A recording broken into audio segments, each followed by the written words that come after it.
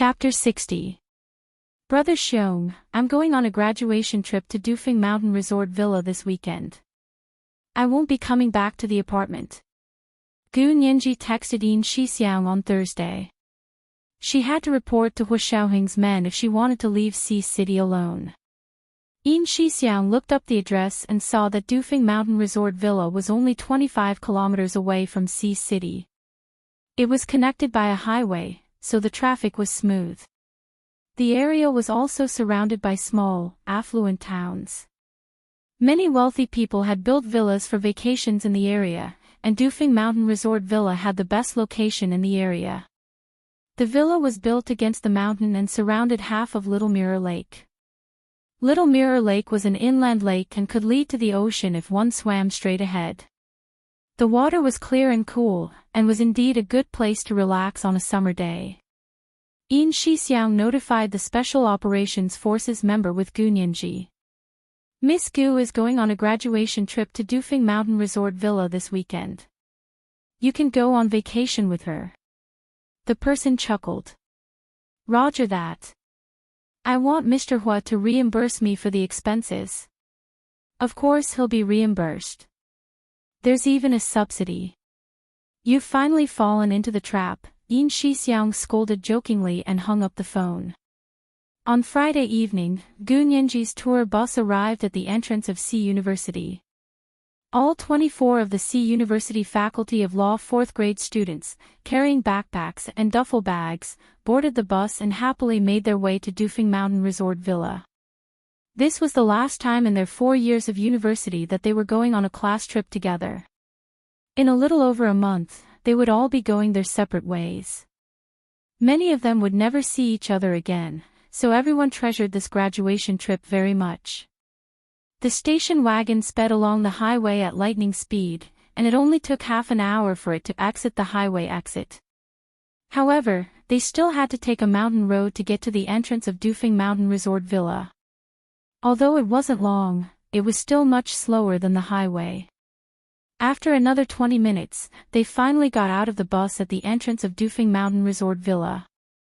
Who would have thought that they weren't the only group of 4th-year students from Xi University's Faculty of Law who came here for a graduation trip?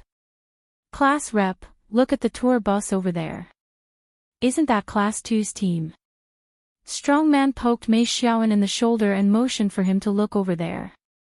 Mei Xiaoan looked over and waved at his classmate. He smiled and said, I know. That day, when I said that we would come here for our graduation trip, after discussing with the class, they also decided to come here. Don't you think the more the merrier? Ha! Oh. Strongman dragged his feet and walked behind Mei Xiaoan with his backpack on his back. He whispered. They have ulterior motives. Who knows what they're up to? What are you talking about? Mei Xiaoan was all smiles. We're all classmates. Let's spend the last month or two in harmony. After that, we'll go our separate ways. When Mei Xiaoan said this, Strongman couldn't say anything else. He and Mei Xiaoan led a few members of Class 1's committee over to Class 2. The class monitor of Class 2, whose surname was Chang, was waiting for them at the door with Class 2's entertainment committee member, Song Ryu. Class Rep Mei, you're too late. Song Ryu winked at Mei Xiaoan. According to our agreement, shouldn't you give up Minghua Court to our class? Strongman looked at Mei Xiaoan in surprise. Class Rep, did you make a bet with them? Mei Xiaoan adjusted his gold-rimmed glasses and smiled. It was just a joke. Ryu, did you take it seriously? Of course I took it seriously. How could I not take Class Rep Mei seriously? Song Ryu winked at Mei Xiaoan. It was obvious that she hadn't given up yet. Gu Nianji's roommates saw this from a short distance away and were somewhat disdainful. I can't believe that scheming B*TCH from Class 2 followed us here. I wouldn't have come if I'd known she was coming. She's disgusting. She's going to ruin my 4-year graduation trip. Green Tea Fong poked fun at Song Ryu with dignity and elegance. Little Temptress pulled Gu Nianji by the arm and walked into the resort. She held her head high and said, "We didn't agree to change rooms. If there's a first come, first served rule here, then who's going to spend money to reserve rooms?" Gu Nianji didn't want to talk to Song Ruyu, so she didn't refuse. Little Temptress pulled her through the entrance of the resort. The usher of the resort came over to lead them in and asked, "Which courtyard did you guys choose?" "Mingyue Court, C University Faculty of Law, Class 1. It must be Class Rep Mei Xiaoan's name," Little Temptress quickly said as she looked around the resort. She was from the imperial capital, so she wasn't very familiar with the scenic areas around Sea City. During her 4 years in college, she had either gone back to the imperial capital or traveled abroad during the holidays. She had never been here before. The young lady of the resort smiled and led them south onto a winding path. Tall, straight, green bamboos were planted along the path. The evening breeze carried the fragrance of bamboo and the water vapor from Little Mirror Lake. The air was especially fresh and pleasant. Gu Nianji took a deep breath, and the grievance that had filled her chest earlier instantly vanished into thin air. Little Temptress was also very interested in the scenery. She looked around excitedly and pointed. "The houses here are modeled after ancient times. Looks like they spent a lot of money on them." "That's right. All of our hand-picking corridors are made of wood. It's not easy to build them. There are 10 or so large courtyards, and the main structure is also wood. It reminds people of the past. It's a great place for a vacation." The hostess was very eloquent. She guided them all the way to Mingyue Court. Mingyue Court was built in the style of a Sihyuan, with an elaborate entrance. Upon entering, one would see a large, square courtyard. Across the courtyard were 3 main rooms, and on each side were 2 side rooms. There was also a side room. It could indeed be called an antique house. Little Temptress followed the hostess through the entrance of Mingyue Court. Gu Nianji's eyes flashed as she walked in. She saw a small symbol of concentric circles drawn in chalk in the lower right corner of the entrance. The concentric circle symbol was very small, so it wouldn't be obvious during the day. However, the chalk in which it was drawn seemed to have a special fluorescent glow. When the sky was dark, the symbol became visible. However, the glow had a faint dark green to it. It almost blended in with the lush green grass next to the entrance. If it weren't for Gu Nianji's exceptional eyesight, most people wouldn't be able to see the small symbol even with a magnifying glass. Gu Nianji had accidentally discovered the symbol with a special dark green fluorescent glow. She did not make a fuss about it, nor did she stop. She merely paused at the entrance, then smiled and walked in. The furnishings in Mingyue Court were truly magnificent. It was obvious that the operators of the resort had put in a lot of effort and care. While they had strived to emulate the ancient style, they had also secretly installed many modern features. For example, there was a completely postmodern bathroom, a central air conditioner that controlled the temperature, hidden electrical plugs in the dark, and electric lights that were made to look like ancient palace lanterns. There was also a ubiquitous TV that was indispensable to modern people. Gu Nianji turned on her phone and searched for the signal. Although they were in the mountains, the signal was particularly strong. There must be a signal station nearby. Little Temptress followed the hostess to the main room to check out the rooms. Gu Nianji wandered around the courtyard, her eyes inadvertently looking at the various doors. After a short while, her large, bright eyes narrowed. There were a total of 7 doors in the courtyard. However, on the lower right corner of 4 doors, there was the same fluorescent symbol. It was the same symbol as the one at the entrance to the courtyard. They were all dark green concentric circles. The only difference was the number of concentric circles. Some had 4, while others only had 1. And NB. NB, the third update was delivered to him. "Can you still vote for me?" And NBO, N_N_O. Chapter 61. Gu Nianji's eyes swept over the concentric circles, but she didn't go any further. The hostess of Dufeng Mountain Resort Villa came out from the main house with little temptress in tow. She showed little temptress a list of names. This is the list of rooms for your class. Please check it. The rooms have all been assigned, just follow the list and check in. Little temptress accepted the list with a smile. That's not my responsibility, but I can give it to our class rep on your behalf. Then I'll have to trouble you. The hostess said with a smile and led them out. Gu Nianji lagged behind, continuing to look around as she walked. This was different from when she had first arrived. She was now looking for the dark green concentric circles with a specific purpose. She didn't see the same concentric circles, but she did see other symbols. For example, she saw the fine scratches of a bayonet on the bamboo along the way. There were arrow-like markings. Some of the arrowheads pointed forward, some backward, some up, and some down. They looked like the messy graffiti of a child. But Gu Nianji gradually found a pattern. It was like a math competition question, find a pattern in the seemingly irregular numbers. Gu Nianji remembered that she was the best at this when she was 12. Chen Lai had often made her do these math problems when he was giving her psychotherapy. Before she knew it, she had gotten separated from the hostess and little temptress. She had actually walked half a circle around the perimeter of Minghua Court, pretending to be lost and looking around like a curious baby. As she followed the red lantern-hung promenade to the little mirror lake behind Minghua Court, Gu Nianji caught a glimpse of a figure darting past, then silently jumping into the water. The person was very agile, almost as fast as a professional diver.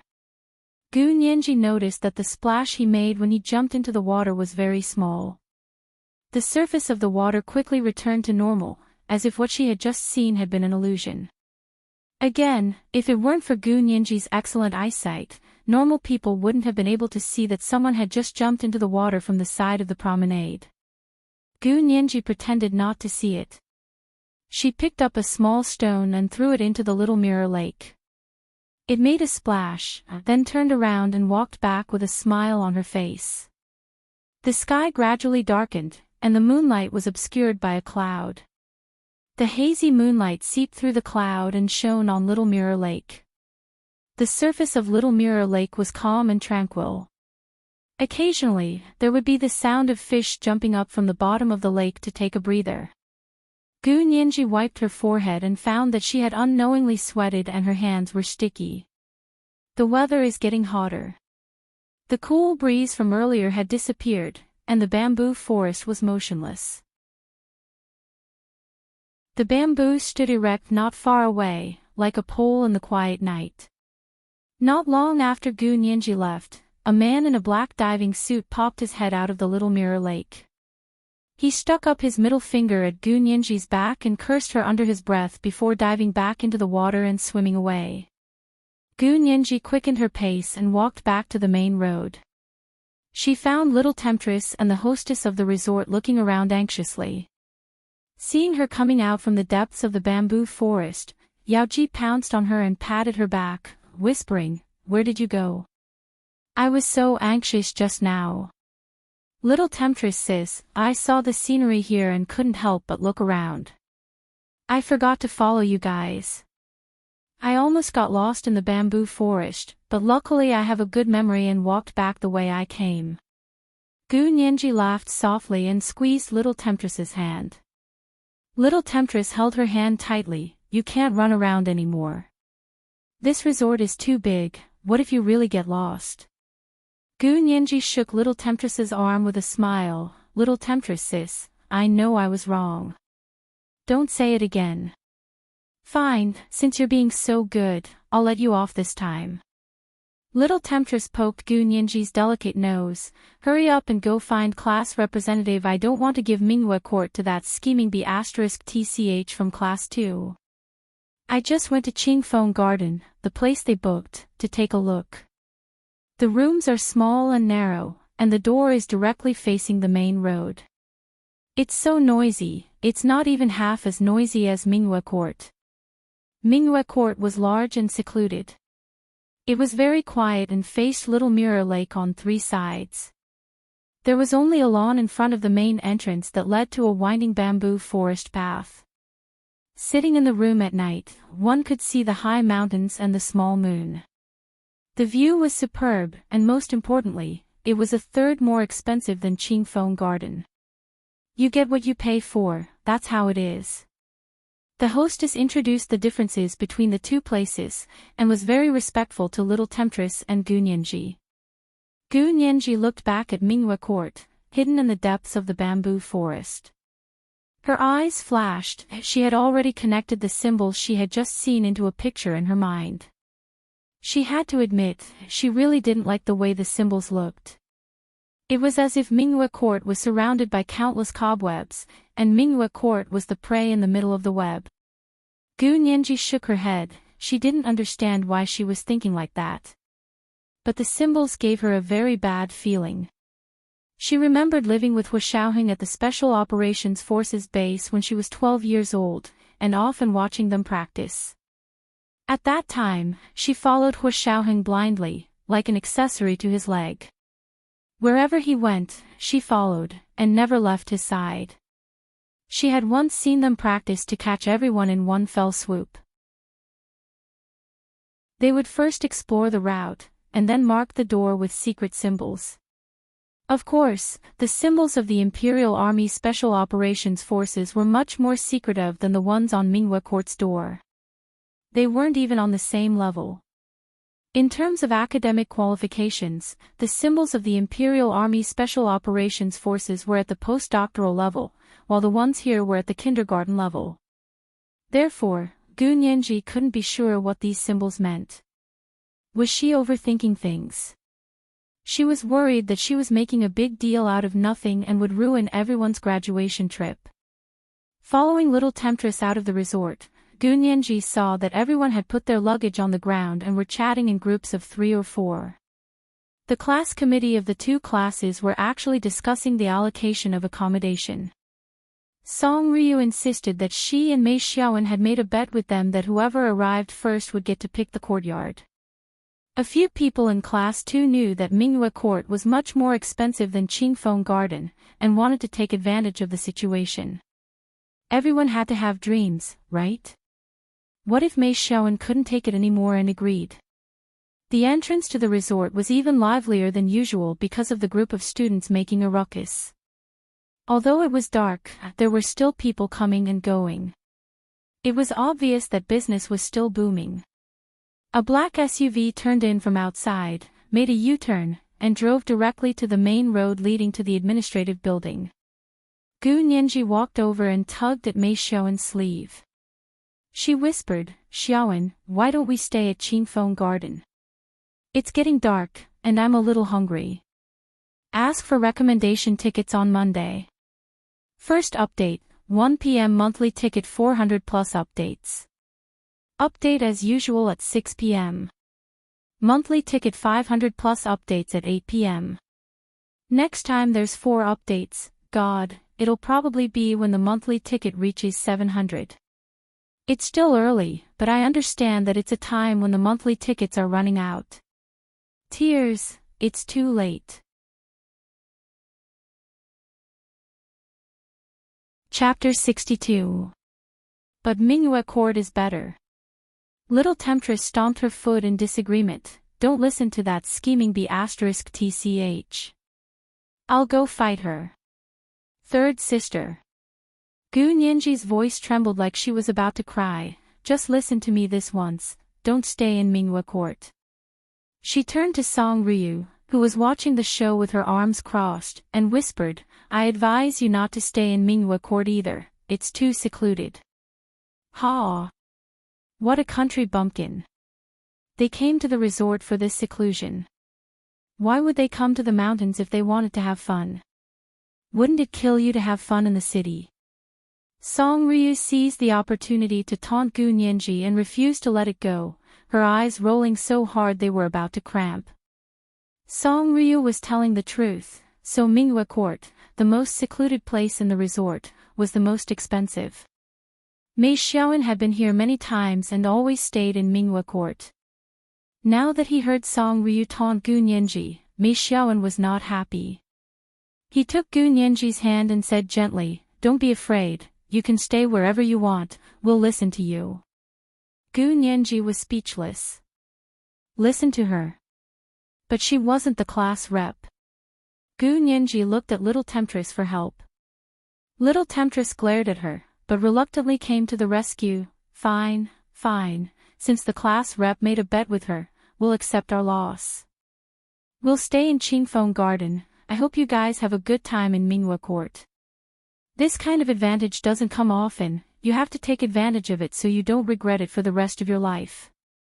Little Temptress's sarcastic words infuriated the entire Class 2 class. Your class rep was the one who agreed to the bet, and now that you lost, you're reneging on it, and you're mocking us with all sorts of connotations. You don't think it's embarrassing, but we do. Most of the students in Class 2 didn't really care, they didn't care where they stayed, and it was only natural for them to take advantage of Little Temptress. However, Yao Ji's words were too harsh, and they were filled with anger. It would be a waste if they didn't say anything.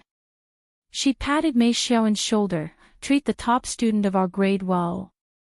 Class 2's class rep smiled and nodded at her. Nianji, thank you for letting me win. He then patted Mei Xiaoan's shoulder. Treat our top student well. If you don't cherish it, we have plenty of people chasing after you. Mei Xiaoan pulled Gu Nianji into his arms and laughed. You're too late. In this life, she has already been reserved by me. In your next life. Gu Nianji quickly pushed him away and forced a smile. Xiaoan, you haven't even had a drink yet and you're already drunk. What are you talking about? I'm not drunk, I'm speaking from the bottom of my heart.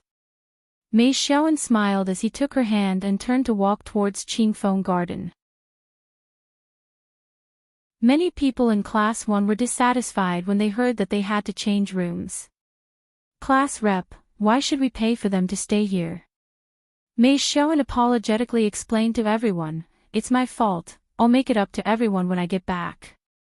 He then added, this time, I'll pay for all the food and entertainment. Have fun everyone. Since Mei Xiaoan said so, everyone let it go. Although they were a little unhappy, after the grill in the yard was lit, everyone threw themselves into the fiery barbecue business. The students from Class 2 checked into Minghua Court. They found it to be much nicer than Qingfeng Garden, and felt a little embarrassed. They were usually in the same grade at school and saw each other all the time, so it wasn't a good idea to get into a fight. Therefore, the class rep of Class 2 suggested that they invite the students from Class 1 over to Minghua Court for a get-together. Song Ryu cheered loudly and went to Qingfeng Garden with a few members of the Class 2 committee to invite the students from Class 1 to Minghua Court to play games. Class 1 had just finished their barbecue and needed some exercise to aid digestion. Plus, young people liked crowds, so after a few excuses, they agreed. The large group went to Minghua Court, laughing and joking. Gu Nianji didn't want to go. She said to Mei Xiaoan and her roommates, if you all go, someone has to look after the yard, right? I'll stay and watch the door for you, so you don't have to worry about losing things. Nianji, you really don't want to go? If you don't want to go, I won't either. Lady Chao volunteered to stay with Gu Nianji. She preferred peace and quiet, and rarely participated in group activities. Mei Xiaoan discussed it with Green Tea Fong and Little Temptress, then agreed. He said to Lady Chao and Gu Nianji, you guys stay here then. I have a few Blu-ray discs, you can watch movies or play games. Okay, we'll take care of ourselves. You guys go have fun. Gu Nianji walked them to the door with a smile, then grabbed Green Tea Fong and Little Temptress and said, come back early, don't stay too late. There were more than 40 people in both classes. With so many people, Minghua Court should be fine, right? Gu Nianji anxiously watched them walk towards Minghua Court. When they were out of sight, Gu Nianji quickly returned to her room and said to Lady Chow, "Quick, let's change into our swimsuits and go swimming in Little Mirror Lake." Oh. Lady Chow froze, then quickly understood. She pointed at Gu Nianji and laughed so hard she couldn't stand straight. "So that's what you were planning? You go alone. I don't like to get naked in the water." "Who said anything about getting naked?"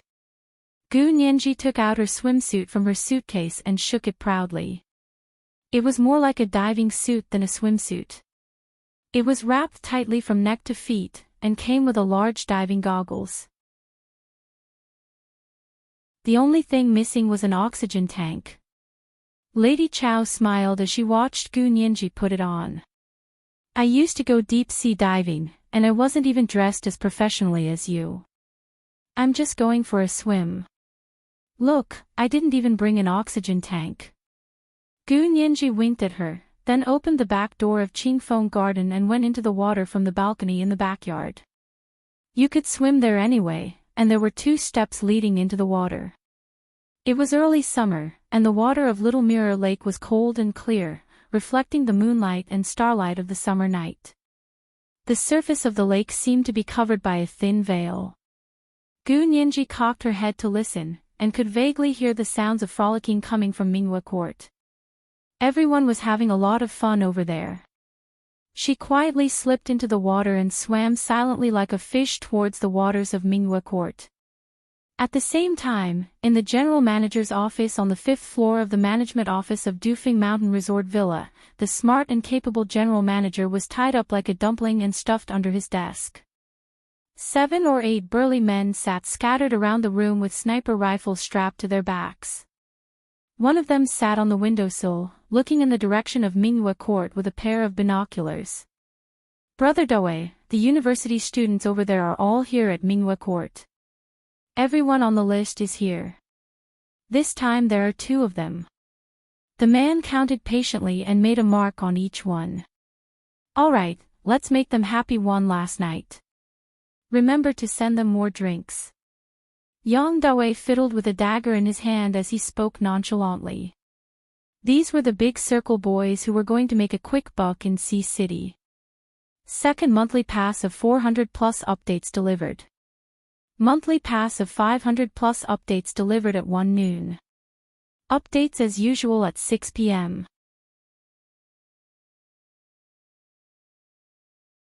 Chapter 63. The Big Circle boys had driven the black SUV parked in front of the resort management building. Ever since they had received word that C University's law students would be coming on a graduation trip, the Big Circle boys had been scouting the area. They had done this a dozen times before deciding on a course of action. They had driven here in the evening and entered the management building through the main entrance. The leader of the Big Circle boys, Yang Dawei, had prepared a key and led his men directly to the top floor of the management building, where the general manager's office was located. They quickly subdued the general manager's security, rushed into the office, and took him hostage. The general manager was an unexpected bonus. They had planned to kill him directly, but as soon as they made their move, the general manager immediately offered money in exchange for his life, and even offered 5 million. To the Big Circle boys, they were here for the money.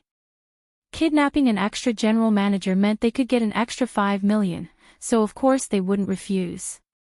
So they didn't kill the general manager right away, but tied him up, knocked him out, and stuffed him under a table. With the general manager's cooperation, the Big Circle boys' plan was much easier to carry out. Gu Nianji bobbed up and down in the water. She swam effortlessly and soon reached the waters near Minghua Court. She deliberately circled the area where she had seen the person jump into the water, but didn't see anything out of the ordinary. What was going on? Was she really overthinking things? It seemed like she had been with the Special Operations Forces for too long that everyone looked like they were up to no good. Gu Nianji laughed inwardly at herself as she flipped over gracefully and began to swim backstroke. As soon as she flipped over, she saw a dark green glow on the back wall of Minghua Court that faced Little Mirror Lake. Gu Nianji's eyes widened as she looked in the direction of the dark green glow. Sure enough, there were concentric circles there. Gu Nianji's heart sank at this discovery. She was about to swim closer to get a better look when she heard someone jump into the water from Minghua Court. The students from Class 1 and Class 2 had begun to swim in the lake. She didn't want to be seen, so she quickly dove into the water and swam back to Qingfeng Garden. As she climbed up the balcony steps, a dark cloud floated over and blocked the bright moonlight. The resort villa was pitch black, so Gu Nianji took advantage of the darkness to sneak back to her room. "You're back. Is Little Mirror Lake fun?" Lady Chow had already showered and was sitting on the bed editing her graduation thesis on her laptop. When she heard Gu Nianji open the door, she looked up at her and clicked her tongue. "I really couldn't tell. Nianji, you're so young, but your breasts are pretty big." When Gu Nianji had first arrived, she had been quite shy when her roommate said such things. Now that she had practiced it, she didn't take it to heart. She took off her swimming cap with a smile and said, "After a woman becomes an adult, the size of her breasts is only related to her genes and has nothing to do with age. You're not 18 yet, so you're not considered an adult." Lady Chow giggled and argued with Gu Nianji. She pointed in the direction of the bathroom and said, "Hurry up and take a shower before those two come back. I don't think the water is very hot today." "It's fine. It's not cold today anyway." Gu Nianji grabbed her clothes and went to the bathroom to dry herself. When he returned to his bed and sat down, he saw that there were 2 messages on his phone. One was from Yin Shixiang, asking if she had arrived at Dufeng Mountain Resort Villa. The other was from Mei Xiaoan, asking if she wanted to go to Minghua Court and hang out with the others. He also said that they were playing Truth or Dare. Gu Nianji hated Truth or Dare, so she ignored Mei Xiaoan's message and only replied to Yin Shixiang, "Brother Xiong, I'm already here. I just finished showering and am going to bed."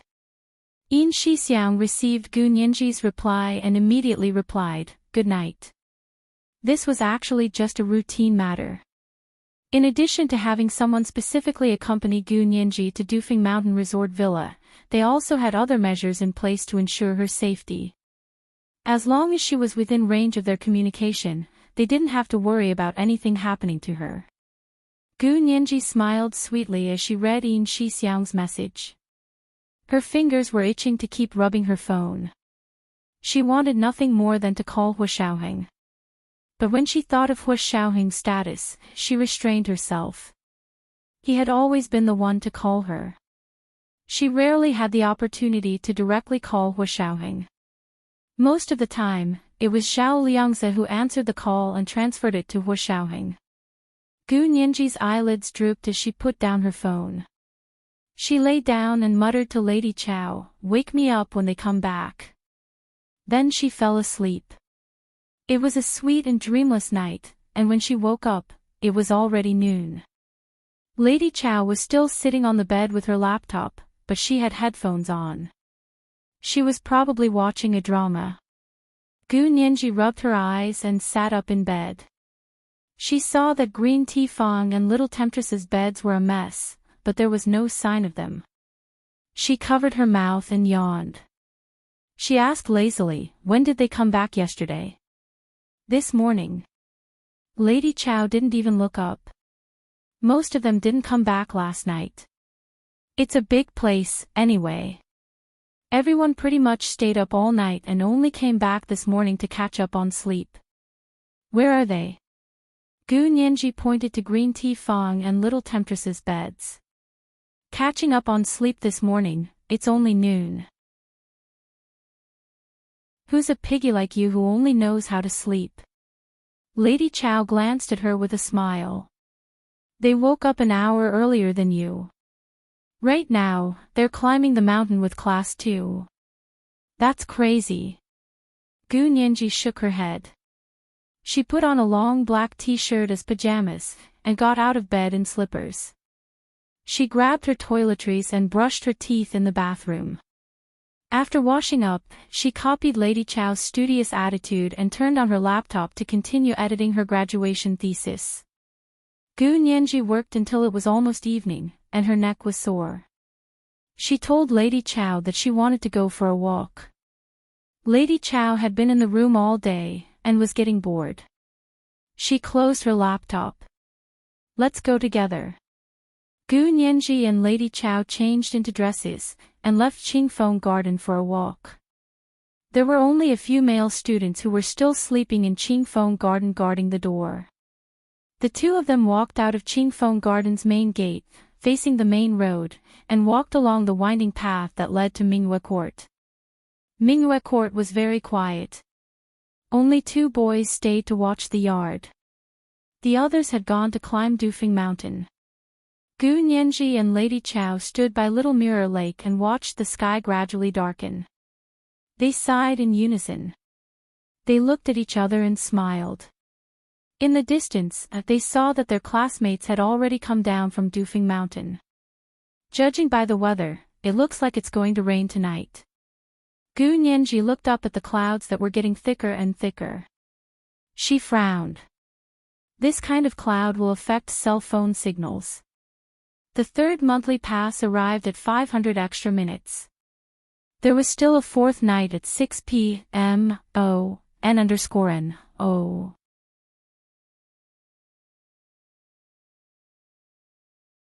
Chapter 64. It was getting dark. The leader of the Big Circle Boys, Yang Dawei, was sitting in the general manager's office on the 5th floor of the Dufeng Mountain Resort Villa's management office. He held a pistol in one hand and smiled at the general manager, who was kneeling in front of him. He was sweating profusely, his face pale. "Don't be afraid, Mr. General Manager. But there's something we need your help with today." The general manager straightened his neck and said fearfully, "Just say the word. I'll definitely help. I'll definitely help." "Good. First, have your staff give some free food to the university students living in Mingyue Court." "Huh?" The general manager was a little surprised. He hadn't expected these criminals to be so compassionate. However, Yang Dawei's next words immediately told the general manager that he was overthinking things. Yang Dawei looked at his men. "Put the drug in the free food. This way, they could minimize the risk of being discovered, and avoid alerting the enemy. As long as the university students in Mingyue Court ate the free food and drink, they would be unconscious. When that happened, they could kidnap as many people as they wanted and extort as much money as they wanted. Moreover, they wouldn't have to take any risks. Kidnapping an unconscious person was always easier than kidnapping a conscious person. Second, order all your staff to attend the meeting room at 8 tonight. No one is missing. Deduct the salaries and bonuses of those who are late." The general manager thought that the criminals were going to kill them. He couldn't help but yell, "What the hell are you doing?" If so many people died in his resort villa this time, he would no longer be able to run his business. It would be faster to go bankrupt and run away. "Don't worry, we won't kill anyone." Yang Dawei smiled broadly and used the butt of his gun to push the general manager's chin. "As long as you're obedient, none of them will have to die." The general manager, who was in his 40s, had never had a gun pointed at him like this before. His legs were as soft as cooked noodles, and he could barely remain kneeling. Yang Dawei stared at the general manager as he made 2 phone calls and arranged what he had just been told.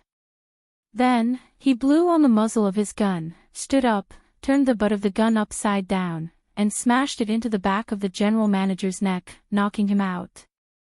"Tie him up and gag him. Drag him to the storeroom and lock him up," Yang Dawei said to his men, pointing to the storeroom. After the general manager was dragged away, Yang Dawei gathered his subordinates and asked them one by one how the plan was going. "Boss, we've been using binoculars to keep an eye on Mingyue Court. The targets are all over there. However, in order to avoid alerting the enemy, they did not go closer to investigate. Instead, they had been monitoring with binoculars, so for the time being, they did not know that the 2 classes had temporarily changed courtyards. They only knew that this time, there were 2 classes of university students. Boss, it seems like more than one class came. What about the other class? The other class lives in Qingfeng Garden. 2 classes. Whether it's 1 flock of sheep or 2 flocks of sheep, we'll poison them all at once so that they won't be a hindrance. Yang Dawei had become the leader of the Big Circle boys not only because he was ruthless, but also very cautious. Alright, I'll go get an extra portion of free food later and send it to Qingfeng Garden. Second brother has already gone to the signal station. Soon, the signal station over there will be destroyed, and the phone will have no signal. Yang Dawei walked to the window and looked in the direction of the signal tower. As soon as he finished speaking, the light of a powerful military flashlight shone from the signal tower. 2 short beams and 1 long beam, indicating that they had succeeded. Yang Dawei took out his phone to test it, and found that there was indeed no signal. He laughed heartily and tossed the phone into the little mirror lake downstairs. Alright, let's do it. We'll have to destroy the phone and internet lines here too. I want this place to be a ghost town tonight. I can't go online, there's no cell phone signal, and I can't make any calls. Yang Dawei waved a silver pistol in the air. The Big Circle boys communicated with each other via walkie-talkies, so there was no need for cell phones or phones.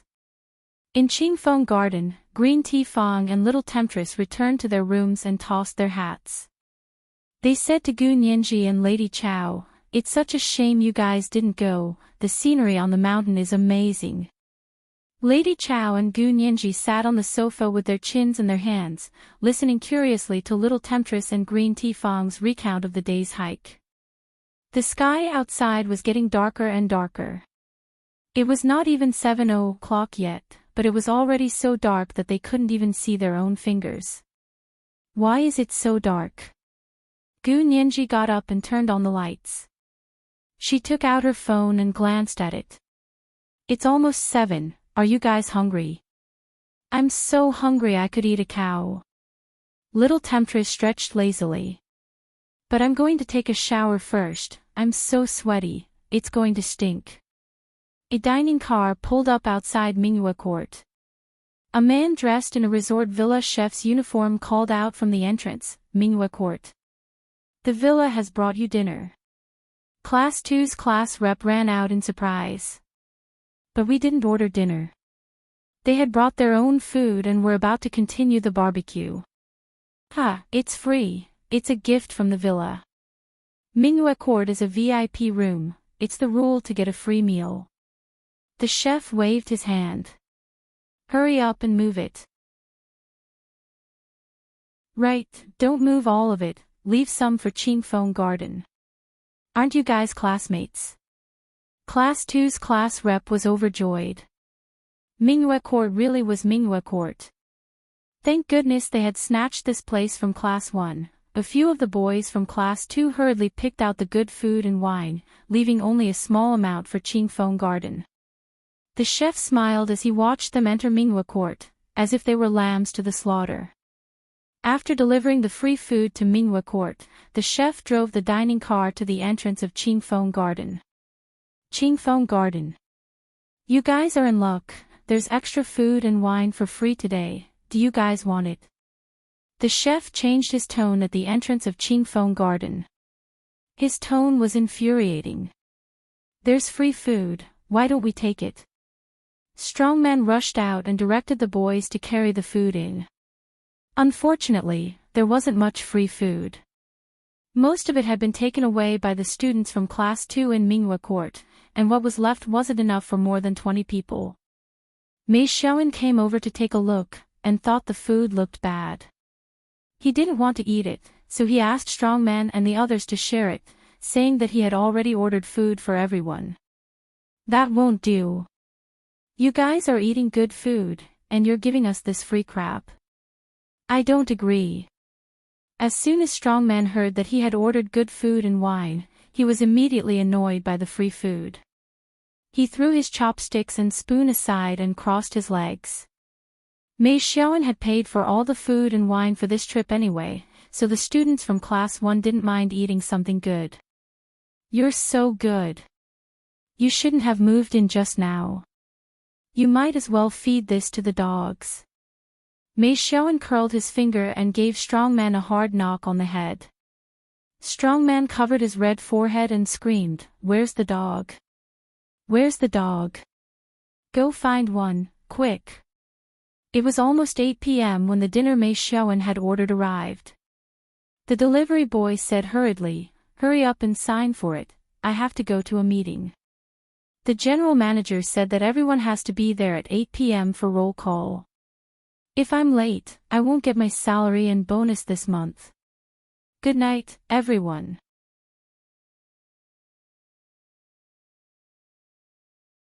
Chapter 65. Strongman rushed out to help sign the receipt. Just as he and the two boys carried the dinner they ordered in, they heard a loud rumble outside. It was thunder. Then the sound of the rain followed. It was like the Milky Way had burst, and the rain was pouring down like a waterfall. The delivery boy rushed into the rain and quickly disappeared in the wind and rain. Because of the heavy rain, they couldn't eat in the courtyard. Mei Xiaoan directed everyone to collect their dinners and return to their rooms to eat. Gu Nianji ate her dinner as she habitually looked at her phone. Her brows furrowed. "What's wrong? Little Four. What's there to be upset about? I'm telling you, class rep was great today. He ignored that scheming bitch from class 2. Don't worry." Little Temptress thought Gu Nianji was angry at Mei Xiaoan. Gu Nianji ignored Little Temptress and set down her chopsticks. She walked around the room with her phone raised. She tried everywhere and finally went to the door.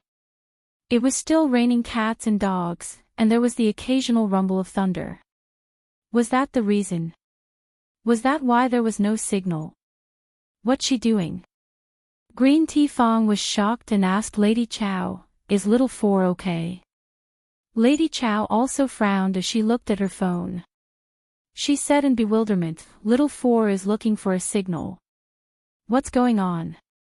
My phone has no signal either." "Something's wrong with your phone." Little Temptress took out her phone. "Look at my new Virtu Diamond phone." "Ha! It looks like there's really no signal." Green Tea Fong took out her iPhone and tried it, but there was no signal either. Gu Nianji had already turned around. Her face was pale as she looked at them. Although she tried to stay calm, the panic in her eyes was obvious. "No signal, there's no signal anywhere." Gu Nianji said, her face pale, "I need to go online." She tried to connect to the resort's Wi-Fi, but found that there was no internet. "What's going on?" Little Temptress screamed, "No internet. How can I live like this?" Everyone was used to the constant company of the internet. Disconnection had become one of the 3 worst tortures of the new century. Gu Nianji stared at her phone and thought for a long time. She opened the door and walked along the corridor to find Mei Xiaoan. She asked him if there was any way to borrow the phone from the resort. "Nianji. You're here. Are you looking for the class monitor?" Strongman was very enthusiastic when he saw Gu Nianji wearing a grass-green camouflage t-shirt. He quickly invited her in. Gu Nianji shook her head. "I'll wait for him here. Class rep, Nianji's looking for you." Strongman saw that Gu Nianji refused to come in, so he quickly turned around and called out. Mei Xiaoan had just finished eating and was about to shower when he heard Strongman say Nianji had arrived. He hurriedly wiped his hair and came out of the bathroom. He looked around but didn't see Gu Nianji. He grabbed Strongman and asked, "Where's Nianji? Didn't you say she was here?" "He's at the door." "He didn't come in," Strongman said with a smile and pointed outside the door. Mei Xiaoan quickly pushed the door open and went out to see Gu Nianji standing gracefully in the corridor in the pitch-black night. The misty rain became her backdrop, and the exquisite platinum lilac earrings on her white earlobes glowed brilliantly. Her skin was smooth and creamy, and she looked so delicate and beautiful that he wanted nothing more than to hold her in his arms and cherish her. He was afraid that if his breath was too strong, he would blow her away in the rain. Mei Xiaowen's heart softened. Nianji, I was just about to go look for you. Our hearts are connected. Gu Nianji didn't respond to Mei Xiaowen's affectionate gaze. She grabbed his arm and dragged him to the door. She whispered, Xiaowen, I want to call my family, but there's no cell signal here. The internet is also down.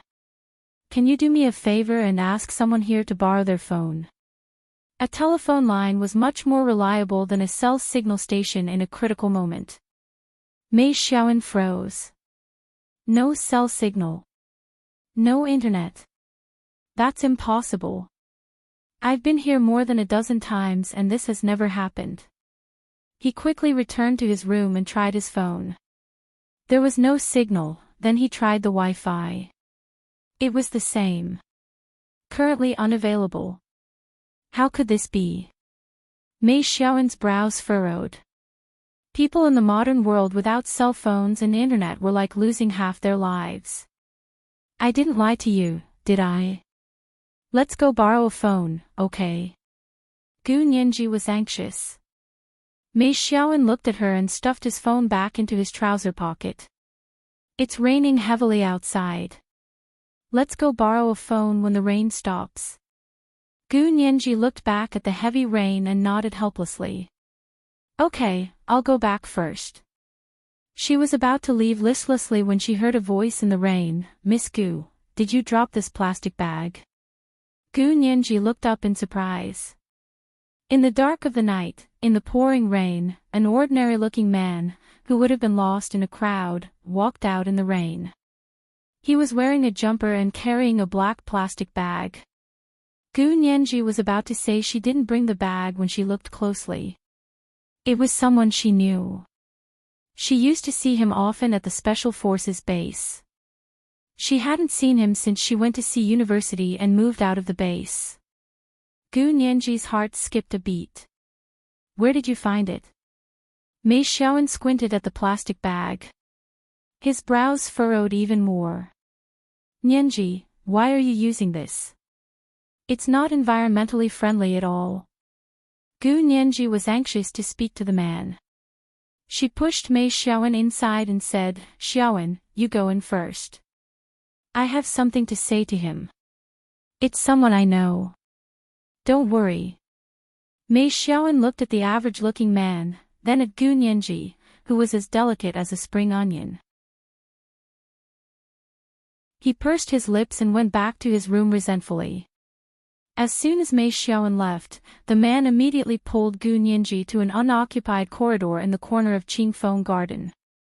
He said quietly, Miss Gu, do you remember me? I work for Huashao. My job is to protect Miss Gu. Gu Nianji nodded. I remember you.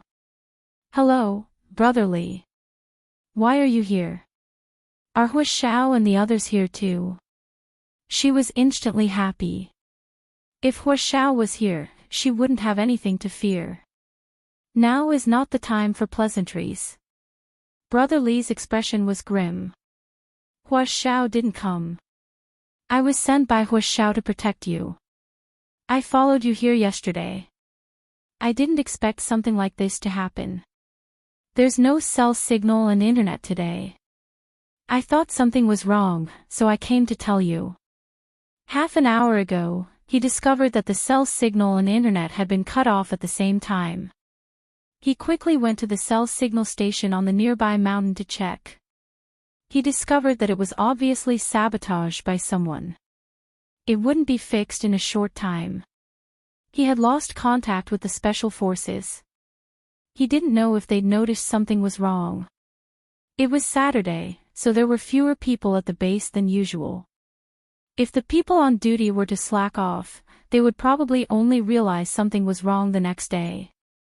But it would be too late if they waited until the next day to realize something was wrong. Brother Li couldn't care less about contacting the base. He anxiously went to find Gu Nianji and planned to take her away. As long as they got to a place with cell signal, they would be out of danger. Gu Nianji's mouth opened and closed. She asked in disbelief. You were sent by Hua Xiao to protect me. How come I didn't know? This was the first update. There would be a reward from the leader of the Smiling Light Veil Alliance at 1 p.m. It was the third update at 6 p.m. Thank you to Willow Deity Qingyu for the reward yesterday. Congratulations to Willow Deity Qingyu for becoming the 5th leader of Hello, Major General.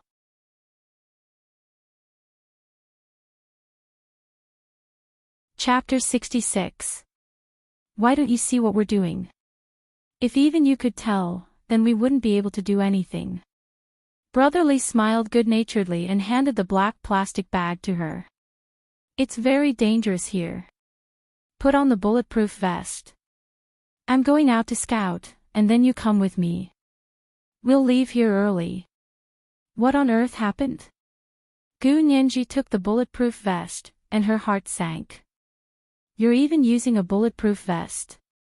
Brotherly said softly, you remember that black car followed us in? I think I saw it. What's wrong? I just went to the cell phone signal station on the other side of the mountain to check, and I found that the signal station was deliberately damaged, and it won't be fixed in a short time. After returning, I found someone carrying an American sniper rifle case in the direction of the Moon Pavilion. He said with annoyance, you're being closely watched. I only just realized. Gu Nianji's already pale and delicate face suddenly lost all color. She was as thin as porcelain, and even more eye-catching in the dark rainy night. They're watching us. What do they want to do? What's the reason? Does Brotherly know? I don't know the specific purpose, but I can roughly guess. Brotherly paused and saw Gu Nianji's apologetic and uneasy expression. He immediately dispelled Gu Nianji's doubts and smiled bitterly. They're definitely not coming for you. You were probably caught in the crossfire. Don't be afraid, I'm going to scout now. As long as I can find a cell phone signal and contact the base, these bastards are no match for us. Brotherly saw that Gu Nianji was frightened again and quickly comforted her. Today's situation was actually more dangerous than what Brotherly could tell Gu Nianji. Although he didn't think the target of these bandits was Gu Nianji, judging from their formation, they would rather kill 1,000 innocent people than let one go. Not only was the mountain villa cut off from the cell phone signal and the internet, but even the landline was gone. It had become an isolated island with no contact with the outside world. The bandits and snipers must be hiding on the side of the road out of the mountain villa. As long as someone tried to sneak away, they would probably be shot in the back. Therefore, he couldn't rashly leave with Gu Nianji. He had to take out their sniper first. I'll go explore the road. If the road is clear, we'll get a car to go out. Big Brotherly pointed at the black plastic bag and whispered, this is a bulletproof vest. Go back and put it on. Gu Nianji clutched the plastic bag tightly and asked worriedly, Brotherly, what about you? Are you wearing a bulletproof vest? If there was really a sniper here like Big Brotherly said, then the bulletproof vest was too important for Big Brotherly. Brotherly glanced at Gu Nianji and hesitated for a moment before taking out a letter from his underwear pocket and handing it to Gu Nianji. If I don't come back, please give this letter to Big Xiong. What letter? Gu Nianji was confused. Can't you just put it in the mailbox and send it back? Nowadays, people don't even use email anymore. They use social media to contact each other. There are even people who use paper to write letters. Brotherly smiled wryly and shook his head. Worried that Gu Nianji didn't know the severity of the matter, he still told her, this is my suicide note. If I don't come back, please give it to Big Xiong. He will pass it to my family. If I come back, please give it back to me. Suicide note. The smile on Gu Nianji's face froze. Her hand gripped the letter so tightly that it almost spasmed. Don't be afraid. This is a practice in the operations forces. Everyone writes a suicide note before a big operation and gives it to their superiors for safekeeping. This time, I thought I was on vacation, so I had no choice but to trouble you. Brotherly looked at Gu Nianji and smiled wryly again. Patting her shoulder, he said, "You must survive. Think of a way to survive. You must protect yourself before you see our people." Tears welled up in Gu Nianji's eyes. She understood that Brotherly must have given Gu Nianji his bulletproof vest. Gu Nianji quickly stuffed the black plastic bag back into Brotherly's hand. "Brotherly, you wear this bulletproof vest. I don't need it. Be obedient. This is an order." Brotherly scowled and pushed the plastic bag back. "Did you forget how Hu Shao taught you?" But Gu Nianji was only afraid of Hu Shaoheng. She couldn't listen to anyone else. "Brotherly, it's because of Hu Shao that I have to return this bulletproof vest to you. Unless you have extra bulletproof vests." Gu Nianji held back her tears and smiled. Once again, she stuffed the black plastic bag back into Brotherly's hand. "Also, you're going to scout, so you'll definitely be targeted by those people. You'll have a higher chance of success if you wear a bulletproof vest. I'll be safer if I know you'll succeed." Brotherly wasn't a match for Gu Nianji in an argument.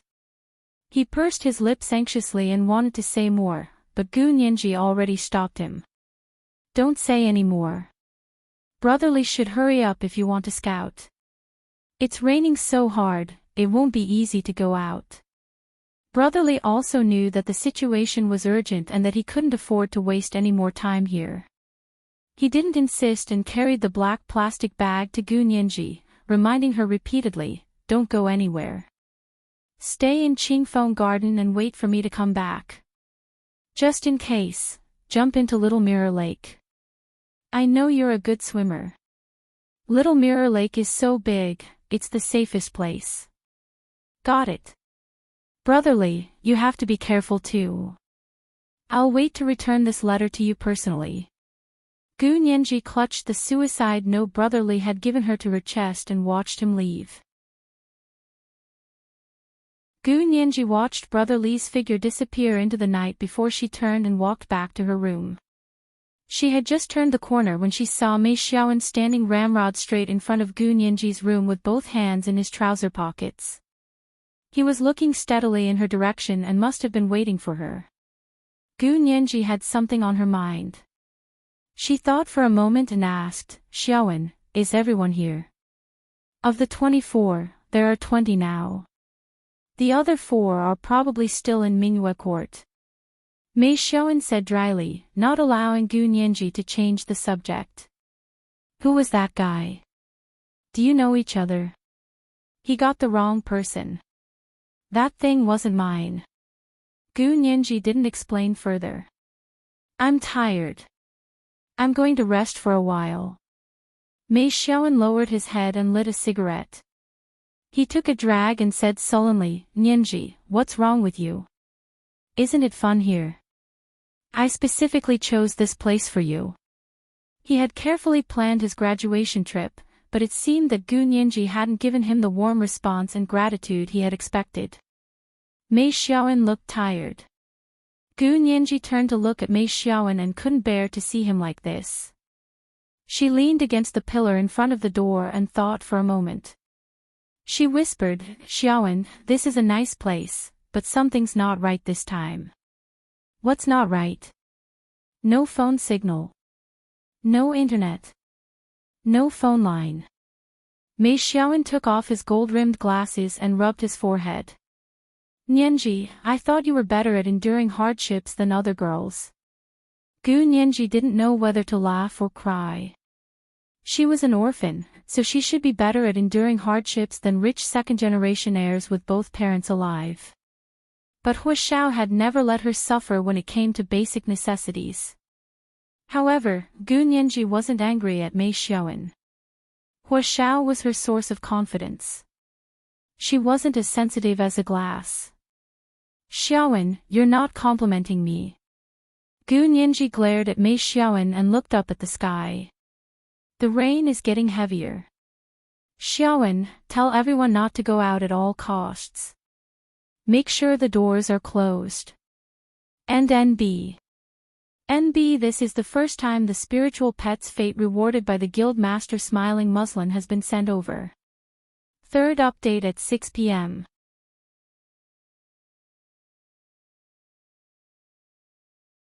Chapter 67. What the hell happened? Mei Xiaowen frowned at Gu Nianji. What are you hinting at? Gu Nianji thought about it and decided to tell her acquaintances the truth. They had the right to know. Come in, I have something to say. Gu Nianji turned to enter the room and said to her three roommates, Green Tea Fong, Lady Chow, Little Temptress, I have something to tell you. The three of them gathered around and looked at Gu Nianji curiously with Mei Xiaowen. Gu Nianji took a deep breath and told them about the strange symbols she had seen. Then she talked about the black SUV and sniper rifle that Brotherly had told her about. Finally, she talked about the predicament they were facing: no cell signal, no internet, even the phone lines were down. The only lucky thing for us was that Class 2 forced us to change dormitories. Now I don't know if those people are smart enough or stupid enough to carve a boat for a sword. Gu Nianji took out her phone and used a drawing board to draw concentric circles for them to see. The three roommates and Mei Xiaowen were dumbfounded. They looked at each other and asked in confusion, how do you recognize the sniper rifle case? My distant relative is in the army. He has a sniper rifle case, just like the one that person was holding. Gu Nianji didn't say that Brotherly had told her. She calmly turned her head away, the exquisite platinum lilac earrings on her earlobe drawing a shiny arc under the light. She had learned to be calm after being by Hu Xiaoheng's side for 6 years. Aren't you worried at all? Worried about what? Little Temptress ran her fingers through her hair. I'm more worried about not being able to surf Weibo. Yeah, why should we be worried? Even if someone has ulterior motives, what does that have to do with us? Mei Xiaowen didn't understand. He put on his gold-rimmed glasses. Aren't you overthinking things? You guys are so careless. Gu Nianji was puzzled. She walked around the four of them. You're either rich kids or the children of government officials. Didn't your families tell you that the outside world is very dangerous? Mei Xiaowen finally understood. His thin, pale face paled. You think they're after us? He must have eaten the heart of a bear and the guts of a leopard. Rich second-generation heirs were most afraid of being kidnapped. Although the purpose of kidnapping was to extort money, there were many kidnappers who took the money and then killed the hostages. The Mei family was considered a local tyrant in Sea City. Basically, no one dared to lay a hand on the Mei family in Sea City. Therefore, Mei Xiaowen had never brought any bodyguards with him when he was in Sea City. However, when he left Sea City for other places, he always brought bodyguards with him. Gu Nianji and Brotherly were actually just using common sense to infer that if those people weren't here for Gu Nianji, then they could only be here for the rich second generations in their class. Gu Nianji was very confident in Hu Xiaoheng's abilities. He protected her very well, and no one knew about her special identity. Therefore, she didn't think that these people were after her. She was probably a bonus for these criminals. Little Four's words seemed to make a lot of sense. Lady Chow looked at Yao Ji. Our class does have a lot of children from influential families. Other than Mei Xiaowen from the Mei family, there was also Wang Junya, the enchantress. The Wang clan of the empire's capital was no ordinary clan. Green Tea Fong's family was also worth tens of millions. Gu Nianji was the only one who might have come from a poor family background and was caught in the crossfire. Then what do we do? Are we just going to surrender? Yao Ji was nervous. Should we tell everyone? Discuss a strategy together. Gu Nianji shook her head. I don't agree with telling everyone. The more people there are, the easier it will be for the news to get out. It will draw the attention of those people. That makes sense. Mei Xiaowen thought of his classmates in class 2. But we can't be completely clueless, can we? Should we go talk to them? Class 2 is really unlucky. Green Tea Fong elegantly picked up her cup of tea and blew on it. But they were crying and screaming to switch rooms with us. Who can we blame? Now is not the time to say things like that. Gu Nianji tugged on Green Tea Fong's hand. I'm worried that something bad will happen. I'll have Strongman go check it out. Mei Xiaoan nodded. Tell them to be careful. As long as they don't split up and close the door, it won't be that easy to get into trouble with more than 20 people. Mei Xiaoan left Gu Nianji's room and returned to his room with Strongman. Shortly after, Strongman rushed out in a disposable raincoat. At 8:00 sharp, there was plenty of food and drinks in the large conference room of the resort's management building. All of the resort staff were present, and a man who looked like the manager was taking roll. 5 minutes later, he came to the general manager's office and knocked. Mr. Fu, everyone's here. There was a response from inside. You guys eat first, I have something to say after you're done. The voice was muffled, and told the manager to go back. The manager returned to the large conference room and said with a smile, Mr. Fu told everyone to eat first, he has something to announce after eating. So it was just a staff dinner. Everyone breathed a sigh of relief and began to eat and drink happily. Strongman walked through the rain to Mingyue Court. He reached out and gave the door a gentle push. It was very quiet inside, except for the sound of the rain. The strong man suddenly felt a chill.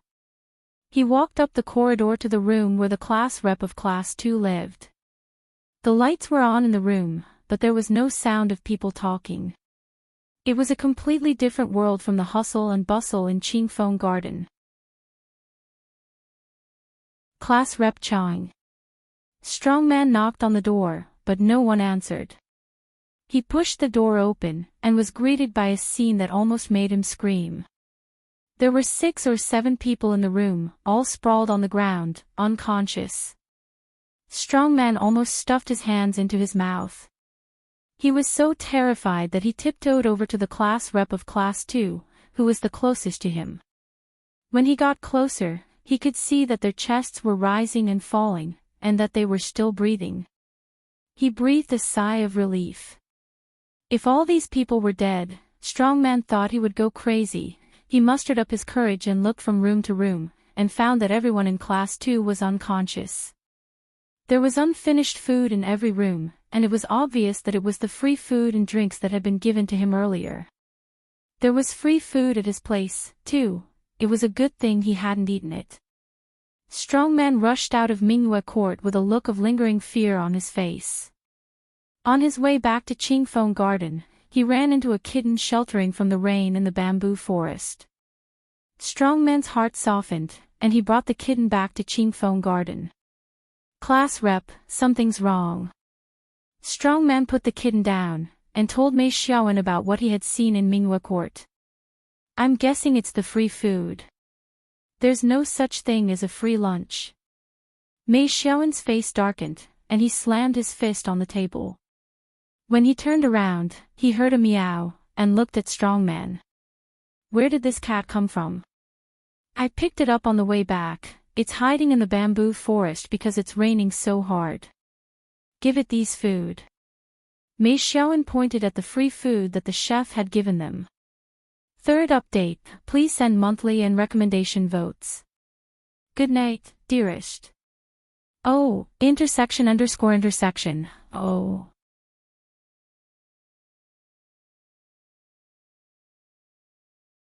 Chapter 68. The kitten had probably been hungry the whole night, so it immediately dug in when it saw the food. Mei Xiaoan even unscrewed a bottle of mineral water for it to drink. Less than 5 minutes later, the kitten suddenly leaped forward, fell limply to the ground, and fainted, motionless. **T. It's all because of the free food. But why would the people at the resort do this? Strongman yelled. The people from Class 2 passed out at Mingyue Court just like that. Thank goodness they didn't eat the free food.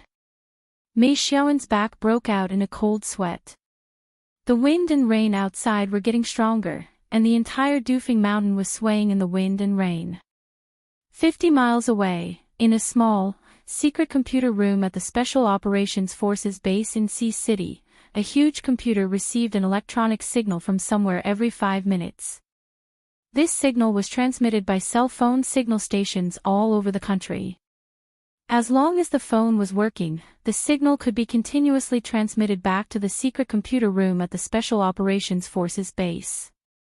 It happened to be a Saturday, so the people on duty outside the computer room were more relaxed than usual. They sat on the computer chair with a cup of tea in their hands, playing games from time to time. The computers at the base couldn't access the external network, so they could only form teams and kill monsters on the internal network.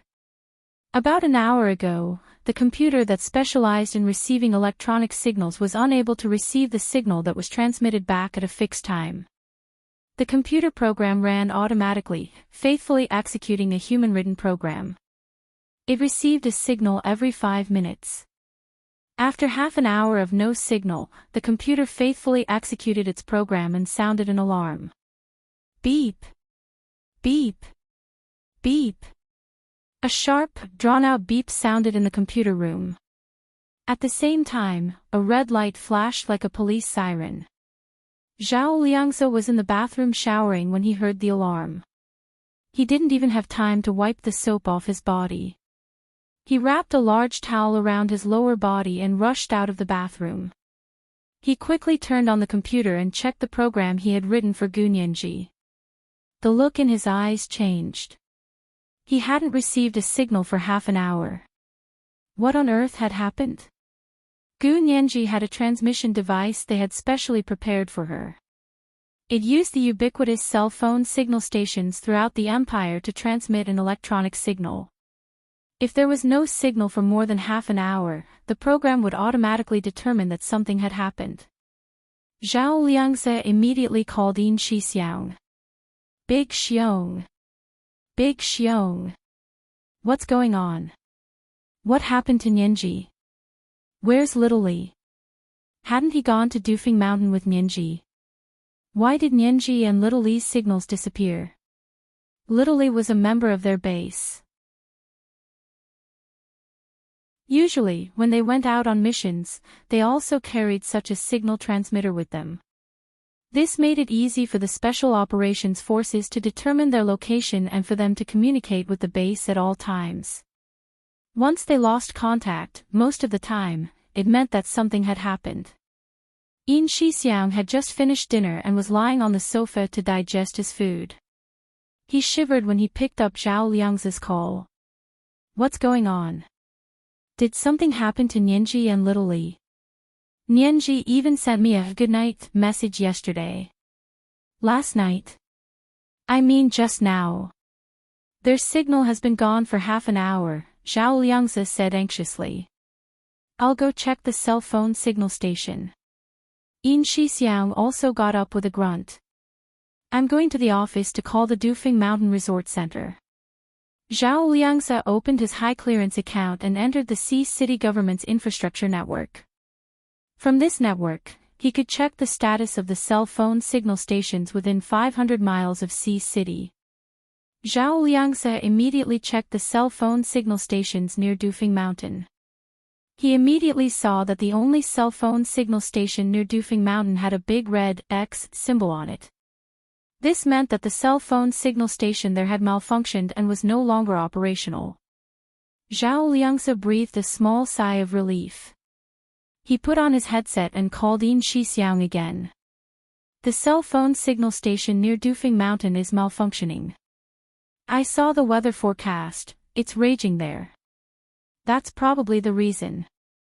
Yin Shixiang responded from the office. He kept dialing, his eyes growing more and more nervous. Little Zay, can you check the status of the Dufeng Mountain Resort Center? I just found out that their landline is also not working. Zhao Liangze froze. The cell phone signal station could have been damaged due to the weather. However, the landline phone could not be reached either. Something was not right. Zhao Liangzi opened the instant messaging program he had written himself and sent 2 messages to Gu Nianji and Little Li. The difference between this program and the common instant messaging programs on the market was that Zhao Liangzi's program could provide feedback on the other party's network status, similar to a pin function. It could check whether the other party's network was working. The results shocked Zhao Liangzi even more. The network at the Dufeng Mountain Resort Center was down. There was no cell phone signal, no landline, and now even the network was down. What kind of natural disaster could cause such devastating consequences? Zhao Liangzi frowned and said to Yin Shixiang, "I think you should call the local police station. There's a major problem at the Dufeng Mountain Resort Villa." "What kind of problem?" Yin Shixiang's hands were also shaking as he looked up the number of the police station near Dufeng Mountain. "Either there's a major natural disaster there, or there's a terrible man-made disaster. Either way, we don't want to see it happen." Zhao Liangzi's voice was calm as he spoke. His fingers flew across the keyboard, typing out a series of commands in an attempt to establish a connection with the Dufeng Mountain Resort Villa. However, each failure made him realize that the damage was physical, not a simple programming problem. On a rainy night, the police station near Dufeng Mountain received an inquiry from the parent of a C University Law School student. "What happened to your Dufeng Mountain Resort Center? Why can't I get through to them? Is the cell phone signal station down? My child is on vacation at the Dufeng Mountain Resort Center. Can you afford to have a problem?" The person hung up the phone. The junior officer on duty was confused and didn't even have time to ask for the person's name. From the caller ID, it seemed to be a very common area number in C City. The young policeman looked out the window at the curtain of rain, then thought about the nearby Dufeng Mountain Resort Center. He dutifully put on his raincoat, put on the large flashlight, and carried his baton. He also brought a small pistol with him. All officers on duty at night were given guns and ammunition. The junior officer, who was in his 20s, was a local and very familiar with Dufeng Mountain. Although it was raining heavily, he successfully reached the main road leading to the Dufeng Mountain Resort Villa. He hadn't gone far when he suddenly tripped and almost fell to the ground.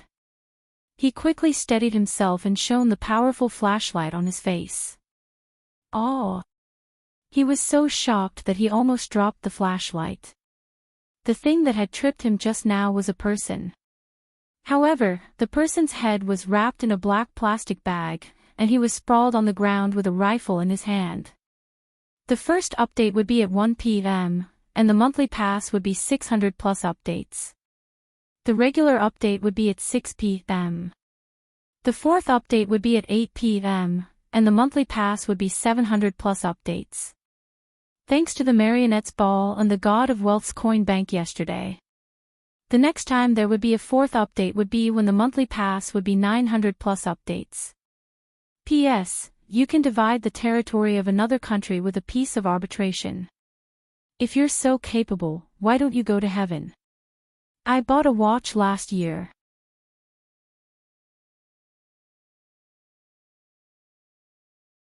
Chapter 69. The rain was pouring down, and the night was dark. The wind whipped up the branches, making a loud crashing sound. The road meandered between 2 mountains. The wind echoed loudly, as if a demon lurking in the abyss was revealing its hideous body step by step. The junior officer was stunned for a moment before he pulled out his pistol. With one hand holding the gun and the other holding a flashlight, he slowly moved towards the man. When he was almost in front of him, he stretched out his leg and kicked the rifle on the ground away. The junior officer kept his eyes on the man lying on the ground with a plastic bag over his head, afraid that he would suddenly get up and try to snatch the gun from him. But the man did not move for a long time. The rain pattered on the man's body and flowed down his back in a zigzag pattern. The junior officer grew bolder and kicked the man with the tip of his foot. Still, the man did not move. The junior officer was finally relieved.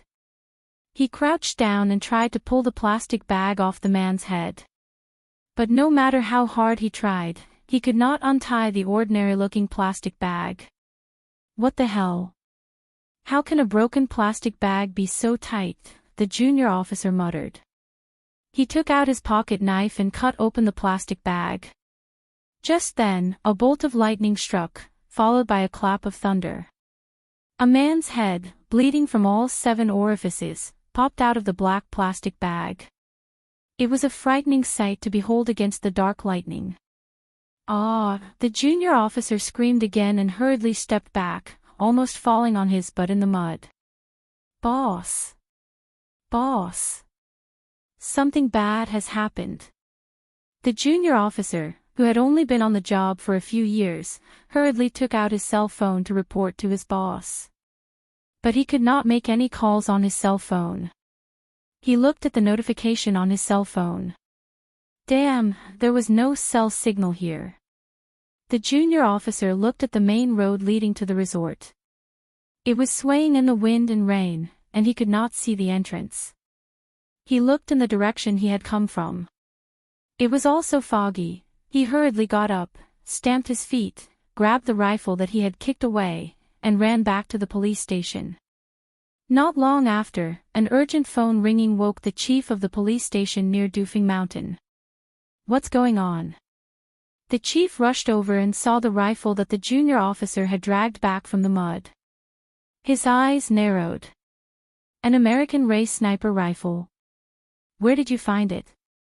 "It's on the main road leading into Doofing Mountain Resort Villa." There was still fear in the young policeman's eyes. He looked at the chief in admiration. "Chief, you recognize this gun?" He only knew that the sheriff was a retired soldier, but he didn't expect him to be proficient in firearms. The sheriff smiled and looked at the sniper rifle, his eyes filled with memories. "Back then, in order to be a sniper in the army, I put a lot of effort into these things. It's a pity that I can't compete with him and didn't get the position." This was a sad matter for the sheriff, so the young officer immediately changed the topic. "Boss, there's a dead man over there with a plastic bag wrapped around his head, and this sniper rifle is next to him." "Ah. There's a sniper rifle next to him, and he was suffocated to death with a plastic bag?" The chief was shocked. "Who has come to our little Doofing Mountain?" The young officer looked at the chief with a dumbfounded expression. He had no idea what the chief was talking about. "Chief, a parent of AC University Law student called tonight, saying that AC University Law student had come to Doofing Mountain Resort Villa for a graduation trip, but his cell phone and internet connection were all disconnected. His family was worried, so they asked us to go and see what was going on. I went to take a look, but before I could get in, I saw this on the road." He pointed at the sniper rifle. "Call Doofing Mountain Resort Villa and find old Duan from their security office." The chief sat down and lit a cigarette to refresh himself. The young officer snapped out of his daze and patted the phone. "The phone at Doofing Mountain Resort Villa was disconnected, and I couldn't make a call on my cell phone either. That's why I went there myself. Before I even got there, I found this, and the dead man." He added, "The dead man is still on the road. The phone was disconnected. And I can't make a call on my cell phone." The chief's expression turned serious. He took a long drag from his cigarette. "Stop talking. Wake everyone up and put on bulletproof vests. We're going into the mountain." The efficiency of the police station was high. 5 minutes later, a squad of police officers with walkie-talkies and bulletproof vests assembled. They put on their raincoats and headed for the mountain road leading to the Doofing Mountain Resort Villa. This time, there were many of them, and they soon arrived at the spot where the young officer had found the sniper rifle and the dead man. The dead man was still lying on the ground, the plastic bag dangling from his neck. It had not been untied. The chief shone his flashlight on the body, then called 2 men over. "Take him back and check his ID. The rest of you, follow me." He took 7 or 8 policemen with him and ran quickly in the rain. Just as they were about to reach the main gate of the Dufing Mountain Resort Villa, something happened. Whoosh! A bullet spun out of the bushes near the villa and struck the young officer leading the way in the chest. The young officer screamed and fell backward. "Get down! Get down!" The chief waved his hand and ordered everyone to get down. He crawled over to the young officer who had been shot and whispered, "Is Damao all right?" They were all wearing bulletproof vests. Being shot in bulletproof vests would only hurt a little, but their lives would not be in danger. The young officer whimpered, "That hurts so much. Your father's at home, all right. You're the only one left to curse him." The chief smacked the young officer on the back, then slowly got up from the ground. He looked around and said, "Keep moving." The young officer who had been shot in the chest pushed himself up from the ground. Just then, another bullet flew out from behind a tree. This time, it hit Damao's helmet. His helmet wasn't bulletproof. This time, he fell on his back again without making a sound. "Chief!" Damao was shot again. Another policeman standing next to the young policeman hurriedly shouted and reached out to support the young policeman's body that had fallen into the mud. The sheriff immediately fired several shots at the place where the second gunshot had come from, shouting, "Kill them all. It's in that direction." On the battlefield, a real sniper's habit was to move from place to place after each shot. Otherwise, if the opponent discovered the trajectory of the bullet, the opponent would immediately bombard the ground with artillery, blowing up everything within a 10-meter radius of the sniper. That was why snipers had another name on the battlefield, cannon fodder, but in the mountains and forests of the Empire, the chief found that this sniper was not a professional at all. The two shots he had fired had come from the same direction. So the police unceremoniously pulled out their guns and returned fire. Although the police's guns were not as high-end as the sniper rifles, there were many of them. The intense gunfire mixed with the sound of the rain quickly suppressed the sniper hiding in the woods. Not long after, they heard a low cry, and the branches behind the trees swayed a few times. They fired again, but there was no more movement. It was the middle of the night, and it was raining heavily. Visibility was too low. And in the blink of an eye, a police officer from the Dufing Mountain Police Station had died in the line of duty. Coupled with the unidentified man who had died earlier and the sniper who had escaped, the whole incident had become a major case. "Bring Damao back. Immediately ask for backup from the higher-ups and the garrison.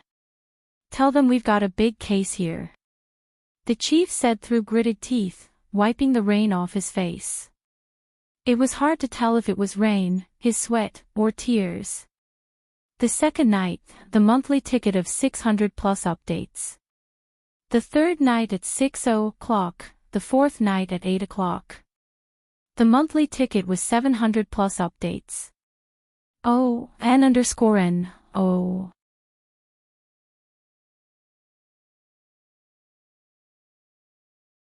Chapter 70. In the general manager's office of the Dufing Mountain Resort Villa, the leader of the Big Circle Boys, Yang Dawei, looked at his stopwatch and held a walkie-talkie in his hand. As soon as he heard the shouts from his subordinates, his face darkened and he cursed, "Motherf *cur. Old 8's been killed. Boss. Boss. The police know something's wrong here." As soon as he finished speaking, a dripping wet man burst through the door, carrying a sniper rifle in one hand and clutching his shoulder with the other. The leather gloves he wore were stained red with blood. It was Old 7, the criminal who had shot at the police on the road leading into the resort. "The police know too." Yang Dawei frowned. "Inform our men to arrest those 3 university students, we're leaving." They had wanted to deal with the situation calmly, but the police had arrived so quickly. If they didn't run, they'd be dead meat. "I'll go right now." Old 3, who had been guarding the general manager's office with Yang Dawei, immediately grabbed his gun and rushed out with his men. As he passed the large conference room, he peeked inside. All the staff in the resort villa had been drugged and were sleeping soundly on the floor of the conference room. The door to the large conference room had been locked from the outside, along with a metal bar.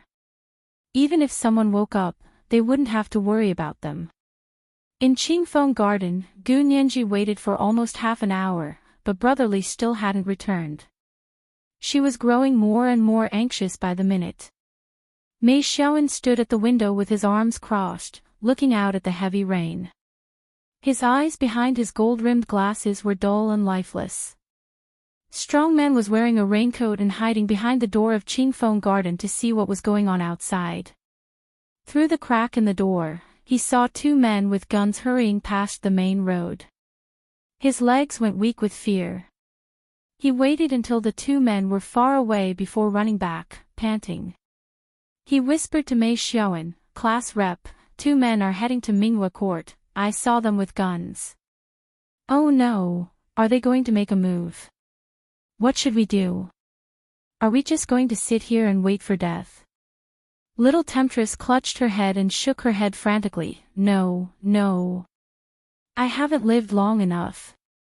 I can't just kick the bucket like this. Of course we can't sit here and wait for death. Gu Nianji, who was also standing in front of the window, turned around. Her eyes were dark as she looked at everyone's faces in the room.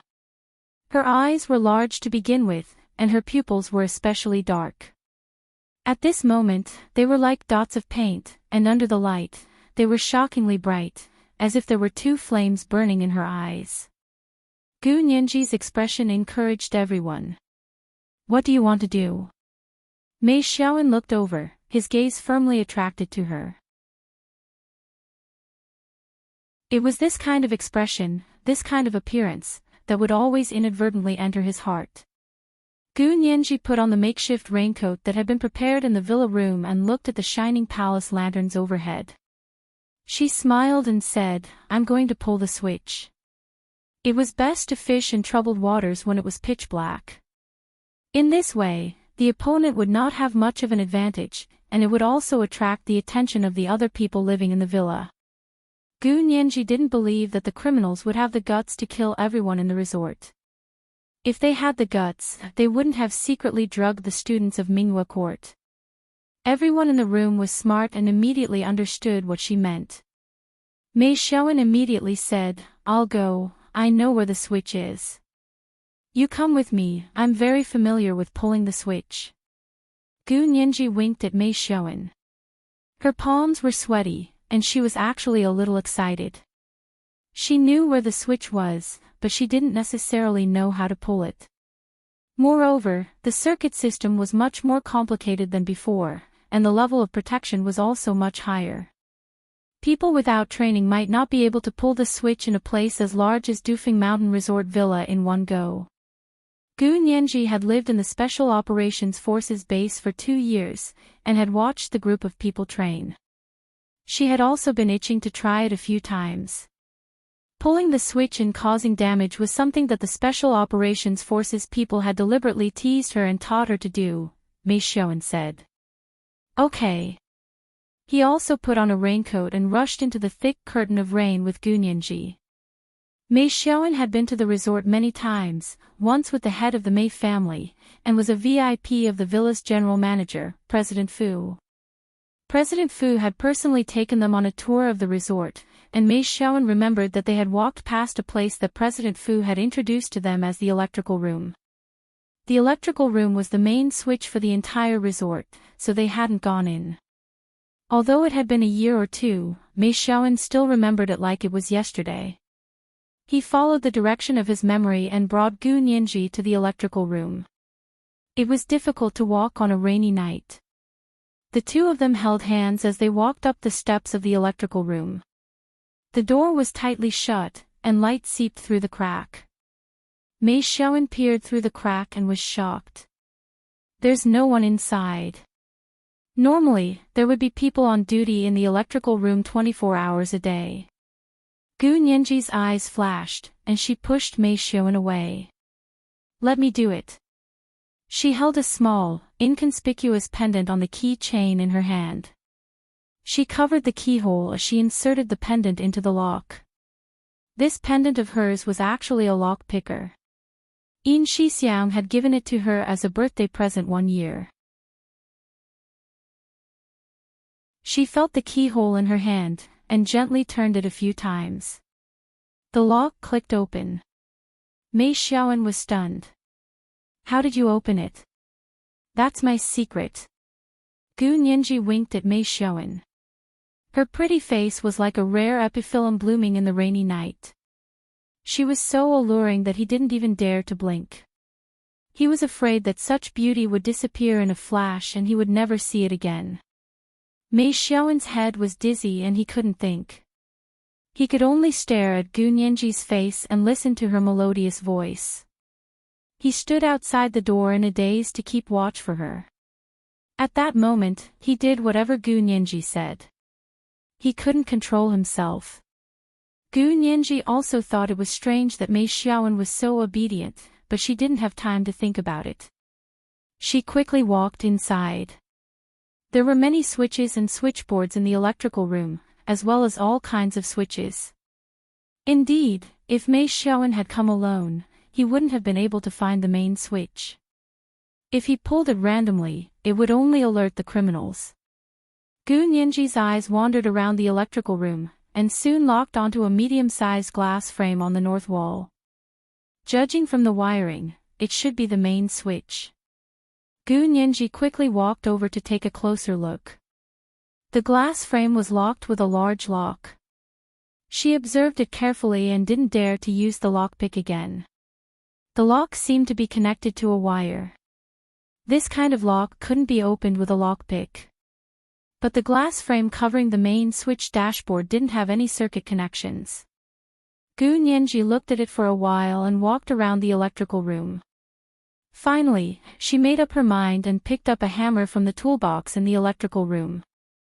She smashed it down hard on the middle of the glass frame. Crash! The glass frame shattered, revealing the main switch dashboard inside. No matter what it wasn't easy to build, but it was easy to destroy. Gu Nianji took out the insulating pen she found in the toolbox and poked at the dashboard. Soon, sparks flew from the dashboard. There were a few crackling sounds. The lights in the electrical room flickered a few times and went out.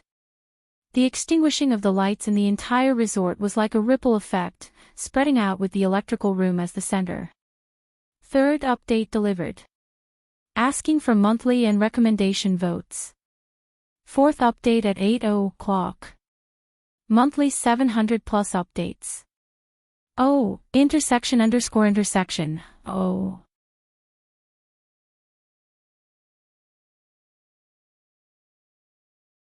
Chapter 71. F***CK. What the hell? Does the resort not want to do business? No cell signal or internet is one thing, but now even the electricity is out. The phones aren't working either, they're trying to kill us. The tourists in the other courtyards finally realized something was wrong. They pointed at the resort's management and cursed. It was raining heavily outside, so no one wanted to come out. They all stayed in their rooms, planning to confront the resort's management as soon as the rain stopped. In the general manager's office of the resort's management, the bright lights suddenly flickered twice, then went out with a hiss. Yang Dawei, the leader of the Big Circle Boys, was sitting in his chair, spinning in circles. He looked up at the chandelier on the ceiling. What's going on? Is there a power outage? Boss, I'll go take a look. Another henchman walked out with a gun. Yang Dawei was uneasy, his right eye twitching uncontrollably. Left eye twitching for wealth, right eye twitching for disaster. Why was his right eye twitching now? Yang Dawei punched his right eye hard. In Qingfeng Garden, everyone had already been notified by Mei Xiaoan that something had happened at the resort. They also knew that the students from Class 2 living in Mingyue Court had been drugged. They didn't even dare breathe, and hid in their rooms obediently. They wanted nothing more than to move their beds over to block the door. When the lights in the rooms suddenly went out, they, who were already frightened by the mere twang of a bowstring, could not help but be surprised and agitated. Strong men quickly went from room to room to comfort them. It's okay, class rep was the one who pulled the switch. No, electricity is a good thing for us. We don't have cell phones or internet anyway, so we might as well go back to the Stone Age and stop using electricity. Little Temptress, Green Tea Fong, and Lady Chow stood together, nervously staring in the direction of the door, waiting for the girls to return. The two gangsters who had just arrived at Minghua Court were the most shocked. What the hell? What the hell? Why did the lights go out? They had photos of their targets in their hands, and were rummaging through the rooms of Minghua Court. The students from Class 2 had all been drugged and were lying on the floor. They had to turn them over one by one to see their faces. They had just finished searching one room when the lights suddenly went out. He walked out and saw that all the lights in the resort were gone. Although it was raining earlier, there were still lights. The courtyards of the resort villa scattered among the mountains were originally like pearls that had been washed by water, shining in the rain. But now, there was no light in the entire villa. It was pitch black everywhere. It really felt like a dark and windy night. The two big circle boys had no choice but to turn on their flashlights and continue searching room by room. Gu Nianji and Mei Xiaoan held hands as they staggered out of the electrical room and rushed back to Qingfeng Garden. It was a dark and rainy night, and there were no streetlights around. The two of them did not dare to turn on their flashlights, so they could only rely on their instincts to run in the direction of Qingfeng Garden. Mei Xiaoan had a good sense of direction and pulled Gu Nianji around in the dark for a while. Her eyes gradually adjusted to the darkness. Gu Nianji quickly saw a familiar road sign. Over there. When they returned to Qingfeng Garden, strongmen sneakily caught up to them and said, "There's a flashlight over at Minghua Court. I wonder what they're doing." Gu Nianji recalled strongmen saying that the two thugs had guns and looked menacing. Her heart pounded.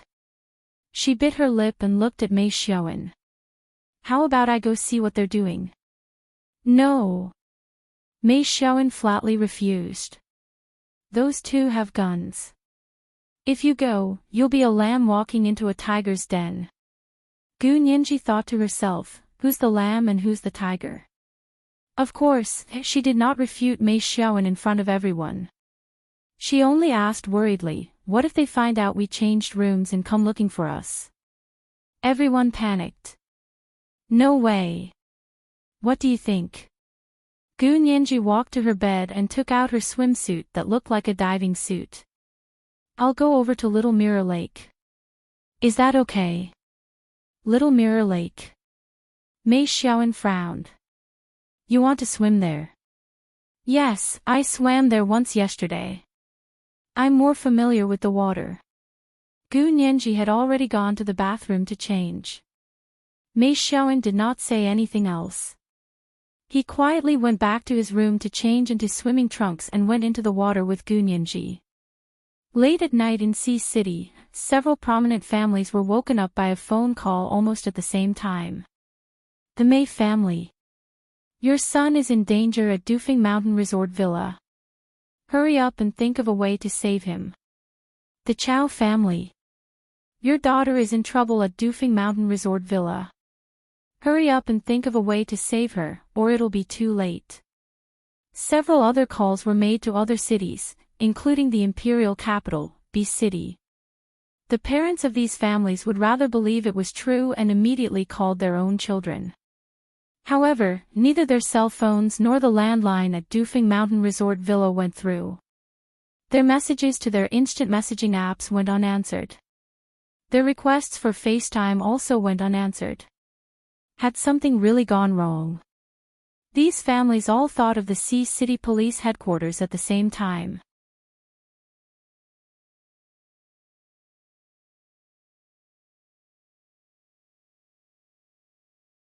Chapter 72.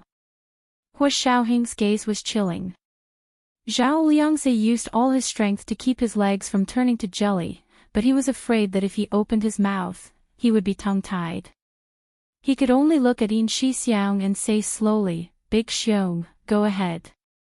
Yin Shixiang had always been a smooth talker, but standing in front of Hua Xiaoheng and facing his chief's powerful aura, Yin Shixiang couldn't utter a single tactful word. He could only be direct and tell the truth. "Chief, Nianji is in danger on her graduation trip to Dufeng Mountain Resort Villa. She is currently uncontactable along with Special Operations Forces member Little Li." Yin Shixiang stood ramrod straight, his hands pressed against the seam of his pants as he spoke loudly with his head held high. Hua Xiaoheng stood up and slowly folded his hands behind his back. His ink-black eyes were like an abyss that seemed bottomless. However, there was a trace of intensity in the center of his eyes, like a lonely flame burning in the night sky. Anyone who approached him would be burned to ashes by the flames. He quietly stared ahead for a while, then reached out to turn on the computer on his desk. His fingers tapped on the keyboard, and his voice was low. "Activate satellite tracking." Zhao Liang's eyes lit up. His mood, which had been stifled for half an hour, suddenly felt better. He screamed, "How could I forget that? Chief, please authorize Lieutenant Colonel Zhao Liangzi to activate Special Satellite 2. Hua Xiaoheng nodded without looking at him. He had already turned on Special Satellite 2's tracking system on the computer. Zhao Liangzi turned and ran out of Hua Xiaoheng's office. He rushed into the innermost room in the computer room and sat in front of the large central control computer. He blew on his hands and quickly entered a series of passwords. He then verified his fingerprint and pupils, and finally generated a random temporary password. In Hua Xiaoheng's office, Yin Shixiang didn't dare move. He stood stiffly in front of Hua Xiaoheng's desk. Beads of sweat gradually seeped out of his forehead and rolled down his hairline to his collar, merging with the sweat on his back. Hua Xiaoheng bent over and skillfully operated his computer to activate a secret program. 5 minutes later, above the blue planet at an altitude of 30,000 kilometers, a satellite named Special Satellite 2 completed its orbit change and aimed at the location indicated by the program. In Qingfeng Garden at the Dufeng Mountain Resort Center, the exquisite platinum lilac earrings on Gu Nianji's earlobes suddenly flashed with a faint white light. In the pitch-black room, the light looked like a firefly flying by. "Found it!" Zhao Liangzi cheered from the computer room. "We found Nianji and Little Li's locations. Number 9 is at Dufeng Mountain Resort Villa. Something's not right. Xiao Li's position seems to have already left the villa." Zhao Liangzi's fingers continuously entered various commands on the computer and performed complex calculations to ensure that Gu Nianji and Xiao Li's positions were accurate to the meter. In Hua Xiaoheng's study, he operated the computer program and commanded everyone to work together to aim Special Satellite 2 at the target. At the same time, he listened to Yin Shixiang's detailed explanation of what had happened. Their classmates wanted to go on a graduation trip to Dufeng Mountain Resort.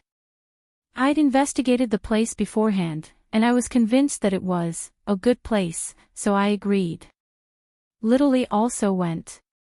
I didn't expect." Yin Shixiang murmured as he slowly lowered his head. "Chief, please punish me." Although no one had told him the details, Yin Shixiang knew that Gu Nianji had just been in danger 2 months ago, and it was Chen Lai who had rescued her. Yin Shixiang had no prior knowledge of this. Now that something like this had happened, it was truly his dereliction of duty. Hua Xiaoheng looked up, his dark eyes reflecting Yin Shixiang's dejected expression. "Big Xiong, you're my soldier. Don't say things like 'I didn't expect.' There's no chance for you to say, 'I didn't expect' during a war. Because those who had such thoughts had already died on the battlefield." Yin Shixiang lowered his head even more. Deep in his heart, he knew the reason. At the end of the day, he hadn't treated taking care of Gu Nianji as a military mission, so it was inevitable that he had missed something. "You will definitely be punished, but this matter isn't over yet." Whether you can atone for your crimes or be demoted all the way to the bottom depends on your luck. Get out. Hu Xiaoheng didn't even look at Yin Shixiang as he spoke coolly. Yes, Chief. Yin Shixiang stood on both feet and saluted loudly before turning to run out. As soon as he left, he immediately contacted the Sea City branch of the Special Operations Forces and asked, "What's the situation at Dufeng Mountain?" The person quickly replied respectfully, reporting, "Lieutenant Colonel. The police HQ has already dispatched a special task force and 100 riot police officers, led by Deputy Director Liu, with the full support of the entire police force. Oh, and they've also sent a helicopter over. Also, they've contacted the local garrison special task force, just in case." Yin Shixiang asked in detail for a long time before hanging up. Even the garrison special task force was on standby. The situation at Dufeng Mountain was worse than he had expected. Yin Shixiang couldn't care less about his own honor and safety at this time. He rushed to Hu Xiaoheng's study and asked loudly, reporting, "Chief. Special Operations Forces Lieutenant Colonel Yin Shixiang requests support from the Dufeng Mountain Police Station." Hu Xiaoheng slowly looked up, his eyes sweeping over Yin Shixiang's face. It seemed that the situation was worse than he had expected. Hu Xiaoheng had the same thought as Yin Shixiang. He turned off his computer and straightened up. "Get someone to prepare a car and bring little Zay. I'm going to." "What?" Yin Shixiang became even more nervous. "Chief, you can't go. It's too dangerous there. We don't know the number of criminals, and we don't know the terrain." "Chief." Hu Xiaoheng didn't say anything. He only looked up at him. That one look was enough to shut Yin Shixiang up. He stood at attention and saluted. "Yes, sir. I'll go prepare immediately." Hu Xiaoheng walked to his bedroom alone, opened his closet, and changed into a custom-made military uniform. He wore knee-high boots, a bulletproof knee pad, and special bulletproof vests on his torso and legs. Even the helmet on his head was bulletproof. He strapped 2 Browning pistols to his waist and half-raised the American-made 16A semi-automatic submachine gun in his hands. He walked out calmly. Hu Xiaoheng was a major general. When he went out, he always brought at least 8 guards with him. However, because he was in charge of the Special Operations Forces, which was completely different from the field army, he needed to maintain secrecy and not intimidate the public. Therefore, this time, he only brought Fan Jian, a guard who doubled as his driver. Yin Shixiang sat in the front as usual, while Zhao Liangze and Hu Xiaoheng sat in the back with a pile of electronic equipment. They were driving a Humvee. "What license plate?" Fan Jian started the car with his right hand and opened the door with his left to reveal a mess of license plates. They could be used and changed at any time. "Use the local garrison's license plate." Yin Shixiang looked at Hu Xiaoheng and saw that he had closed his eyes. He knew that Hu Xiaoheng had no objections. This was the first update. At 1 p.m., the second update for the Spirit Pet Fate awarded by the leader of the Smiling Light Veil Alliance. At 6 p.m., the third update. Please ask for monthly and recommendation votes. N_N.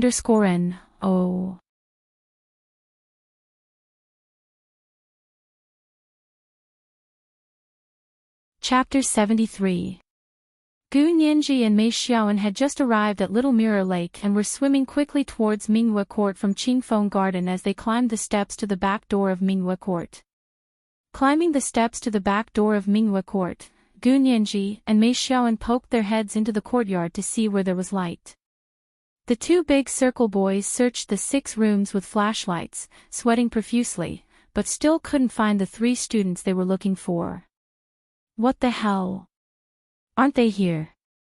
As soon as they finished speaking, their eyes darted in the direction of Qingfeng Garden. If they weren't here, then they could only be at Qingfeng Garden. This time, there were 2 classes. The two men grinned and immediately took out their walkie-talkies to report to their leader, Yang Dawei, boss. They're not here. Gu Nianji's heart sank. She cursed inwardly and quickly dragged Mei Xiaowen back. Finally, they made it back to Qingfeng Garden before the two thugs could reach them. Gu Nianji anxiously advised everyone, "We can't stay here, they can't find us at Minghua Court, they'll be here soon. There's only 2 of them, we have more than 20 people, what are we afraid of?" One of the boys slammed his fist on the table. In the darkness, Gu Nianji's eyes shone like stars. She said calmly, "It's not that we're afraid of them, it's just that we don't want to make unnecessary sacrifices. They have guns, that alone is enough to make us retreat, we can't fight them head-on." Nianji has a point. Mei Xiaowen was the first to agree, "We don't have any weapons, we can't fight them head-on. If they had knives, we might have a chance to win if we attacked them together. But they have well-equipped rifles, are we going to fight them with our own bodies?" Gu Nianji gripped her phone in her hand. "I plan to go into the water and swim to the other side of Little Mirror Lake." "Oh. But I don't know how to swim." 4 or 5 boys and girls among the students cried out. Gu Nianji turned to look at Mei Xiaowen, "Class rep, let's split up. Those who can swim will take those who can't, and we'll go into the water immediately, we can't delay any longer." The nightmarish situation from earlier flashed through Mei Xiaowen's mind, and he made a prompt decision, "Get in the water now. If you delay any longer, you will have to bear the consequences." Gu Nianji grabbed the nearest girl who didn't know how to swim. "Come with me." When the students behind her saw that Gu Nianji, the youngest among them, was leading a classmate who didn't know how to swim, their courage multiplied. They found helpers in 2s and 3s and walked silently to the balcony at the back door of Qingfeng Garden. They entered the water from the stairs. The rain was still pouring outside, hitting the surface of Little Mirror Lake noisily like pearls falling on a jade plate, perfectly covering the sound they made when they entered the water. Just as the last student of Class 1 disappeared from the balcony at the back door of Qingfeng Garden, a loud bang came from the front gate. "They're here," the same thought popped up in the minds of the students. Gu Nianji hugged the female classmate from behind and whispered, "Don't be nervous. Don't pull me. I won't let you go." The female student was so touched that she said repeatedly, "I know. I know. I won't drag you down." Gu Nianji's swimming ability was extraordinary. The other students had 2 boys carrying a classmate who couldn't swim. Gu Nianji carried the girl by herself and treaded the water. She was faster than the students who swam alone. Everyone automatically regarded Gu Nianji as the leader and followed her to the other side of Little Mirror Lake.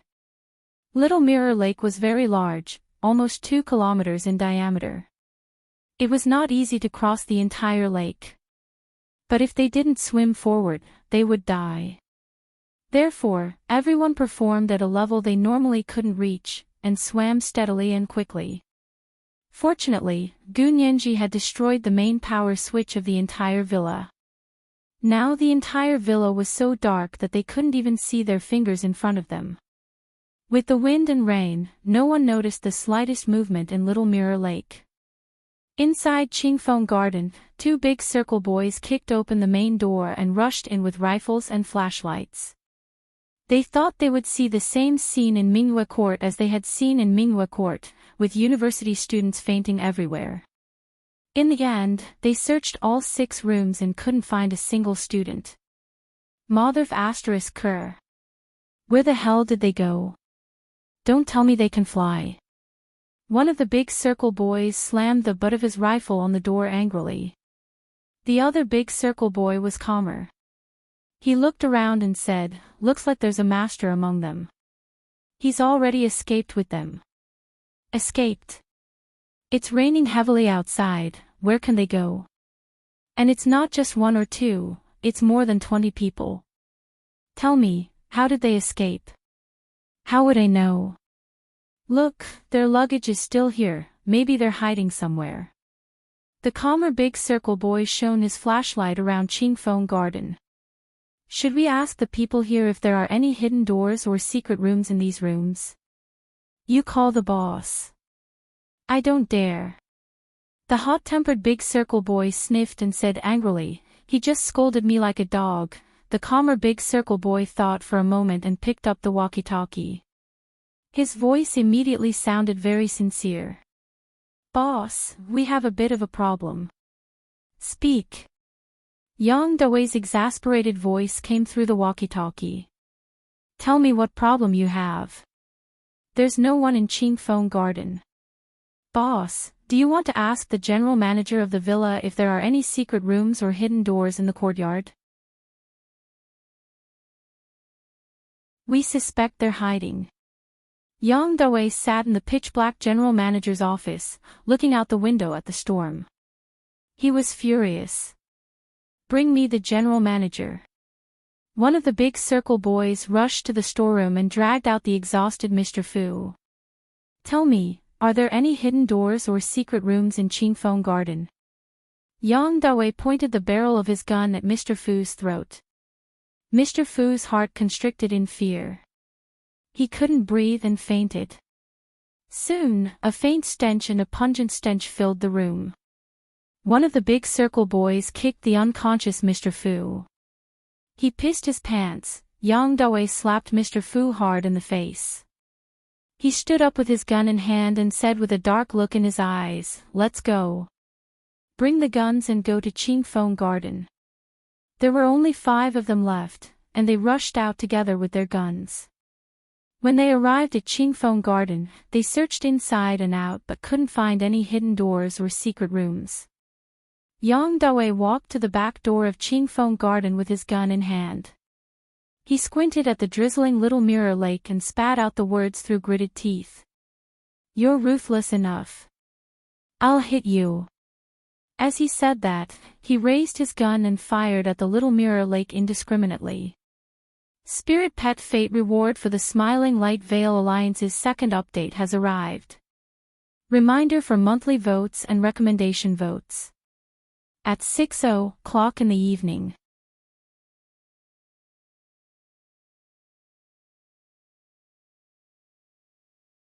Chapter 74. The sound of gunfire reverberated across Little Mirror Lake.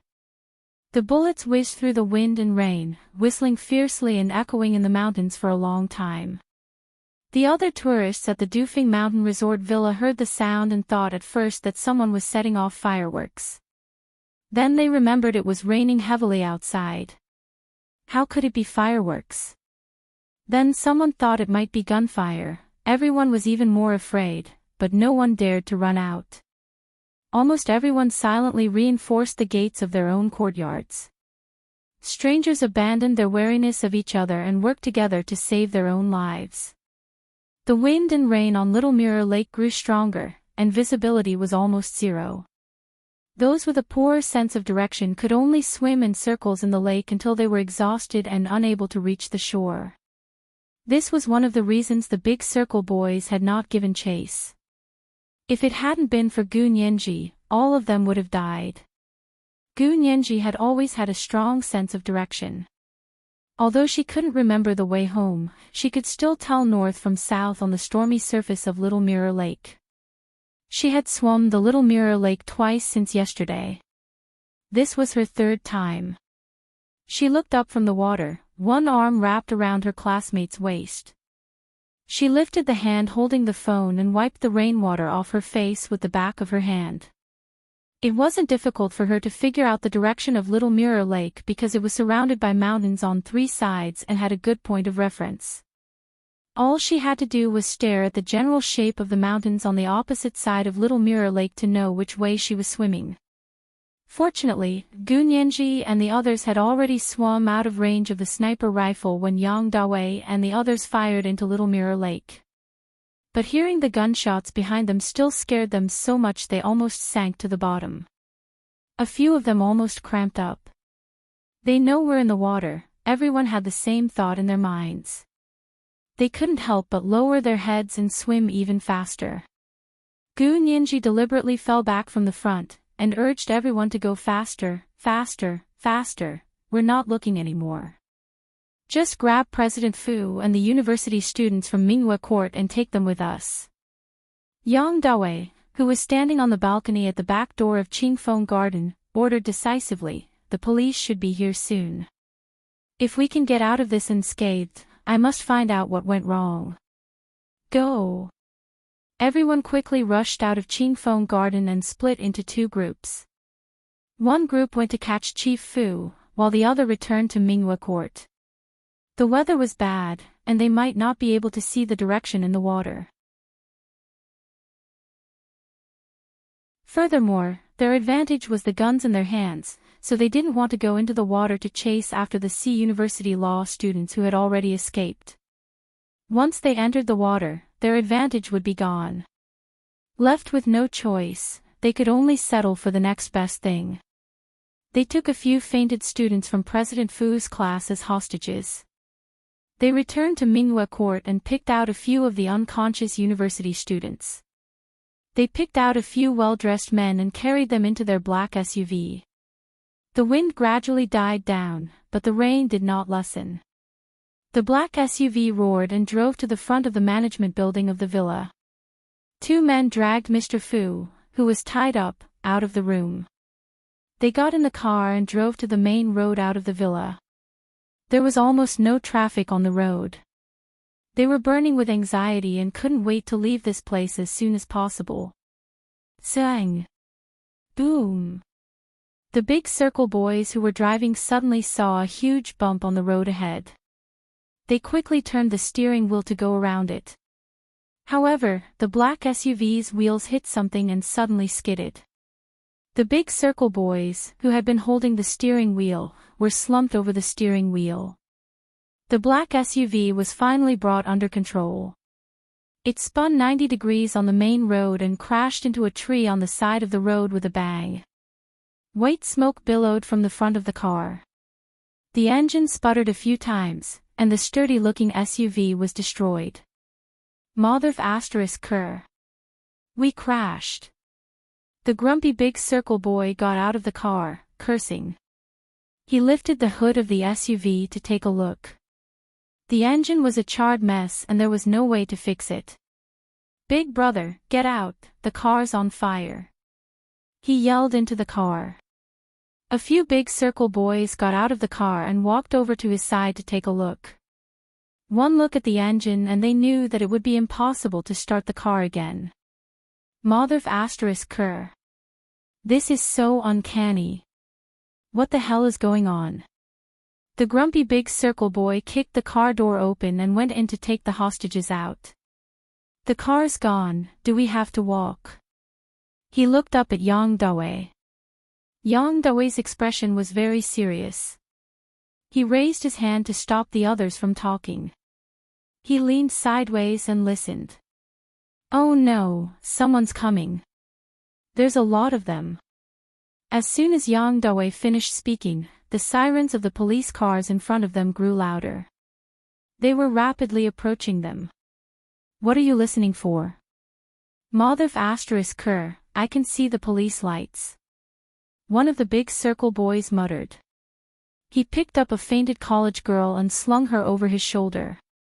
He turned to Yang Dawei and asked, "Big brother, how do we go?" The road ahead was impassable. A large number of police cars were quickly closing in.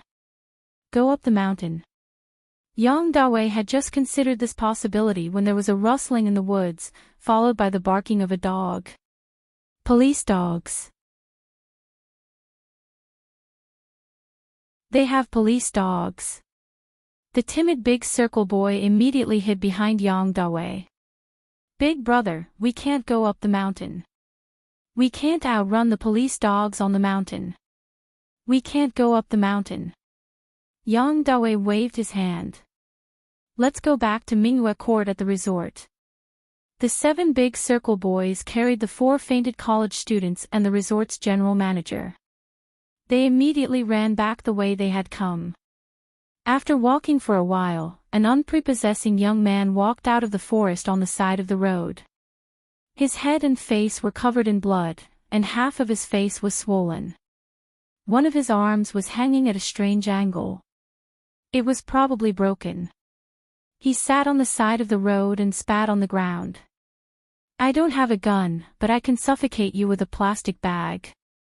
This plain-looking young man was the big brotherly that Gu Nianji recognized. He looked up at the exit of the resort road, anxiously hoping for reinforcements to arrive. He had been hiding in the woods and hadn't dared make a sound. He was covered in injuries and his arm was broken. He couldn't fight 7 people alone. Now that the criminals had turned back, Gu Nianji and the others were in even greater danger. He could only hope that Zhao Liangze and Yin Shixiang would arrive as soon as possible. Not long after, he heard the rumbling sound of a helicopter overhead. He looked up and squinted to see that it was a police helicopter, not one from the Special Operations Forces. The sound of the police dogs was also getting closer. It sounded like they were coming with a lot of force. Little he wanted to go up to them, but the gunshot wound on his arm was bleeding more and more. His head was getting heavier and heavier. The heavy rain seemed to have turned into a whirlpool. He blacked out and fell into a ditch on the side of the road. The third watch arrived. Reminders for monthly and recommendation votes. Good night, everyone.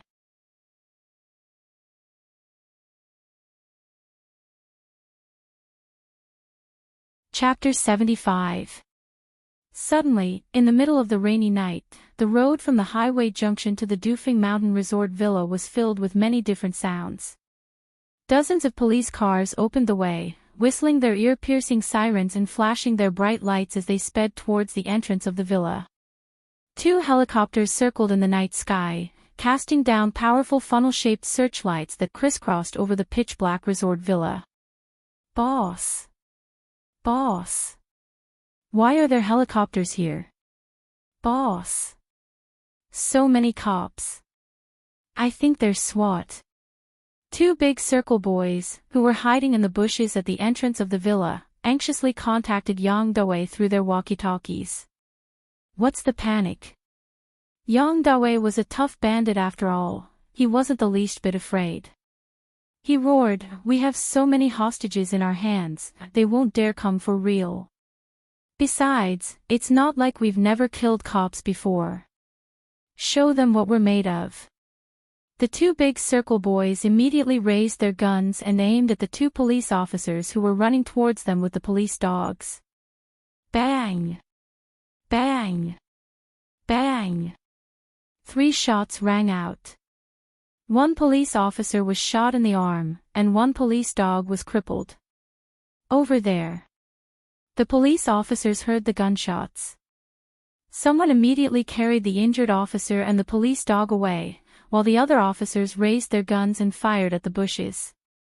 But the 2 big circle boys who had been hiding in the bushes by the road had already left. "Search the place." The chief of the Dufeng Mountain Police Station was the first to rush into the villa, brandishing his gun angrily. Their young officer, De Mao, had been killed in the line of duty. The other officers were holding their breaths, determined to avenge their colleague. The city police officers didn't run after them, they had to follow Deputy Commissioner Lu's instructions. "You team of 20, head east and look for the tourists who live in the east side of the villa. You team of 20, look for all the tourists who live in the west side of the villa. SWAT team, go after the criminal sniper." Deputy Commissioner Lu of the City Police Headquarters methodically assigned the search tasks to his squad of riot police officers. The city police SWAT team wore balaclavas and bulletproof vests, and carried sniper rifles as they chased in the direction where the gunshots had disappeared. Half an hour later, Qingfeng Garden and Minghua Court were the only places in the villa that had been searched. These 2 places were obviously occupied by the criminals, because the police officers were under heavy fire here. Dozens of police officers were hit in the legs or arms and had to be carried away. The Dufeng Mountain Police Station suffered the most serious injuries, because they were running at the front. Fortunately, they were all wearing bulletproof vests, so there were no fatal injuries. "Chief!" Other than the tourists from Qingfeng Garden and Minghua Court, all the other tourists are out. Take them back to the police station and verify their identities one by one, Deputy Commissioner Liu said solemnly. What about the management of the villa? They're all in the management building's conference room. They've all fainted. At this time, Deputy Commissioner Liu was sitting in a helicopter in mid-air and using a walkie-talkie to command the battle. When he heard the report, he rubbed his temples and said in a deep voice, "Surround those two places." Sitting in the helicopter, he looked down at the situation in the resort and understood the situation at a glance. The police received orders to surround Qingfeng Garden and Minghua Court in the heavy rain. Da-da-da-da-da-da. Suddenly, the sound of submachine gun fire came from the bamboo forest on either side of the winding path in front of Minghua Court. The police officers who had just rushed up immediately fell in a pool of blood. Although their bulletproof vests could protect their vital parts, they couldn't protect their arms and legs. Several police officers even had their heads blown off and died on the path in front of Minghua Court. There was not much resistance at Qingfeng Garden. Some of the police officers successfully broke in, but found no one in the house, only a lot of backpacks and luggage scattered around the rooms. Where did the people go? The police officers searched for a while, but found no trace of them. They received orders to reinforce Minghua Court, so they had no choice but to seal the door and retreat. The battle at Minghua Court was unexpected. The criminals put up a stubborn resistance, holding a large number of hostages and refusing to surrender. Taking advantage of the terrain and heavy firepower, they beat more than 100 police officers until they could barely lift their heads. More and more police officers were injured, and even one of the SWAT officers had been killed. Unable to continue the attack, they had no choice but to ask for help from Deputy Commissioner Liu, who was commanding the battle from the helicopter in mid-air. Deputy Commissioner Liu.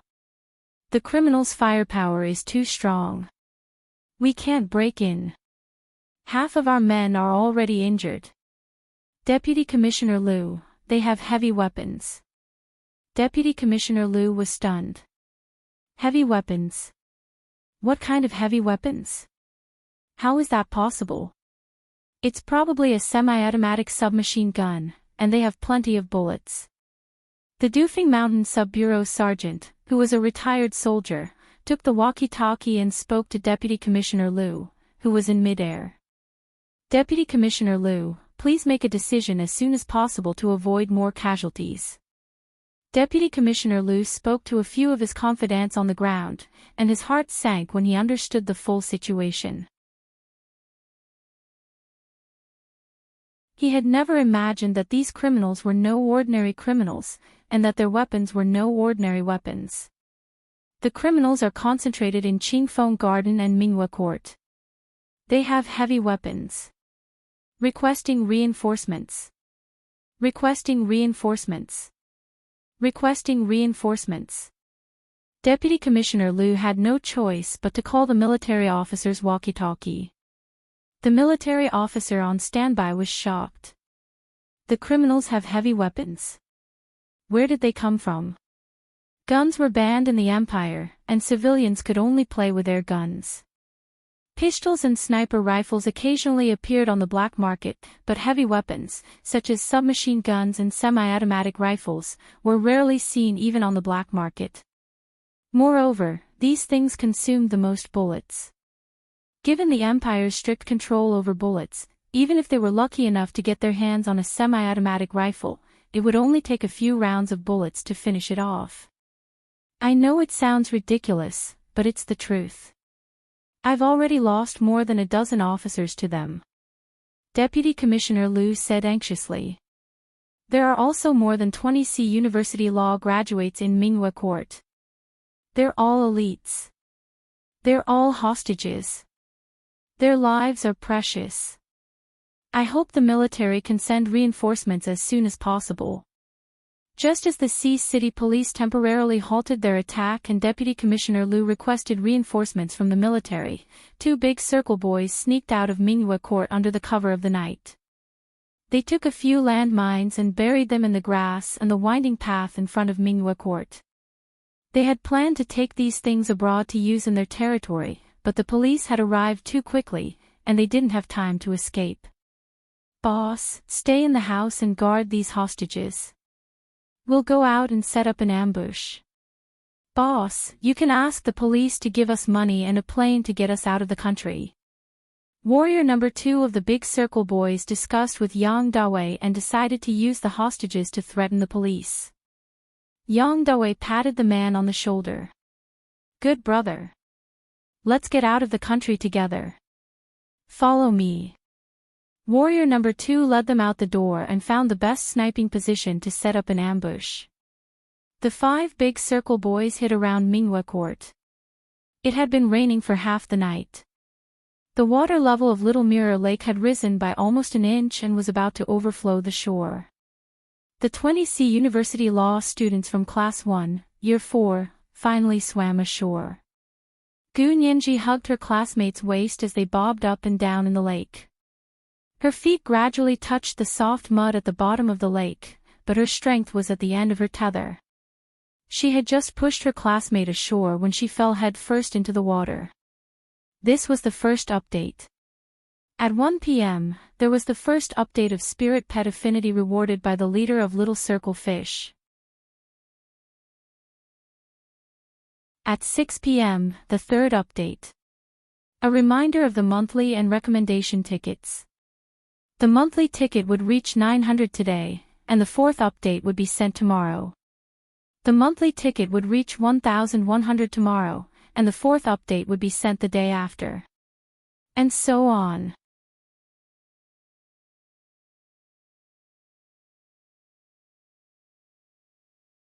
Chapter 76. Nianji. Nianji. The girl who Gu Nianji had carried across the entire Little Mirror Lake was shocked. She screamed Gu Nianji's name in terror, but didn't dare bend down to return to the water. She and Gu Nianji were the last to reach the shore. The first to reach the shore heard her scream and quickly ran over. Mei Xiaowen, who had been waiting anxiously on the shore, ran the fastest. He dashed to the shallow shore and bent down to scoop Gu Nianji out of the water. He carried her across his chest and walked out of the water step by step. Little Four.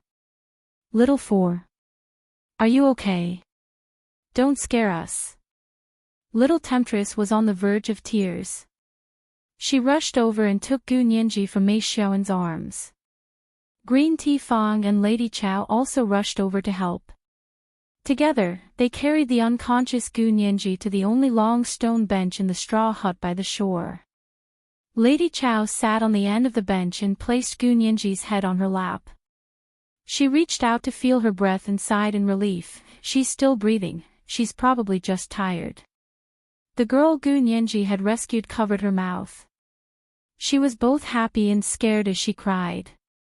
These people had been pampered young masters and mistresses since they were young. This was the first time in their lives that they'd been so exhausted from running for their lives. They had just escaped death, and were silent for a while. They huddled in the straw hut by the lake, sheltering from the rain and praying that someone would come to rescue them soon. They heard the gunshots from across the lake and saw the helicopter circling in the night sky, but they didn't dare call out. Who knew how many criminals there were? Where were they hiding? They had finally escaped the fate of being kidnapped as hostages. They didn't want to attract the wolf instead of their savior. The girl hugged her knees at the door of the straw hut. Her quiet sobs gradually infected everyone. Their eyes reddened, but they could only wipe the tears with the back of their hands. Mei Xiaowen half knelt in front of the stone bench and buried his face in Gu Nianji's hand. Tears flowed from his eyes and wetted Gu Nianji's palm. Gu Nianji's fingers moved and she murmured. Uncle Hua. Mei Xiaowen heard her and looked up at her in surprise. Nianji. Nianji. Are you awake? Gu Nianji opened her eyes to see Mei Xiaowen's concerned expression. Nianji, you fainted before reaching the shore and almost drowned. It was class rep who saved you. Little Temptress said with concern, not forgetting to help Mei Xiaowen make a good impression on Gu Nianji. Gu Nianji remembered a pair of strong arms lifting her from the water. She stared at Mei Xiaoan, her eyes gradually softening. Nothing touched her lonely heart so much as helping her. Gu Nianji looked at him and smiled. She said quietly, "I'm fine, just a little tired." "Don't worry. If you're tired, then don't talk. Lie down properly." Lady Chao smoothed her tangled seaweed-like hair, making it more comfortable for her to lie down. Gu Nianji grunted and closed her eyes. She was indeed very tired and needed a good rest. At that moment, Hu Xiaoheng's Humvee had just gotten off the highway. In front of them were the military vehicles of the local garrison that had come to reinforce them. After the military vehicles entered, Fan Jian drove the Humvee onto the mountain road. Zhao Liangzi, who had been constantly searching for traces on the electronic devices, suddenly looked up and pointed in a direction. "Little Li should be nearby. He's very close." Hu Xiaoheng was silent for a second, then turned to look out the window. The night was thick, and the heavy rain left streaks on the windows.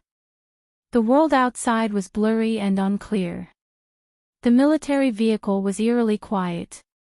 Everyone was wondering what Hu Xiao would choose. Would he stop and save Little Li first, or ignore him and go straight to Gu Nianji? After all, in terms of importance, Gu Nianji was more important than Little Li, right? "Stop the car and find Little Li." Hu Xiaoheng nodded calmly and discreetly adjusted his uniform. Fan Jian glanced at Yin Shixiang and silently stepped on the brakes. Zhao Liangzi also looked up at Hu Xiaoheng, but couldn't see anything different from his impassive face.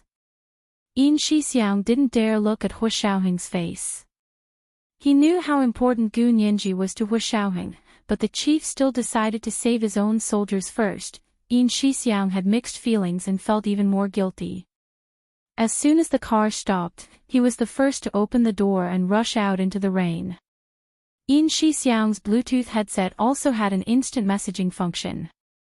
Zhao Liangzi's voice came from the headset, constantly pointing out Little Li's location. The detector in Yin Shixiang's hand quickly beeped, and it only took 5 seconds to find Little Li lying in a ditch by the road. Little Li. Yin Shixiang patted his face and felt that his face was still warm, and he could still faintly breathe. He was finally relieved. He carried Little Li out of the ditch, carried him on his shoulder, and returned to the military vehicle. The interior of the Humvee was very spacious. There were 3 rows of seats, and there were spare seats in the back compartment. If they were put together, there would be 4 rows of seats, which could seat 12 people. Hu Xiaoheng and Zhao Liangzi sat in the 3rd row. The 2nd row was empty. Yin Shixiang helped the unconscious Little Li into the Humvee, and Hu Xiaoheng and Zhao Liangzi moved to the 2nd row. They put down the seats in the 3rd row and turned it into a makeshift camp bed. Little Li lay on the makeshift camp bed, motionless and barely breathing. "Take the first aid kit." Fan Jian turned around and tossed the first aid kit to Yin Shixiang as he stepped on the gas pedal to continue driving forward. Yin Shixiang found the needles and medicine from the first aid kit and quickly cleaned and bandaged Little Li's wound. He injected an antipyretic and anti-inflammatory shot, and even fixed Little Li's fractured arm. He used temporary plywood to tie it up. Every member of the Special Operations Forces had been trained in these first aid skills, so it was no problem for Yin Shixiang, who had excellent grades. Fan Jian stepped on the gas pedal, and the Humvee roared into the rain toward the entrance of the resort villa. With the help of the medicine, Little Li quickly woke up. When he opened his eyes and saw Hu Xiaoheng, he reflexively stood up to salute. Hu Xiaoheng raised his hand. "You're still injured. There's no need." "Roger, Chief." Little Li's face was flushed with excitement. Half of his face was swollen like a steamed bun, and one eye was almost sunken in. Yin Shixiang packed the first aid kit and slung it on his back. He looked at Little Li and asked, "Where's Gu Nianji? Where is she?" Little Li quickly replied, I was just about to report to the chief. As he spoke, he panted and recounted the entire situation from beginning to end. By the time he finished, they had already arrived at the entrance of the resort villa, which was under total lockdown. The police had set up a roadblock at the entrance of the resort villa. Vehicles could only enter and not exit. Vehicles that entered had to have a pass issued by the City Police Headquarters or a pass from the local garrison. Hua Xiaoheng sat in the car and shifted his gaze to the window. The ink-colored window reflected his despairingly handsome face, so cold it made one's heart palpitate. His dark eyes were darker than the sky on a rainy night. He sat in the Humvee without saying a word, as silent as a mountain. Fan Jian rummaged through the box in his left hand for a long time before finding a pass from the local garrison and handing it to the police officer guarding the door. The police officer looked at him, then poked his head into the car. Who are these people? Get out. The second update, the first additional update for the spirit pet fate bestowed by the leader of the Fish Circle of Circles, arrived. It was the third update at 6 in the evening.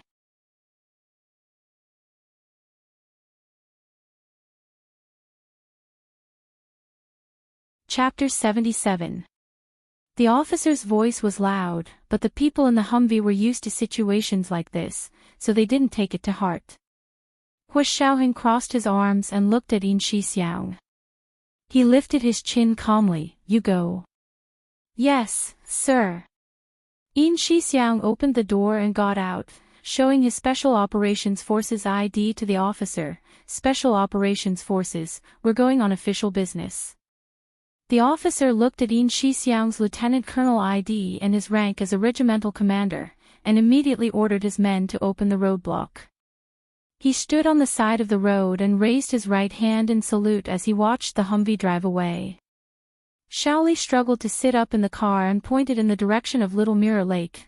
I told Ninji to dive into the water and swim to the other side of the lake if she felt anything was wrong. Zhao Liangzi nodded and pointed at his electronic screen. Ninji's position is indeed on the other side of Little Mirror Lake. She should be somewhere outside of the fighting between the criminals and the police. She's smart, and ran pretty fast. Hua Xiaoheng's intimidating aura suddenly faded. The people in the car suddenly felt like they could breathe again. The Humvee roared all the way to Dufeng Mountain Resort Villa. In contrast to the cheerful atmosphere in the Humvee, the situation outside was very tense. Many roads had been blocked off, and vehicles were completely impassable. Even with Fan Jian's driving skills, which were almost comparable to those of a first-rate Formula racer, he could only manage to drive a short distance from Mingyue Court. The road to the other side of Little Mirror Lake had already been blocked by the police. The rain was still pouring, and the asphalt road inside the villa was high in the middle and low on both sides, so there was no puddles. Dozens of police officers in bulletproof vests and armed with Type 18 police revolvers were hunched and hidden behind police cars, aiming at an antique building complex at the end of the road. Zhao Liangzi pulled up the 3D architectural plan of Dufeng Mountain Resort Villa from his computer and pointed it out to Hua Xiaoheng. The large blue area behind this is Little Mirror Lake. The little red dot is Nianji, and she's on the other side of the blue area. The police and the criminals were fighting on this side of the blue area, and were indeed quite far apart. Mr. Hua, are you going to pick up Nianji? Zhao Liangzi took out a high-powered military telescope. The situation at the scene is still very complicated. Should we? Before he could finish his sentence, he heard the conversation between the police and the local garrison in his headset. Zhao Liangzi paused and adjusted his headphones. He looked at Hua Xiaoheng in surprise. Mr. Hua, the police have discovered Nianji and the others. They're requesting the garrison troops to go to the other side of Little Mirror Lake to protect them. Hua Xiaoheng took out a cigarette and tapped it on the back of his hand. He said to Yin Shixiang, follow them and take a look. Don't let anyone see you. He tossed his M16, a semi-automatic submachine gun, to Yin Shixiang. What he meant was to protect Gu Nianji, but not let her know that they were here. Yin Shixiang immediately obeyed. He put on the same hoodie as the local garrison's special forces to cover half of his face and a bulletproof helmet. He opened the door and got out of the car, quickly disappearing into the dark night. Not long after Yin Shixiang left, gunshots rang out in front of Minghua Court again. Hua Xiaoheng sat in the car and lit a cigarette. He took a slow drag and exhaled a puff of white smoke. He said to Zhao Liangzi, "Can you tell what kind of gun it is?" Zhao Liangzi took off his headphones and listened for a while. He was shocked. A Czech semi-automatic submachine gun. Where did they get it? I think City's customs will need to be replaced again. Hua Xiaoheng held a cigarette between his fingers as he looked out the window again. His eyes were as sharp as a hawk's as he watched the activity in front of Minghua Court. Gu Nianji and her classmates hid in the straw hut on the other side of Little Mirror Lake. They silently prayed that the battle would end soon. They were tired, hungry and cold. It could be said that they were starving. Strongman tried to lighten the mood. He said with a smile, "I think I'll never forget this graduation trip." Who wouldn't? I'm afraid the only people who will remember it more than us are the students from Class 2. Green Tea Fong sighed as she looked in the direction of Minghua Court. The fate of the students from Class 2 was still unknown. There were also 4 students from their class who had stayed behind at Minghua Court. Gu Nianji rolled over on Lady Chow's lap. She stared silently at the helicopters circling in the night sky. Not long after, a man dressed in the uniform of the local garrison walked over. He counted them and asked, "Are you students from the City Faculty of Law?" "Yes, I'm the Class Republic." Mei Xiaoan stood up. "May I ask who you are?" The garrison captain quickly said, "That's great. I finally found you. I'm from the garrison. I was asked by Deputy Commissioner Liu to come protect you. Don't be afraid, and don't be shy. Just do what you need to do." He turned around and called for his soldiers to be on guard. The surroundings of the straw hut were immediately protected, monitored, by fully armed soldiers. Everyone immediately relaxed, and the atmosphere in the straw hut quickly became lively. Yin Shixiang was among the soldiers on guard. He saw Gu Nianji immediately. She was lying on the only long stone bench in the straw hut. Her face was pale and her eyes were closed as if she were sleeping. Yin Shixiang was wearing night vision goggles that could take pictures and send them to the internet. He raised his hand and pressed a button on the goggles. He snapped a picture of Gu Nianji and sent it to Zhao Liangzi. Gu Nianji was resting with her eyes closed when she suddenly felt like someone was watching her. She opened her eyes, and her 2 rows of fan-like eyelashes fluttered. She looked at the camera with a pair of watery eyes, and there was a deep sense of uneasiness and panic in her dark pupils, which had a built-in contact lens effect. Hua Xiaoheng happened to see the picture when it was sent to Zhao Liangzi's computer. He froze. Big Xiong sent it. Zhao Liangzi smiled and leaned back to show Hua Xiaoheng the best view. He said proudly, "I just got it. Nianji is fine." Hua Xiaoheng took a drag of his cigarette. He looked away from Gu Nianji's wet, expressive eyes on the computer screen. He looked out the window. The gunfire in front of Minghua Court was getting more intense. The police had retreated and the local garrison troops were in position with their snipers. As soon as the regular troops arrived, the tables were turned.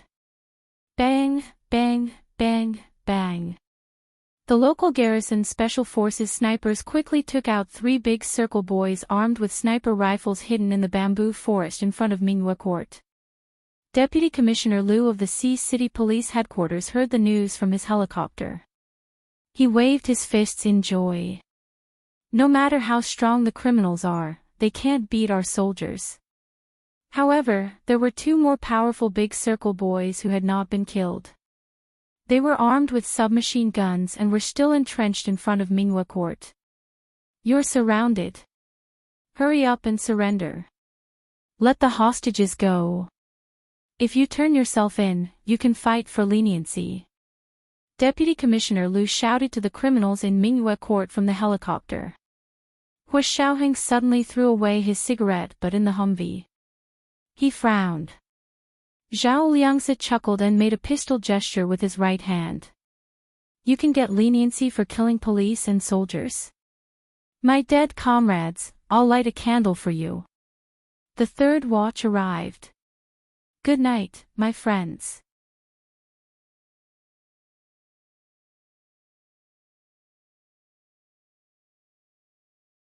Chapter 78. Hua Xiaoheng looked at Zhao Liangzi. His expression had calmed down, and his voice was deep and husky. Who's in command this time? Zhao Liangzi pointed at the night sky. Deputy Commissioner Liu from the police headquarters is up there. He's a young talent, a deputy commissioner at just 40. Fan Jian burst out laughing. He's 40 and he's a young talent. Then our Hua Xiao, who was promoted to Major General at 28, is a young hero. Of course, he only dared to say the last part to himself, not to Hua Xiaoheng's face. However, Zhao Liangzi understood what he meant even if he didn't say it. That was officially recognized by the empire. The oldest person who was elected as one of the 10 most outstanding youths was 55. Zhao Liangzi found the news from that year and showed it to Fan Jian. Here, how dare you say that a 40-year-old deputy commissioner isn't a young talent? Fan Jian rubbed his nose and chuckled as he stole a glance at Hua Xiaoheng. Hua Xiaoheng never paid attention to the people around him who were making sarcastic remarks. He didn't even look at Zhao Liangzi as he tapped his finger on the car window and pointed upwards. I want his complete resume. Yes, sir. Zhao Liangzi stopped laughing and looked down to search for Deputy Commissioner Liu's glorious past on the internet. If the Special Operations Forces wanted to investigate someone, they could go back 18 generations without beating around the bush. This way, all of Deputy Commissioner Liu's 40 years of life would be laid bare for Hua Xiaoheng to see. Unfortunately, Deputy Commissioner Liu's words only shocked his own people, and had no effect on the Big Circle boys. Ha! Are you stupid to try and fool us with such old words? The hot-tempered warrior number 2 clutched his submachine gun and fired into the air. Tat tat tat tat tat. The helicopter pilot, who was hovering in the air, quickly pulled the lever. He was so scared that he broke out in a cold sweat. Caught off guard, Deputy Commissioner Liu leaned back and almost fell out of his seat. What's wrong? What's wrong? His head hit the fuselage and swelled with pain. Chief Liu, the criminals are shooting at us. The pilot was still in shock and didn't dare approach Mingyue Court again. Suddenly, there was one less helicopter circling in the night sky, and the searchlights above Mingyue Court dimmed by half. Yang Dawei was cackling in Mingyue Court. He spoke into the walkie-talkie and loudly praised Vidra II. Well done. Listen up. Give us a plane, 20 million in cash, send us out of the country, and we'll let everyone go. If you don't give it to us, I'll make them die with us. Yang Dawei yelled from inside Mingyue Court and fired a few shots. The general manager of the resort villa was howling in pain. It was a horrible sight to behold. When the police officers and soldiers outside heard the bandits shouting, they were furious. If it weren't for the discipline, they would have rushed in. In the helicopter, Deputy Commissioner Liu listened to the gangsters' demands through the walkie-talkie, and he punched the seat and roared, "They're too arrogant. You still dare to raise conditions with me? Let me tell the garrison troops, I want them to attack. Get the hostages out of here alive, no matter the cost." When the garrison troops heard the bandits' shouts, they also felt that they should teach them a lesson. Snipers. Take out those two with the submachine guns. The Special Forces sniper team consisted of 2 people, one sniper, who held the gun, and the other spotter, who held the scope and helped the sniper aim. In order to take down the bandits, the garrison troops were going all out. They immediately sent out 7 sniper teams, a total of 14 people, to flank the bandits from both sides and find the positions of the bandits with the submachine guns. However, the 2 bandits with the submachine guns were very cunning and experienced. They were in the dark, while the garrison troops' snipers were in the open.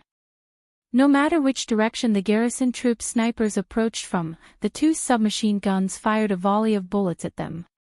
The garrison troops' snipers couldn't even raise their heads. Moreover, the 2 of them kept changing positions in the bamboo forest, running in different directions, and sometimes hiding behind large rocks. There was no opportunity to snipe them. Deputy Commissioner Liu, who was watching the battle from the helicopter, was very anxious. He couldn't help but grab the walkie-talkie and yell at the garrison troops officer, "Why aren't you charging? There are only 2 bandits. What do your soldiers do for a living? The bandits have hostages.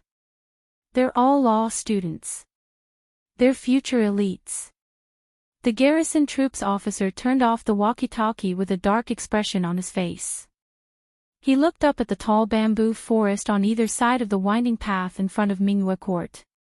If it hadn't been for the heavy rain, they would have burned the bamboo forest down long ago. Let's see where the 2 submachine guns could hide. The officer didn't want the garrison troops to lose face because of a few bandits, so he began to give orders. Raise the flares. Get the rifles ready, we're going to fire at the bamboo forest. The snipers retreated, and the ordinary soldiers took their places. They raised their rifles and fired into the bamboo forest, but the effect wasn't obvious. The garrison troops hadn't expected the kidnappers to have submachine guns this time. They had only brought 1 submachine gun when they came, and the others were armed with ordinary rifles and sniper rifles. They had sent someone back at the last minute to request for heavy weapons, but the garrison troops couldn't wait any longer. The garrison troops officer took off his military cap in frustration and wiped the sweat off his forehead. Hu Xiaoheng sat in the Humvee, his arms crossed as he quietly watched the garrison troops and the police's movements. A trace of worry flashed across his eyes. He reached out and knocked on the driver's seat in front of him. He said to Fan Jian, "Go find Yin Shixiang and get him that submachine gun. You take care of the kidnappers." "Yes, sir." Fan Jian was overjoyed. He finally had the chance to participate in the battle. He was Hu Xiaoheng's orderly, but he was also the leader of his 8 orderlies. Hu Xiaoheng was a major general, and his orderlies were all regimental rank. Fan Jian was only a driver, and he usually did odd jobs for Hu Xiaoheng. But when he was in the army, he was the chief in the eyes of the soldiers. Fan Jian opened the car door and rushed out. He ran as if he was sprinting for 100 meters to the other side of Little Mirror Lake. He found Yin Shixiang and briefly relayed Hu Xiaoheng's orders. Without another word, Yin Shixiang stuffed the M16A American submachine gun into Fan Jian's hands, along with a belt full of bullets. "Do your best. Let the garrison troops and the police see the strength of the 6th Military Region." Yin Shixiang smiled as he patted Fan Jian on the shoulder. He didn't doubt Fan Jian's ability at all. What did the Major General's orderlies do? Actually, the most essential task was to be the chief's personal bodyguard. Therefore, they had to be exceptionally skilled. Just being human bulletproof vests wasn't enough. Fan Jian rushed to Minghua Court with the submachine gun in his arms. He saw that the 2 kidnappers with the submachine guns had already injured many ordinary soldiers. He pulled down his hood to cover his face. He walked up to the garrison troops officer who was commanding the battle. He showed him his identification and said in a low voice, "Please allow me to participate in the battle." The garrison troops officer immediately agreed. "Time is of the essence, so I won't stand on ceremony. I'll remember the 6th Military Region's favor." He looked at the submachine gun in Fan Jian's hands and recognized it as the latest American submachine gun. He was even more convinced that this man was from the 6th Military Region, which used to be under the Imperial Army's Special Operations Forces. Because of the Special Operations Forces' unique identity and nature, most of their activities were abroad. They rarely carried out operations within the country. Therefore, their department never used domestically produced weapons. They only used foreign weapons that could be bought on the foreign market. This way, if something went wrong, it would be easier to blame the country where the weapons were made. This was the first night watch. The second night watch would be at 1 p.m. Monthly pass of 800 plus updates. The third night watch would be at 6 p.m. The fourth night watch would be at 8 p.m. Monthly pass of 900 plus updates. P.S. Thank you to Fish G for the spiritual pet affinity yesterday. Congratulations to Fish G for becoming the new leader of Hello, Major General. Thank you to Leader Light Veil for the Heshabi yesterday. Thank you to Puppets Ball for the God of Wealth's coin bank. Thank you to Bug Flying 999 for the Peach Blossom fan. Mwah. Oh, intersection. Oh.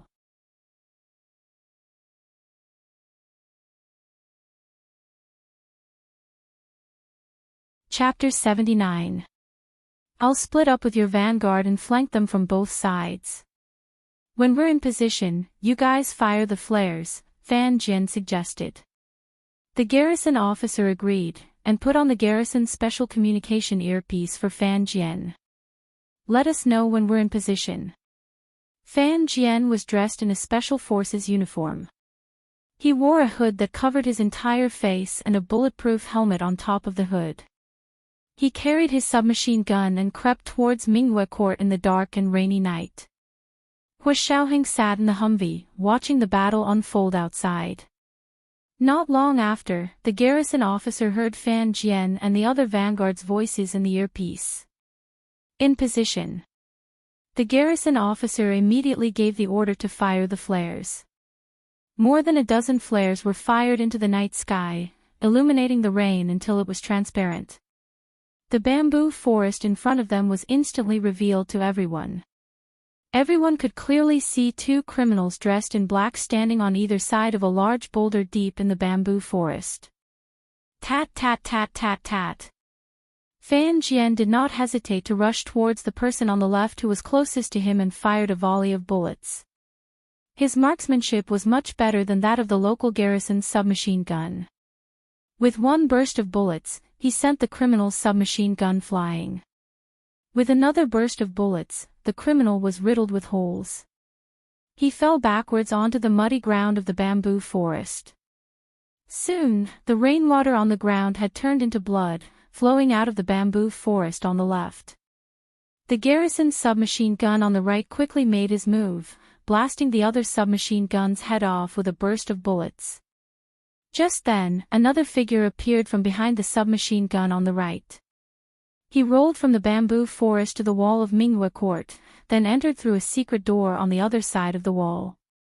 Fan Jian rolled on the ground, from left to right, and crouched beside the garrison's submachine gun. He asked, "Why is there another one? Where did he hide?" The submachine gun pointed helplessly at the main door of Minghua Court. "He just went in." "Ha! He already went in." Fan Jian got up and was about to crouch forward. Suddenly, a series of gunshots rang out from inside Minghua Court. They were louder than the submachine gun, and the firepower was stronger. Hua Xiaoheng heard the gunshot from inside the Humvee and couldn't help but sit up straight. This was no longer an ordinary submachine gun. This was an American-made M134 minigun. Zhao Liangzi also heard the difference in the tone. His expression changed and he said nervously, "Oh my God, where did they get the minigun?" The volley of fire shot out from the windows of the main building of Minghua Court. It was like birds of paradise in full bloom in the rainy night, fiery red and deadly. The gates to Minghua Court were wide open, but no one could enter the courtyard. Because the firepower of the minigun was too fierce, they would definitely be knocked down by a hail of bullets before they could even rush into the courtyard. What should we do? On the helicopter, Deputy Commissioner Liu was panicking. He yelled into the walkie-talkie, "Find the garrison. Look for the garrison. Ask them to send more weapons and soldiers. The soldiers below were not enough. It's not enough." In the main building of Mingyue Court, of the 8 big circle boys, only Yang Dawei and Warrior Number 2 were left. Yang Dawei leaned against the back wall with his submachine gun, while Warrior Number 2 leaned against the front window, where an American-made M134 minigun was mounted. There was a box full of bullets at his feet. After blasting at the gate of Mingyue Court for a while, Warrior Number 2 stopped. He turned to Yang Dawei and said, "Boss, we can't go on like this. If they're determined not to come in, they could trap us to death." Trap us to death? They don't want these pigs anymore. Yang Dawei kicked the unconscious general manager of Dufeng Mountain Resort Villa. "Look at him, he's almost drained of blood. If they still don't agree to our demands in an hour, we'll blow this place up and jump into Little Mirror Lake." Warrior Number 2's eyes lit up and he gave Yang Dawei a thumbs up. Boss is so wise. Now that there was a way out, Warrior Number 2 was in no hurry. He calmly dealt with the police officers and garrison troops outside. From the helicopter, Deputy Commissioner Liu desperately urged the garrison officer on the ground to send soldiers to attack. "Are you a soldier or not? Aren't you supposed to protect the country? It's time for you to sacrifice yourselves, and you're just a coward." The garrison officer was enraged. He shouted, "We are soldiers of the Empire, and we are willing to give our all to protect the country. You." He was just about to give the order to attack when suddenly, a burst of gunfire rang out. This time, the gunshots were directed upwards, and were aimed at the helicopter that had just flown over Mingyue Court. This helicopter was none other than Deputy Commissioner Liu's helicopter. Although the pilot quickly pulled the lever up again, he was a step too slow. The helicopter's fuselage was hit by a bullet, and there was a hole in it. He had no choice but to make an emergency landing. Fortunately, Dufeng Mountain Resort Villa was very large, and there were several parking lots for landing. Moreover, it wasn't tourist season, so there were very few cars in the parking lots. The helicopter successfully made an emergency landing. Fan Jian saw that the situation was not good, and hurriedly ran back to Wuxiaoheng. He was panting. "Chief, bad news. Deputy Commissioner Liu is forcing the garrison to charge through the minigun's machine gun fire." Wuxiaoheng hated superiors who didn't care about the lives of their soldiers. He was furious when he heard this, but it wasn't convenient for him to make an appearance. Besides, he wanted to see what the 2 men were going to do, so he restrained himself for the time being and watched quietly. Deputy Commissioner Liu's legs felt like jelly as he got out of the helicopter. He was helped into the police car by his 2 confidants, and they arrived at Mingyue Court. "You're an officer, why aren't you giving the order to attack? How much longer are you going to wait?" Deputy Commissioner Liu pointed at the garrison officer and urged him on. He was burning with anxiety, and he felt sick. Such a vicious crime had occurred in his own jurisdiction, and if all the hostages were killed, his career would be over. As a 40-year-old deputy commissioner, he couldn't tolerate such a slip-up in his career. There were garrison troops here, and so many soldiers were charging in, but there were only 2 criminals left. Even if they had heavy weapons, they should be able to make up for it with human lives. The garrison officer looked at his soldiers. Apart from the snipers of the special forces, most of the other soldiers were new recruits who had just joined the army this year. Many of them were only 18 or 19 years old, the prime of their youth. Some of them still had a childish look on their faces, and had only been training for less than half a year. Asking them to charge through the minigun's machine gun fire at a time like this was a suicide mission. He deeply regretted that he hadn't brought more experienced veterans with him. He had thought that dealing with the local criminals wouldn't be a big deal, and he wanted to take the opportunity to let the new recruits experience the actual combat of a small-scale gunfight, which would help improve their professional skills. He hadn't expected to encounter such a tough group of criminals. But at this point, he couldn't back down. Everyone was counting on the army now, counting on the soldiers to rescue the hostages. Therefore, even if he knew that death was waiting for them, the officer had to make a decision immediately. It was the second night watch, and his monthly ticket had been delivered at 800 plus updates. It was the third night watch at 6 p.m. It was the fourth night watch at 8 p.m., and his monthly ticket had been delivered at 900 plus updates. He reminded them of his monthly and recommended tickets.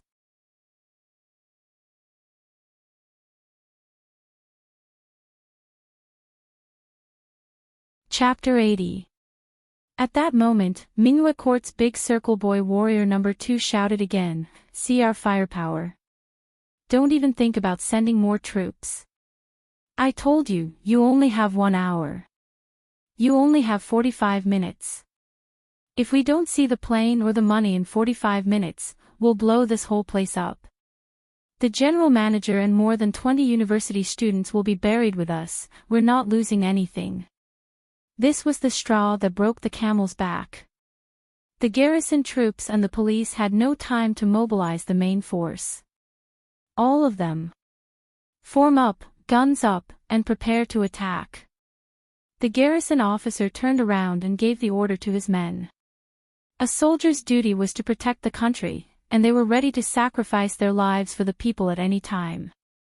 The garrison officer fought back tears and planned to charge with his men. Unlike Deputy Commissioner Liu, this young garrison officer had no intention of, "You die, I'll do the honors." The garrison troops began to form up and prepare to charge. "Stand back and leave this place to the military. They'll protect everyone." Deputy Commissioner Liu was secretly pleased and quickly ordered his men to retreat. Hu Xiaoheng sat in the Humvee and listened to the conversation between Deputy Commissioner Liu and the garrison officer through the loudspeaker. He finally couldn't take it anymore. "Who's leading the garrison troops?" "Sir, it's Guan Hui, the company commander." Zhao Liangse could easily investigate Deputy Commissioner Liu, much less an officer in the military. Hu Xiaoheng nodded and ordered Zhao Liangse, "Take down Liu and have Guan Hui come here. I have questions." "Roger." Zhao Liangse immediately put on his bulletproof helmet and got out of the car. Deputy Commissioner Liu and his men had only taken a few steps when a tall, handsome man stood behind them. His tough attitude made it almost impossible to tell his age. "Liu Qiangyuan, you've been stripped of your command and await punishment from your superiors. Stand aside." Zhao Liangse waved his hand and Fan Jian immediately rushed forward to restrain Deputy Commissioner Liu. Deputy Commissioner Liu's face turned green with fear. He stared at Zhao Liangse and stammered, You, who are you? You talk big, why don't you go arrest criminals? Why are you mad at me? You, how dare you assault a police officer? This is a felony. You are not a military court. You have no right to convict me, Zhao Liangse said coldly. He cocked his head. Take him away. Several of Deputy Commissioner Liu's trusted subordinates hid far away, not daring to confront the soldiers. The hot-blooded police officers were already dissatisfied with Deputy Commissioner Liu, and they wouldn't go against a military officer. Fan Jian and Zhao Liangse took care of Deputy Commissioner Liu. It could be said that everyone around Hu Xiaoheng was a brave and intelligent general in the army. However, when they stood next to him, they were overwhelmed by his powerful aura. But as soon as they left him, they all shone with boundless radiance. Guan Hui, come with me. Zhao Liangse looked at the young garrison officer. Guan Hui looked at Zhao Liangse warily and did not move until Zhao Liangse showed him his military ID. Guan Hui was stunned. He looked at the younger Zhao Liangse. You're a lieutenant colonel. Also from the 6th MR. Zhao Liangzi smiled warmly. He had a good impression of Guan Hui. He had checked his resume earlier and knew that this young officer had only been married for a year. His wife had just given birth to a daughter, but he had just made the decision to live and die with his soldiers. The chief wants to see you. Come with me. Chief. Then you. Guan Hui froze again. In his eyes, Zhao Liangzi was already worthy of being called the chief. I'm his subordinate. Zhao Liangzi said and turned to leave. Guan Hui immediately jogged to Hua Xiaoheng's Humvee and stood at attention. Hello, chief. Hua Xiaoheng sat in the car and didn't show his face. His deep voice came from the darkness. Do you know what kind of gun the criminals are using? Guan Hui immediately said, reporting, Chief. It should be a minigun. Hua Xiaoheng nodded. Correct. If that's the case, why did the soldiers charge in? You should know that charging in under these circumstances is suicide. Yes, but we are soldiers. Sacrificing ourselves to save those elite university students is worth it. Their lives are more important than ours.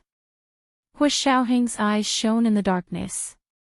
He glanced at Guan Hui and looked through the tinted window to the opposite shore of Little Mirror Lake behind Minghua Court.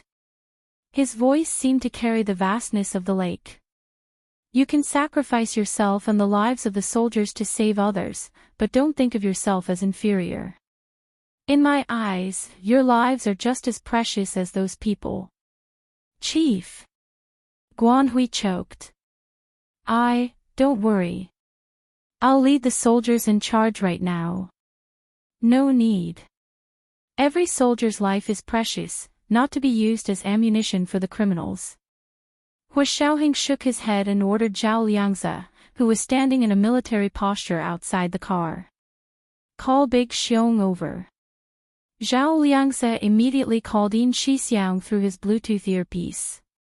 Yin Shixiang was on the other side of Little Mirror Lake guarding the straw hut where Gu Nianji and the others were. When he heard Zhao Liangzi relay Hua Xiaoheng's words, he immediately said, I'll come over now. But then he asked, what about Nianji? Zhao Liangzi looked at Hua Xiaoheng in the car. Chief, Big Xiong asked what we should do over there. Hua Xiaoheng knew what Yin Shixiang meant. He sat in the darkness, his voice deep and resonant, with a heart-tugging, raspy magnetism. That side will only be truly safe if the battle ends here. As soon as he said this, the image that Big Xiong had just sent flashed through Hua Xiaoheng's mind. In the image, Gu Nianji's eyes were wet. Only he could feel the panic and nervousness in the depths of her eyes, like that of a small animal. Hua Xiaoheng closed his eyes, as if that would prevent him from seeing Gu Nianji's silent gaze.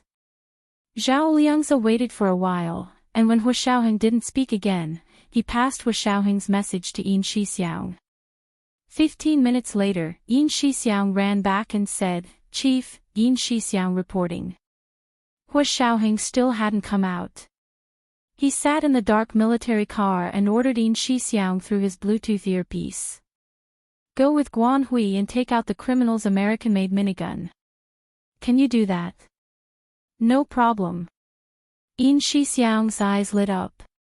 His expression was almost identical to Fan Jian's. Fan Jian's strength lay in his submachine gun fire, while Yin Shixiang's strength lay in his sniping.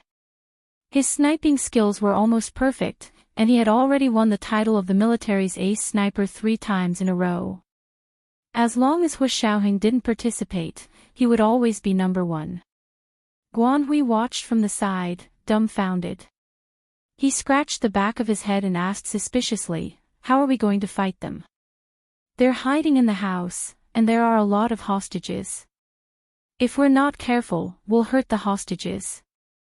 He couldn't really end up like that joke and shout into Minghua Court, we've killed all the hostages inside, the criminals can come out now.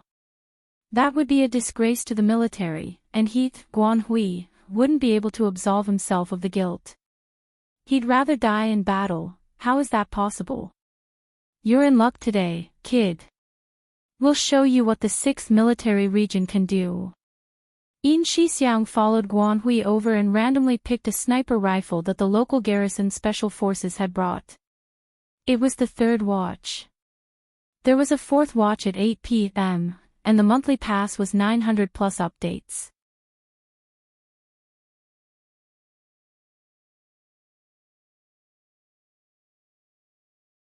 Chapter 81. A sniper couldn't operate alone on a mission. He had to have a partner, a spotter. Guan Hui quickly said, "I'll be your spotter." Yin Shixiang patted him on the shoulder. "Thank you." As they spoke, the rain outside seemed to have gotten heavier. Only the sound of heavy rain could be heard in front of Minghua Court. The criminals didn't keep firing, obviously trying to conserve their bullets. However, as soon as someone passed by the front door of Minghua Court, the minigun at the window would start firing. Tongues of fire lashed out in the rainy night, turning the grass in front of Minghua Court into a mess. Yin Shixiang and Guan Hui took advantage of the distraction of the criminals in front of them to find a position facing the window of Minghua Court's main room. They lay flat on the ground and raised their sniper rifles. This wasn't the sniper rifle Yin Shixiang was used to using, but as an ace sniper, it was one of his skills to be able to shoot well with other people's sniper rifles at any time. He lay flat on the ground and tested the feel of the rifle. In order to prevent the criminals with the minigun from detecting their position, Yin Shixiang even took off the scope of the sniper rifle. This was because his sniper rifle was a very ordinary sniper rifle, and the scope was an optical lens. At night, even the slightest flicker of light would cause it to reflect light, which would easily expose his position. Yin Shixiang's vision was very good, and he was confident that he could hit the target at such a short distance without a scope. Guan Hui had never seen Yin Shixiang's skills before, and when he saw him take off the scope of the sniper rifle, he stared at him in shock, speechless. "Don't worry about me, just do your spotter job." Yin Shixiang patted Guan Hui on the shoulder. "Get down." Guan Hui lay down a little higher than Yin Shixiang, and began to report his observations with the binoculars that came with the sniper rifle. 20 meters ahead, straight ahead, 11 o'clock. Wind speed 10 meters per second. Heavy rain. Steady rain. End of report. Yin Shixiang listened to the data Guan Hui reported, and began to adjust the sights of the sniper rifle. Because he didn't have a scope, he relied entirely on his vision and intuition to adjust the sights. He only had one chance. If he couldn't hit the criminals in one shot and destroy their minigun, the criminals might be enraged and end up dying with the hostages. Yin Shixiang's failure wasn't a big deal, but it was a big deal to embarrass the 6th Immerse. He lay motionless on the ground for a full 10 minutes, so long that even the 2nd brother of the Vajra warriors in Minghua Court could smell the unusual tension in the air. "Boss, what are those cops and soldiers doing? There's no sound at all." King Kong No. 2 turned around and spoke to Yang Dawei. Yang Dawei hugged the submachine gun tightly and sneered, "Why should I care about them? We'll wait for another 35 minutes. If it doesn't work, we'll blow up this place and jump into the lake." At that moment, Yin Shixiang finally got the chance to turn around. He quietly pulled the trigger in his hand. A high-power bullet unique to sniper rifles shot out from the silencer of the sniper rifle.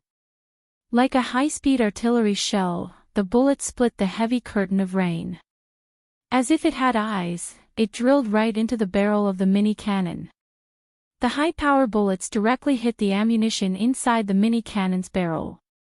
It was as if they had hit a small howitzer. Boom! Boom! Boom!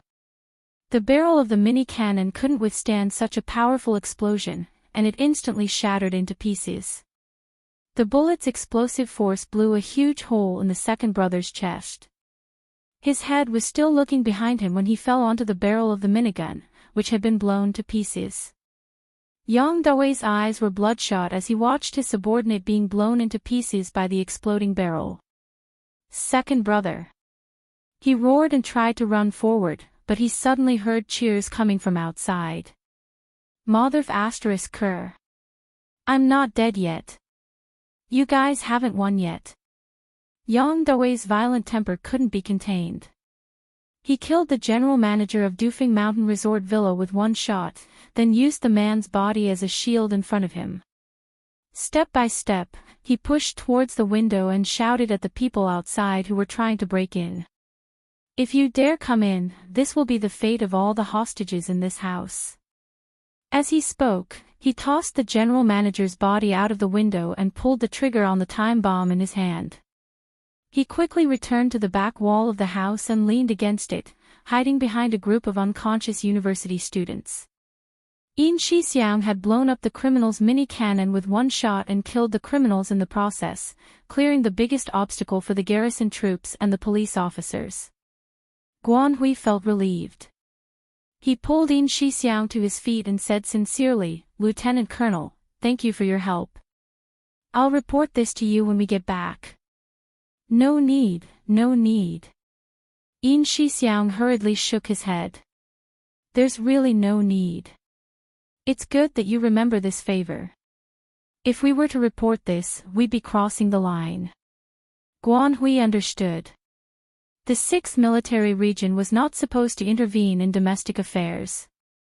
But he was useless and couldn't handle this mess. His brothers had made a contribution, but he couldn't make it public. He felt very embarrassed and said repeatedly, "How can we do that? How can we do that? Don't talk back and forth. Hurry up and take care of the last criminal." Usually, the criminals who survive until the end are the most vicious. Don't be careless, Yin Shixiang reminded Guan Hui.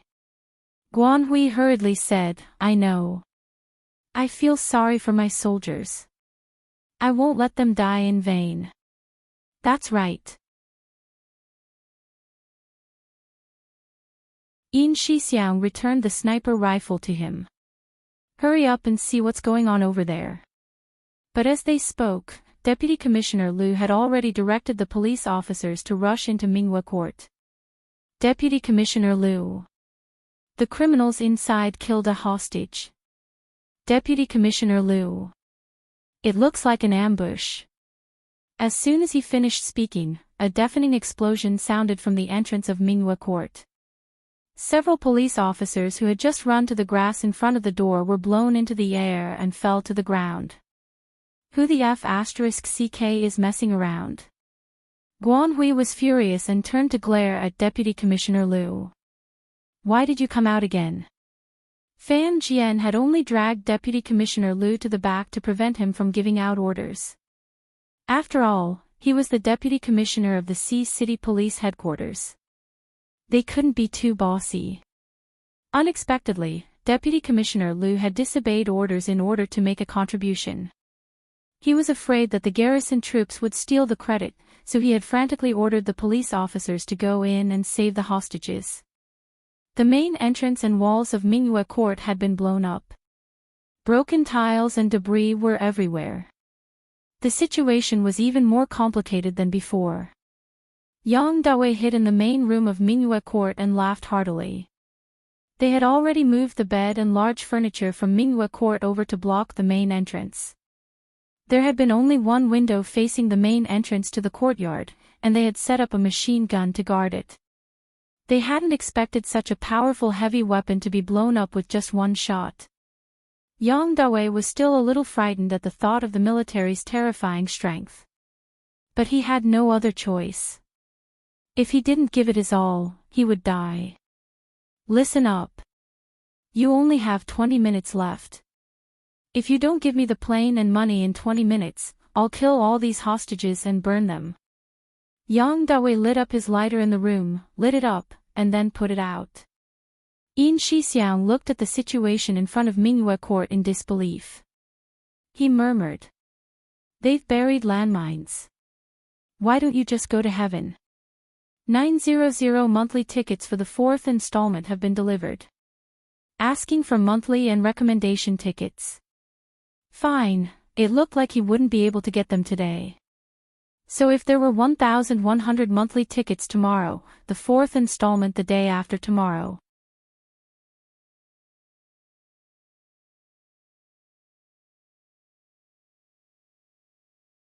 Chapter 82. The criminals had given them one surprise after another tonight. Yin Shixiang didn't leave immediately. He stood curiously to the side and listened to Guan Hui and his men discuss their next step. We can't force our way in. I heard there are still explosives in the courtyard. We'll have to clear them first, but we don't have that much time. Yes, and even if we don't clear them, we don't know how many explosives they've buried if we force them. Judging by their firepower, they might blow up the entire courtyard and kill the hostages inside. Then what should we do? Are we really just going to give him the plane and money and let him go? The soldiers wouldn't agree, and neither would the police officers. So many of their brothers were injured, and there were even dead police officers and soldiers. Were they just going to let it go? But we don't have any other choice. Guan Hui spread out a map in front of him. It was the architectural blueprint of Mingyue Court. Look, Mingyue Court is surrounded by Little Mirror Lake on 3 sides. Only the main entrance faces this narrow path in front of us. Our way in from the front is blocked. How about we go in from the water? Someone suggested, pointing to the map. We can send soldiers or police officers who are good at swimming from the other side, and then we can land at the back door of Mingyue Court. That's a good idea, but we only have 20 minutes left. It'll be almost time to swim over. Are we going to die with them? We can take the speedboat, but the criminals will know what we're going to do as soon as the speedboat starts. What if they kill the hostages immediately? Yin Shixiang listened for a while and understood the difficulties of the garrison troops and police officers. It wasn't that they didn't have a way to catch the criminal, they were just afraid that if they pushed the criminals too far, the 20 hostages he had would all be gone. Yin Shixiang shook his head and returned to the Humvee to explain the situation to Hu Xiaoheng. Hu Xiaoheng also found it tricky. It wouldn't be difficult to kill the criminal, but it would be difficult to prevent him from taking the hostages with him before he died. Little Zay, let me see the 3D architectural blueprint again. Zhao Liangzi opened his laptop and brought up the 3D architectural blueprint. Hu Xiaoheng frowned and looked at it for a while. Where is the criminal in this room? Yin Shixiang pointed to the back wall of Mingyue Court. Here. Yang Dawei was very cunning. He was worried that he would be shot in the head by an army sniper if he stayed close to the front door, so he stayed far away and hid behind the back wall. Behind the back wall of Mingyue Court was the vast Little Mirror Lake. The lake was 2 kilometers in diameter, so there was no need to worry about being ambushed. As long as no one swam across Little Mirror Lake, he was safe. Moreover, even if someone went into the water, they would not be able to swim there in 15 minutes. Driving a speedboat was out of the question, and descending from the sky and breaking through the roof was out of the question. Because the bandits were cruel and decisive and they had sufficient firepower, when the time came, all their previous efforts would be in vain. Was there really no other way? Yin Shixiang and Zhao Liangzi looked at each other. They were glad that Gu Nianji wasn't a hostage in that room. Otherwise, they would fight to the death with those bandits. No wonder Nianji grew up with us. She's learned a lot, Yin Shixiang said proudly, as if Gu Nianji was his daughter. Zhao Liangzi smiled and asked Hu Xiaoheng, Mr. Hu, do you want to pick Nianji up and take her away from here? Hu Xiaoheng refused without looking up. How can I leave before the situation here is resolved? Zhao Liangzi was quiet, then said quietly. But it's a domestic matter, we're crossing the line if we interfere.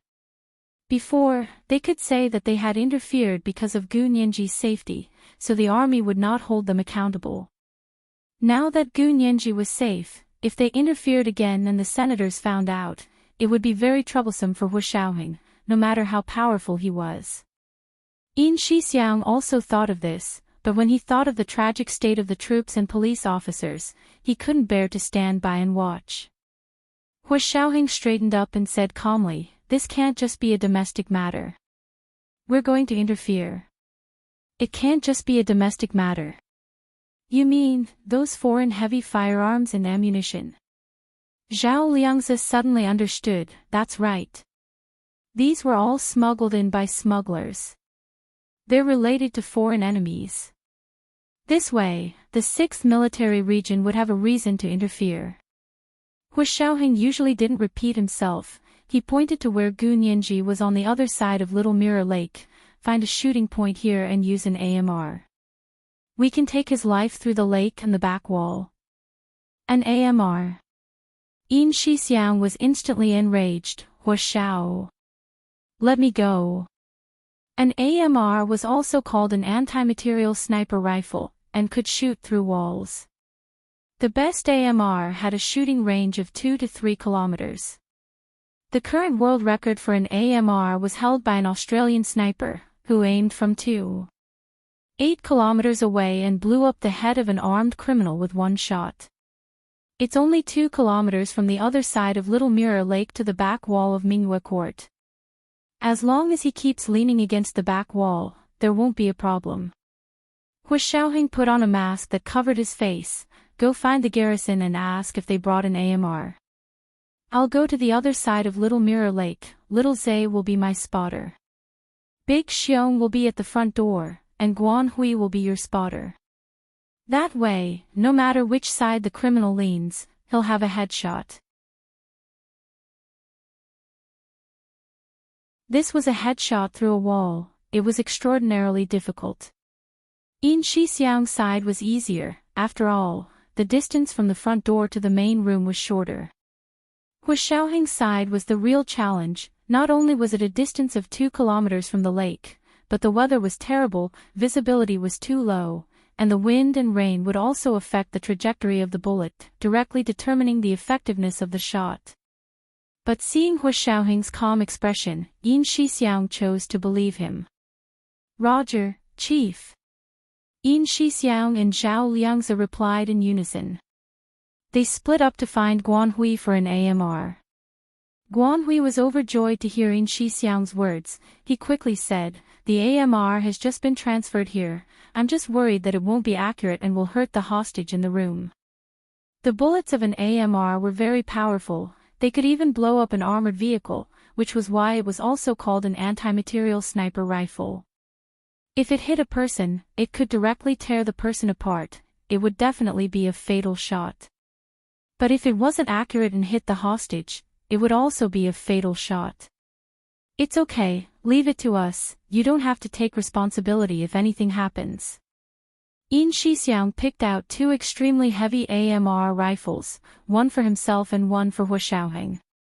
Hua Xiaoheng didn't reveal his identity. He would only appear in front of everyone as a sniper from the 6th military region. Guan Hui was furious as soon as he heard this. "What are you saying?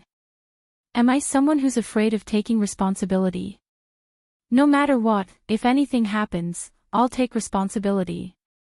Yin Shixiang was amused by him and patted his shoulder. "Okay, brother, you're my friend for sure." I thought we were already friends." Guan Hui was a bit confused. Were they only friends now? Yin Shixiang chuckled and didn't continue speaking. He threw an AMR into the Humvee and watched them detour to the other side of Little Mirror Lake. Gu Nianji was flustered by the fierce gunshots and explosions on the other side of the lake. She sat up from the long stone bench and spaced out for a while before walking to the door of the straw hut to see what was going on there. A man who looked like an officer stopped her. "Classmate, we have a mission right away and need to clear the area. Please cooperate and don't come out." "What mission?" Mei Xiaowen stood nervously beside Gu Nianji. "How are the kidnappers now? Did they catch them?" "They've sent a sniper over and will set up a sniping point here later. You guys stay back." As he spoke, a Humvee had already sped over. This was the first update. At 1 p.m., there was a second update on the spirit pet fate rewarded by the leader of the Fish Circle League. At 6 p.m., the third update. A reminder for monthly votes and recommendation votes. Oh, intersection. Oh.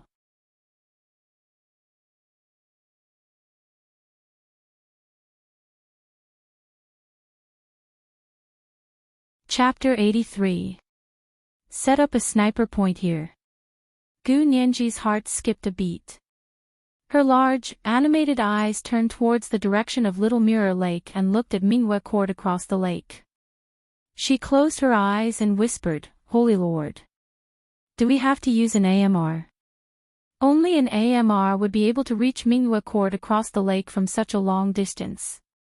The officer was surprised. "How do you know about an AMR?" Even the people in the army didn't know much about this, let alone the general public. Gu Nianji smiled. "I'm a military junkie, I've seen it on the internet. Study when you have time, don't go online so much." The officer lectured her seriously. "Go in. I'm closing the door." Gu Nianji nodded and was about to turn when she saw two tall men walk out of the Humvee from the corner of her eye. Her entire body shook and her mind buzzed. She quickly turned her eyes to stare greedily at the tall figure walking in front of her. The helicopter's searchlights were still hovering in the air, scattering beams of light. At that moment, the sound of the rain disappeared from her ears, and the darkness of the night slowly faded from her eyes. Everything in the world became a backdrop of nothingness, and in her world, there was only a tall man in a special forces uniform. Although he was wearing a black helmet and night vision goggles, and his face was completely covered up so she couldn't see his face, the tall figure, broad shoulders, and intimidating aura, it was her Uncle Hua. For the first 4 years, she'd been his accessory. Now she hadn't seen him in over 2 months, and had only called him twice. Gu Nianji gripped the doorpost of the straw hut, her body so stiff she couldn't move. The officer in front of the door pushed her impatiently. "Go in now. This place needs to be strictly guarded and cleared." As he said that, he slammed the door of the straw hut in front of her. Gu Nianji staggered from the impact and almost fell to the ground. Mei Xiaoan hurriedly caught her and asked worriedly, "Are you okay?" Gu Nianji shook her head slowly. It was like a breath was stuck in her throat, unable to go up or down. She clutched her chest and sat against the straw hut's door. There were no windows in the hut, and the only door was closed. It was pitch black inside. Hu Xiaoheng and Zhao Liangze got out of the Humvee and looked straight ahead as they walked past the straw hut.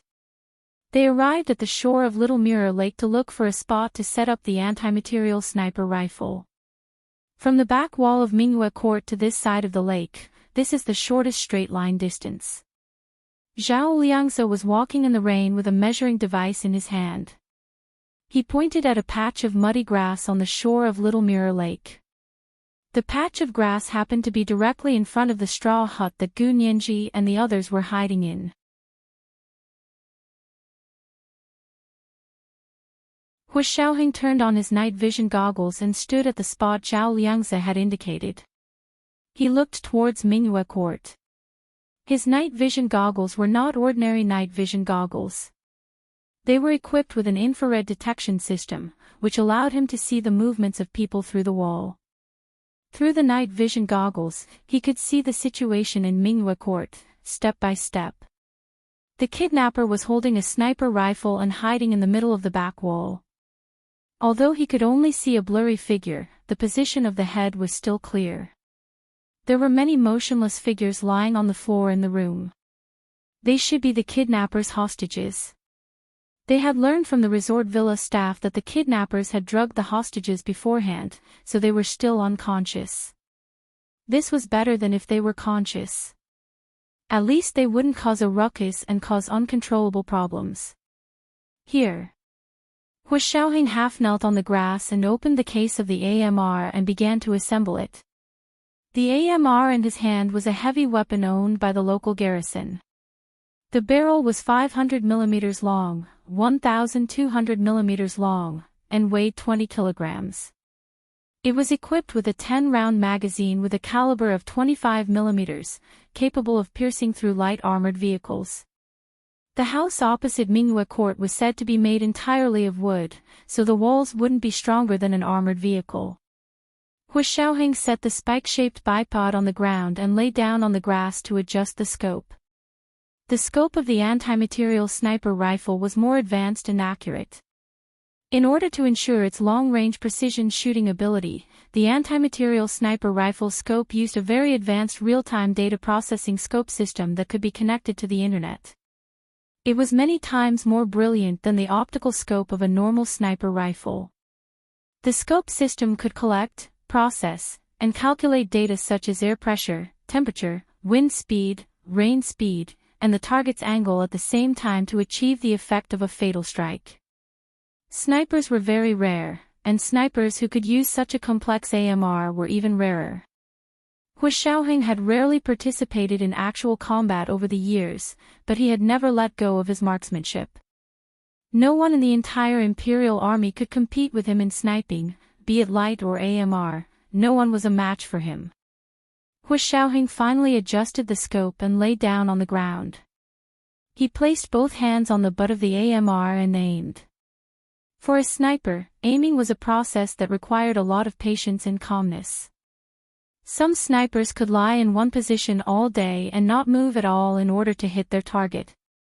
Of course, for Hu Xiaoheng, he couldn't lie down all day even if he wanted to, because he had less than 10 minutes to end the battle. Gu Nianji hugged her knees as she sat in the dark straw hut. Her eyes were as black as the finest obsidian. The straw hut was quiet, and outside the hut, the heavy rain was still pouring down. She had to press a hand to her chest, afraid that her classmates would hear the sound of her heartbeat. At a time like this, they needed absolute silence. She didn't want any sound to disturb Hu Xiaoheng, not even the sound of his heartbeat. Because outside the straw hut, her hero, her faith, was working hard to eliminate the criminals who harmed people. She couldn't be a burden to him. I can't take it anymore. What are they doing? The female classmate that Gu Nianji had carried across the entire Little Mirror Lake was about to break down. She suddenly started crying hysterically. Shut up. Before anyone could react, Gu Nianji pounced on the female classmate and grabbed her by the neck. She growled in a low voice, "One more sound and I'll kill you." The female classmate's cries and screams stopped abruptly. Her eyes were about to pop out of their sockets. She looked at Gu Nianji in horror and pushed her away with all her might. Everyone else in the class was also stunned. Was this still their little sister Gu Nianji, who was as gentle and harmless as a little lamb? Mei Xiaoan was stunned. He moved over and slowly pried open Gu Nianji's fingers. He said quietly, "Let go of her neck. She can't breathe." Gu Nianji loosened her grip slightly and warned the hysterical female classmate in a low voice, "Do you know how difficult it is for the soldiers out there? They risked their lives to protect you, and you still have the cheek to cry. One more sound and I'll make sure you'll never be able to cry for the rest of your life." A sniper using an AMR couldn't afford to be distracted even for a moment. With Hu Xiaoheng's level of skill, he wouldn't even care if someone else was banging on his ear. But to Gu Nianji, that was all she could do for him. Hu Xiaoheng lay on his stomach in the mud of the grass.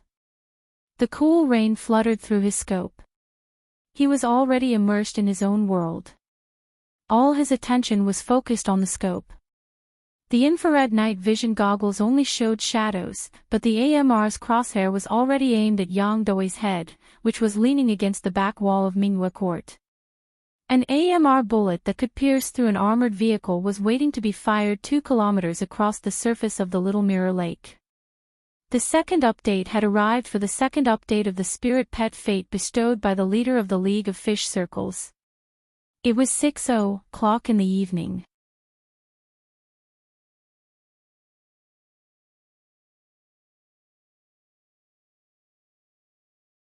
Chapter 84. 2,000 meters ahead, 10 o'clock. Wind speed 8 meters per second. Moderate rain, even rain. Target's head is leaning against a third of the back wall of Minghua Court, 175 meters tall. End of report. Zhao Liangzi knelt on one knee next to Hu Xiaoheng's sniping point, and reported what he had observed as a spotter. Time passed quickly, and soon there was only a little more than a minute left. Yang Dawei began to feel uneasy in Minghua Court. The police had promised to give him the plane and money, but there was only 1 minute left until the deadline. Why hadn't he heard the plane yet? Were they really stalling for time? If that was the case, then he wouldn't hold back. Everyone in this room had to die. Yang Dawei was furious. He raised his submachine gun and aimed it at the unconscious C University faculty of law students in the room. At that moment, Hu Xiaoheng's eyes darkened until they were bottomless. He hooked his finger slightly and pulled the trigger of the anti-material sniper rifle with a click. A high-powered heavy sniper bullet silently slid out of the 500mm gun's chamber. The olive-shaped bullet cleaved through the mist above Little Mirror Lake, and picked up speed with the sound of the wind. It suddenly flew across Little Mirror Lake, aiming for a third of the back wall of Minghua Court. Boom! Through Hu Xiaoheng's infrared night vision goggles, he saw the figure leaning against the back wall of Minghua Court suddenly spit out a cloud of pink blood, and then his entire body dissipated in the goggles. Yin Shixiang, who was standing guard at the front door of Minghua Court, was the first to hear the spluttering inside the room. He also saw through his night vision goggles that the criminal inside had suddenly been torn to pieces, and a cloud of pink blood. He stood up with a whoosh and whispered to Guan Hui, who was beside him, "It's done. That bandit was killed by our people. Get ready to go in and collect the body." He paused for a moment, then instructed him, "Get a few veterans to go in and get a body bag. I'm afraid that person is no longer human." Guan Hui was stunned for a moment, then overjoyed. He jumped up from the ground and gestured to the people behind him, "Deploy the robots to clear the mines." A few chubby demoning robots quickly entered the area in front of Minghua Court and began to detect and clear the mines. Deputy Commissioner Liu came over again and looked at Yin Shixiang, then at Guan Hui. "What's going on? Is it over? All the criminals are dead. Did anyone slip through the net? That's your problem. Our mission is complete," Yin Shixiang said coldly and tossed the sniper rifle to Guan Hui, ignoring Deputy Commissioner Liu. Guan Hui didn't want to deal with Deputy Commissioner Liu. He ordered his men to keep an eye on the robots as they cleared the mines. He personally led a few veterans along the path the robots had cleared to Minghua Court to collect the bodies. Zhao Liangzi received the news from his earpiece that the battle at Minghua Court had ended. He breathed a sigh of relief and stood up. "Mr. Hua, everything's settled. We're collecting the corpses." Only then did Hu Xiaoheng get up from the ground. He skillfully dismantled the parts of the AMR and put them into the gun case before carrying them to the Humvee. Zhao Liangzi carried his equipment and walked behind him. The two of them quickly got into the car. The officer guarding the straw hut opened the door and said to the students inside, "The martial law is over. You can come out and prepare to go home." Gu Nianji was the first to rush out. She sidestepped the officer and slipped out the door like a fish. The beam of light from the helicopter had disappeared. It must have driven away. The electricity in the villa had not been restored yet. On the dark lakeside path, only the headlights of the Humvee that had just driven away glowed brightly in the dark. Gu Nianji's eyes lit up. She didn't have time to think. She ran after the Humvee. She remembered that the two snipers had gotten out of this military vehicle. She didn't dare scream. She only hoped that the people in the car would see her and stop. She recognized the figure. It had to be Uncle Hua. And the person next to him had to be Brother Zhe. Gu Nianji ran faster and faster. Her long legs were as agile as a deer's. Her waist was light and supple, and she bounced with an elastic rhythm. Mr. Hua, that's Miss Gu, she's chasing the car. The orderly, Fan Jian, was the first to notice Gu Nianji in the rearview mirror. He instinctively eased off the accelerator. The Humvee slowed down slightly. Zhao Liangzi looked up at the rearview mirror. Oh. It's really Nianji. Why is she chasing our car? Is something wrong? Or did she recognize us? Oh. I'm going to go back and retake my camouflage class. I was still recognized even though I'm all wrapped up today. It must be because I'm too handsome. The corners of Fan Jian's mouth twitched uncontrollably. He eased off the accelerator again. Hua Xiaoheng didn't say anything. He propped one elbow against the window and rested his chin on the back of his hand. He stared fixedly at Gu Nianji in the rearview mirror. Hua Xiaoheng only realized that Fan Jian had eased off the accelerator when he realized that the military vehicle was closing in on Gu Nianji. Mr. Hua, it's raining outside. Should we stop and take shelter? Zhao Liangzi racked his brain to find an excuse for Hua Xiaoheng. Hua Xiaoheng continued to lean against the window with his chin on his hand. He ignored Zhao Liangzi's words. Little Jianzi, don't you want to go to the bathroom? Oh no, I need to use the toilet. Zhao Liangzi saw Gu Nianji stubbornly chasing after them in the rearview mirror. He panicked and had no choice but to continue trying to trick the military vehicle into stopping. Gu Nianji anxiously chased after the Humvee on the dark lakeside path. The headlights were so bright that she couldn't open her eyes. However, she didn't flinch and continued to chase without a care in the world. After running for a while, the car seemed to slow down. Gu Nianji was about to speed up to catch up when Mei Xiaowen caught up to her and draped a jacket over her. Nianji, it's raining. Why are you running? The three people in the Humvee all saw this scene. Fan Jian and Zhao Liangzi looked at each other. Drive faster. We're going back to the base. Hua Xiaoheng lowered his elbow from the window and smiled. Okay, little Zay. Are you relieved now? Zhao Liangzi blushed and turned his head awkwardly to look ahead.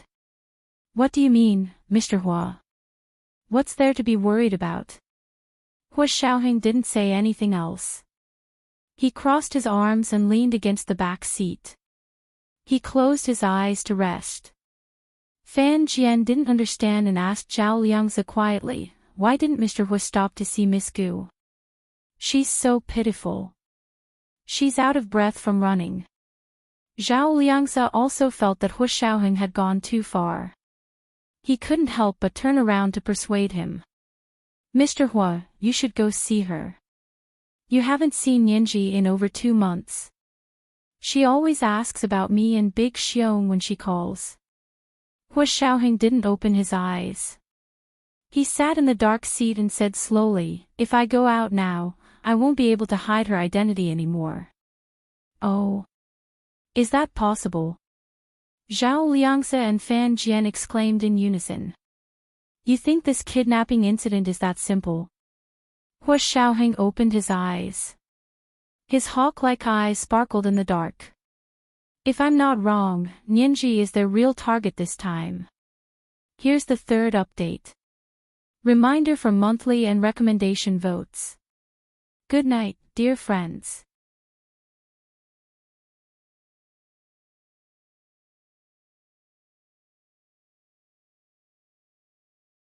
Chapter 85. This time it's for Nianji. No way. If it's really for her, then why didn't they take her hostage? Zhao Liangzi was dubious, but couldn't jump to conclusions because of the heavy firepower that couldn't be obtained in the country. These kidnappers are just pawns, the mastermind isn't sure of her identity, they're just testing her, Hua Xiaoheng said dryly. As for why they didn't take her hostage, I think they're afraid of being exposed and don't want us to follow the clues and catch them all. That's why they didn't attack her directly like they did last time. Fan Jian and Zhao Liangzi fell silent. If that was the case, they couldn't get out of the car. On the lakeside path of Little Mirror Lake, the headlights grew further and further away, quickly disappearing into the darkness. The lakeside was plunged into complete darkness. The rain continued to fall, thick and heavy. Gu Nianji watched as the military vehicle in front of her suddenly sped up, faster and faster. She couldn't catch up no matter how hard she tried. Her running footsteps gradually slowed down. She bent over to hold her knees, gasping for air. Her nose felt sore and her eyes were dry. Droplets of water dripped down her face. It might have been rainwater, sweat, or tears. Nianji, what's wrong? Why did you chase that car? Mei Xiaoan also stopped and gently supported her by the shoulders to help her stand. Gu Nianji looked at the road in front of her. It was already pitch black. The Humvee's headlights had long since disappeared. It was as if it had never been there, like it was just an illusion. Nothing, I just wanted to see what such a good sniper looks like. Gu Nianji calmed her indescribable emotions. The corners of her mouth twitched as she turned to follow Mei Xiaoan back. Back at the straw hut, she turned to look at the shore of Little Mirror Lake. Under the rainy night, Little Mirror Lake was vast and misty. In the distance, Minghua Court was as small as a toy house in a fairy tale. However, Uncle Huo was still able to kill the enemy with a sniper rifle from 2 kilometers away on the shore of the lake, even from so far away. Gu Nianji's heart was filled with a sense of pride and honor. She looked up at Mei Xiaoan and said, "Don't you want to see what such a good sniper looks like? I didn't know you had a hero complex." Mei Xiaoan teased, "Do I have to practice shooting?" "Ha, let's practice when we have the chance." Gu Nianji happily waved her fists, her seaweed-like hair hanging down her back. Her delicate palm-sized face almost glowed in the rainy night. Mei Xiaoan looked away. "Let's go back to school." "All right." Mei Xiaoan took her hand and they returned to the straw shed together. After a head count, they went to Qingfeng Garden with their classmates to get their things and get ready to get on the bus back to school. The girl running behind the car finally disappeared. Hu Xiaoheng looked away from the rearview mirror. He didn't say a word the entire way from Dufeng Mountain Resort to the military base. After returning to the base, he reminded Zhao Liangzi and Yin Shixiang, "We have to report Lu Qiangyuan's matter to his superior. Also, get the Sea City Customs data and check on the recent year's large container imports. All of you, get into position. Don't relax." The reason why heavy firepower weapons that could only be bought in foreign arms black markets suddenly appeared in the hands of the criminals in Sea City couldn't be simple. "Yes, Chief." Zhao Liangzi and Yin Shixiang saluted in unison. Hu Xiaoheng nodded and turned to Fan Jian. "I'm going to the capital. Make the arrangements immediately. I'll be leaving tonight." Fan Jian saluted. "Yes, Chief." He quickly went to find the relevant departments to prepare a private plane. Hu Xiaoheng returned to his residence to pack. After Fan Jian and Hu Xiaoheng left, Yin Shixiang asked Zhao Liangzi in confusion, "Why are you suddenly going to the capital?" Zhao Liangzi shook his head and rolled his eyes at Yin Shixiang. "Does the chief need to report everything to you?" "It's not that we need to report, but we're his personal secretaries. We can't be completely ignorant of what the chief is doing, can we?" Yin Shixiang rolled his eyes at Zhao Liangzi. "Also, you said Nianji chased after your car." "Yes." Zhao Liangzi turned on his computer and updated the records while looking up Sea City's container imports for the past year. The foreign heavy firepower weapons used by the criminals could only be smuggled through customs containers if they wanted to enter the empire. Otherwise, it would be impossible to get them in. Yin Shixiang sat on the sofa in front of him and turned on his tablet to send a message to Deputy Commissioner Lu's superior. He asked, "So did you get off the car?" "No, Hu Xiao didn't allow it." Zhao Liangze looked away from the computer and looked around. He crooked his finger at Yin Shixiang. Yin Shixiang leaned closer and asked in a low voice, "What is it?" "A friendly reminder. If Nianji asks you about what happened today, you'd better think about how you're going to explain yourself. Remember not to betray us." "Of course not," Yin Shixiang promised, but after a while, he couldn't help complaining. "Huashao hasn't seen Nianji in more than 2 months. Do you know how hard it is for me to find excuses for him? Nianji's getting better and better. I can barely talk her out of it." Zhao Liangze made a face. "You think talking is a problem for our brother Xiong? I feel bad for you too, ha ha ha." Yin Shixiang couldn't look up from Zhao Liangze's mockery. He slammed the tablet case shut and left Zhao Liangze's office to return to his own. In the middle of the night on Sunday, the 20 students from Class 1 of the C University Faculty of Law who hadn't been kidnapped by the kidnappers were escorted back to campus by the police. 4 other students from their class, along with the rest of Class 2, had unfortunately been kidnapped. They were still on N4 drip in the hospital and hadn't woken up. They hadn't expected to be met with a frenzy of media from all over C City waiting for them upon returning to campus. Many people already knew about the kidnapping and murder at the Dufeng Mountain Resort Villa, but the police had temporarily blocked the news. They only said that the case was still under investigation. The reporters who couldn't get first-hand information turned their attention to the Class 1 students who had just returned to campus. As soon as the students got off the RV, they were followed by various media reporters. Several reporters carried cameras and followed Gu Nianji and Mei Xiaoan's group.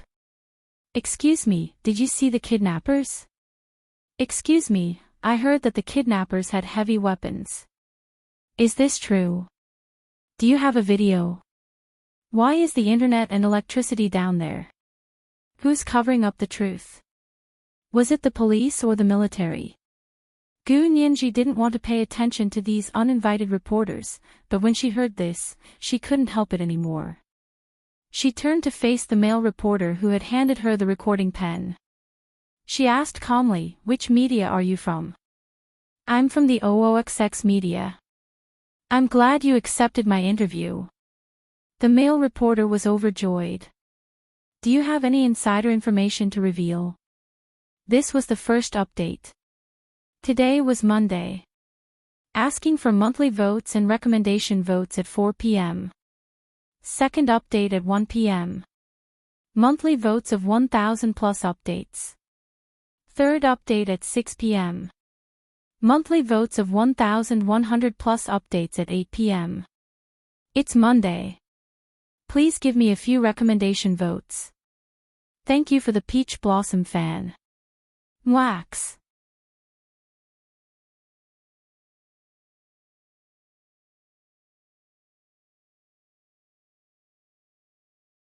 Chapter 86. I'm warning you, as a reporter, your questions are misleading. According to the Imperial Press Law, you violated the first article of the first volume of the Press Law, which states that the news must be fair and just. May I ask if you have any media credentials? Please show me your permit, otherwise interviewing me is a serious violation of my citizens' right to privacy and the right to know. I can sue you in court and hold you accountable. Gu Nianji didn't hesitate to take out her phone and record the dumbfounded reporter. In order to prevent you from slandering the police, the military, and our school online, I need to keep this video as an archive. Ha ha ha ha, OXX Media, right? You're screwed. Of all people to mess with, you chose to mess with the top student in the law faculty. Playing the law in front of us, don't you think the word MDZZ is written all over your face? Little Temptress gloated. What do you mean by MDZZ? The C City TV evening news reporter was watching from the sidelines with his camera and asked curiously. It's F** King retarded. Little Temptress replied flirtatiously and pulled Gu Nianji back to the dorm. Mei Xiaoan followed behind and walked Gu Nianji to the dorm. He ruffled her hair and said tenderly, "You've worked hard these past 2 days. Go take a shower, eat something, and go to bed early." Gu Nianji nodded listlessly and returned to the dorm to shower. That night, Sea City's forums and TV channels were all abuzz over the incident. More and more media outlets were rushing to Sea University to interview the students who had escaped death. Sea University saw that the situation was dire and wanted to protect the students' personal safety. They suddenly notified the students of the 4th grade law faculty to take a 2-week break. They were to go home and return to school after the incident had died down. Gu Nianji had just finished showering when she heard the news from Green Tea Fong. "Nianji, my family already sent a car to pick me up. What about you? Do you want to stay at my house for a few days?" Green Tea Fong knew that Gu Nianji was an orphan and only had a distant relative as her guardian. She might not have a place to go during a break like this. Gu Nianji was in a hurry to see Hu Xiaoheng and immediately smiled. A 2-week break all of a sudden. That's great, I can go home and rest for a few days. Thank you, Green Tea Fong. I'll have tea with you when you have time. Are you all right being alone? Lady Chow was also very concerned about her. She kindly said, "How about staying at my house for a few days? I'm bored staying at home alone." Little Temptress also said, "I'm going to the airport tonight to wait for my flight tomorrow morning. Why don't you come with me to the capital for a few days?" Gu Nianji declined them one by one. She expressed that the 2 weeks were easy and that it didn't matter. She was also burning with anxiety and wanted nothing more than to fly back to the Special Operations Forces base in Sea City immediately. Finally, she patiently sent her 3 roommates off and quickly called Yin Shixiang. "Brother Xiong, I want to ask you something." Yin Shixiang had just come out of the shower and saw that it was Gu Nianji calling. He quickly picked up. "Nianji, why are you still up so late?" Gu Nianji sat on the bed with her phone in hand and asked about Brother Li's condition first. "Brother Xiong, how is Brother Li? Is he okay?" Yin Shixiang had been wary of Gu Nianji asking about Hu Xiaoheng. As soon as he heard that it had nothing to do with Hu Xiaoheng, he immediately relaxed. He wiped his hair with a large towel and smiled. "He's fine, just a minor injury. We've already brought him back to the base." Gu Nianji heaved a long sigh of relief. She relaxed and lay down on the bed. She narrowed her eyes. "Brother Xiong, did you, Brother Zhe, and Uncle Hu go to Dufeng Mountain Resort Villa tonight?" Yin Shixiang was speechless. This little girl was too cunning. She had used little Li to make him confess. Yin Shixiang smiled wryly and tossed the large towel aside. He admitted, "Yes, the police station called for backup. We had no choice but to go. Besides, little Li was in danger, so we had to go save our brother. I knew you guys went." Gu Nianji sat up happily and made a V sign with her hands.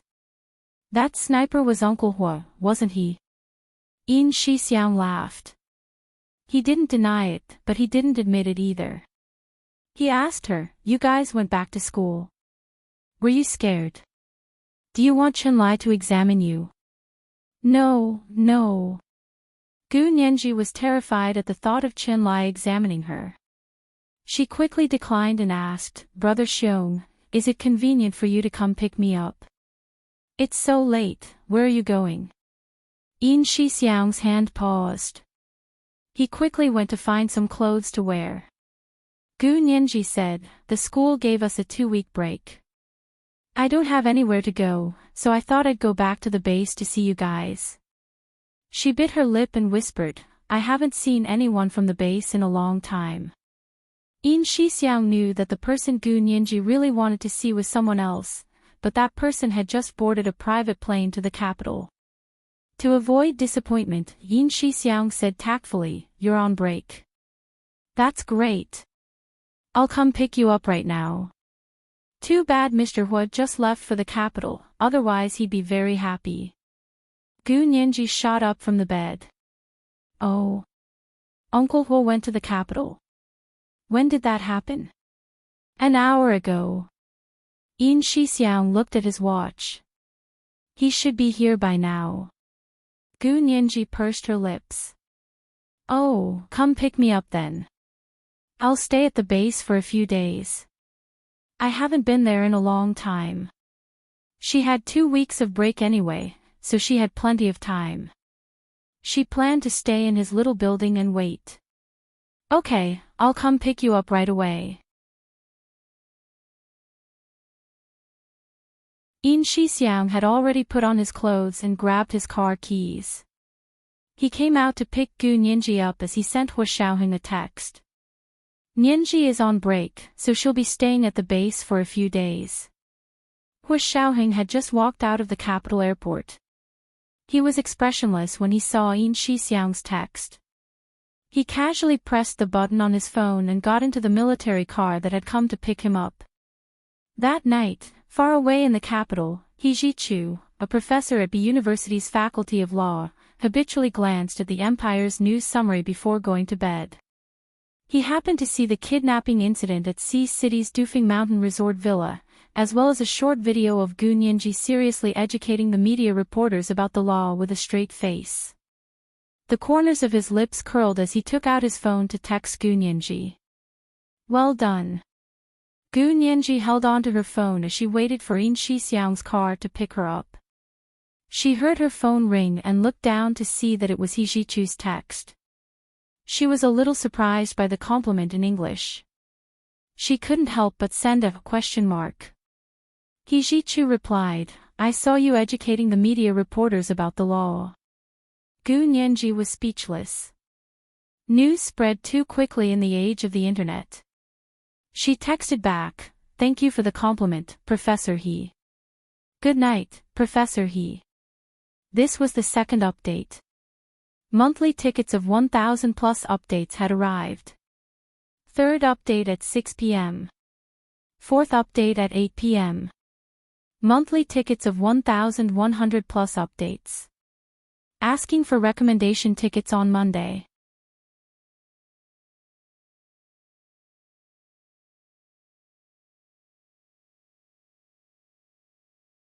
Chapter 87.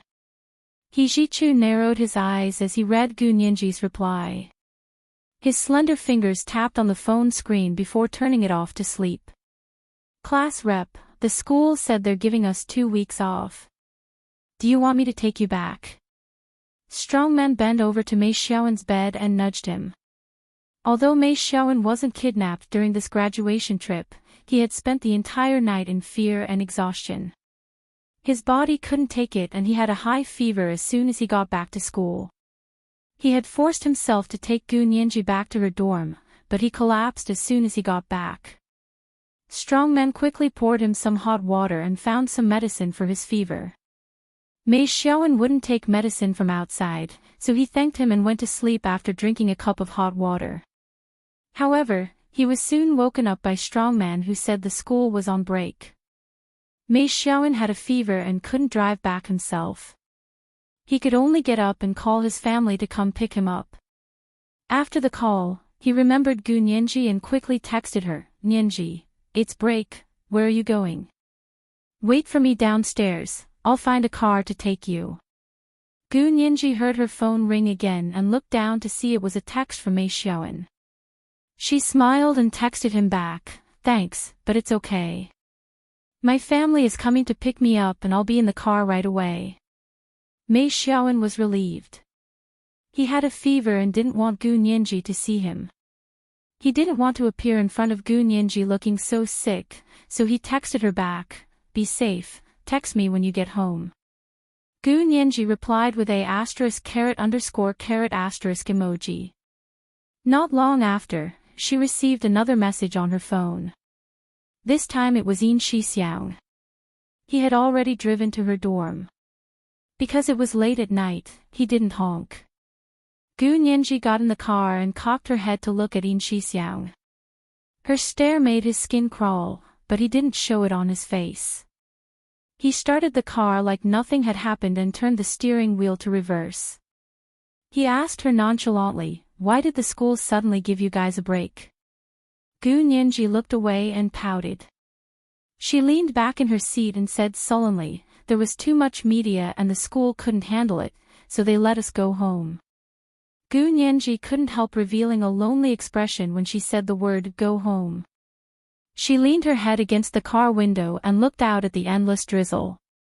She thought to herself, maybe she should look for Chunlai again and try to get him to hypnotize her again.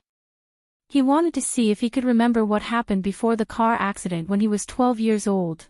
Both of them were chatterboxes, but now neither of them spoke. Yin Shixiang was not used to the silence in the car. He coughed and turned the car onto the highway. He turned on the anti-tracking device on the car and searched around to make sure that no one or car was following them. Only then did he enter the highway to the station.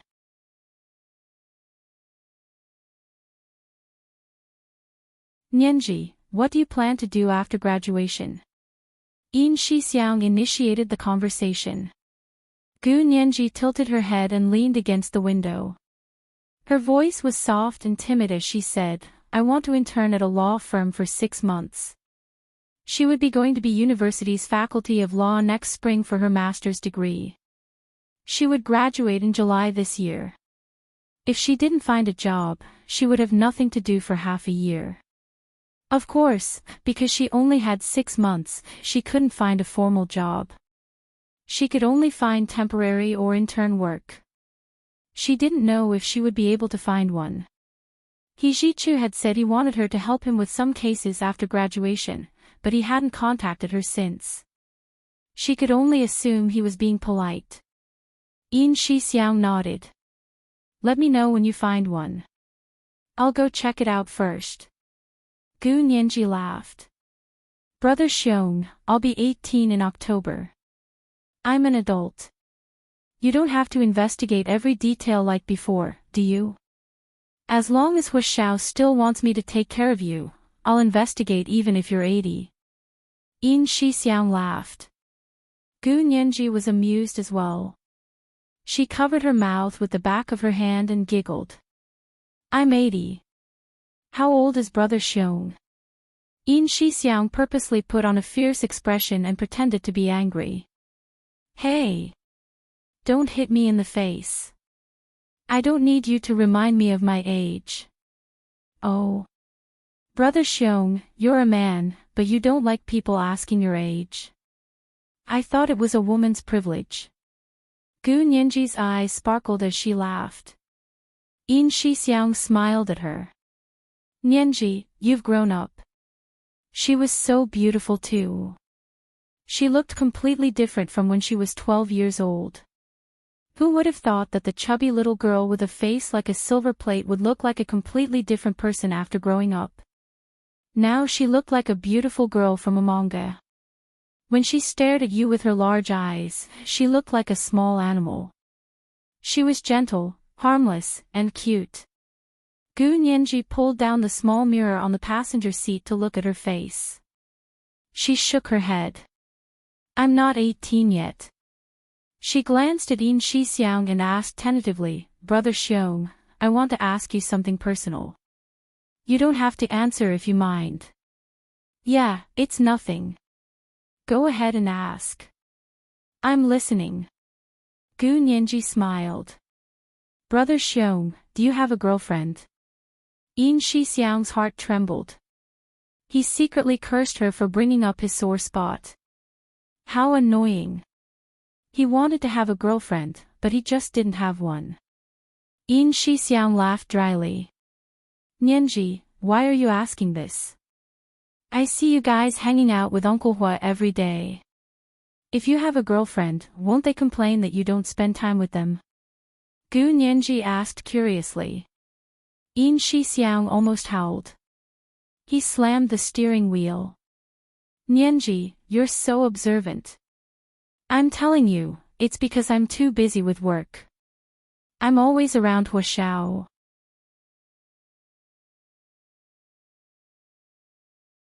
That's why I don't have the chance or time to have a girlfriend." Oh, I see. Gu Nianji finally managed to change the subject to Hu Xiaoheng. She suppressed the excitement in her heart and continued to smile. Her luscious red lips curved into a smile as she asked, "That's true. You guys are always with Uncle Hu, so you really don't have time. What about Uncle Hu? Does he have a girlfriend? You guys are with him every day.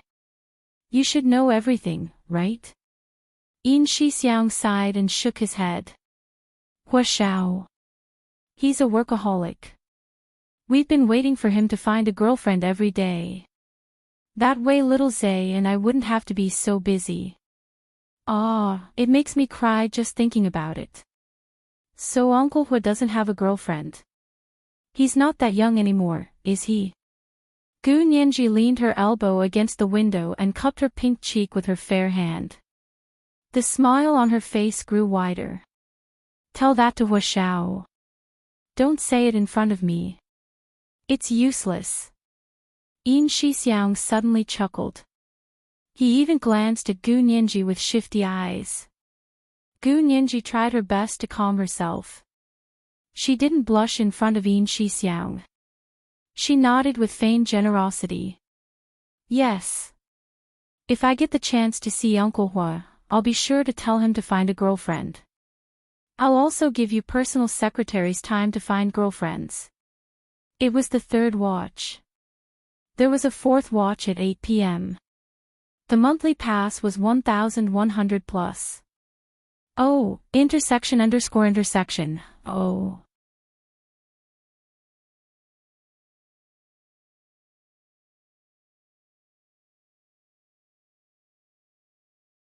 Chapter 88. Okay.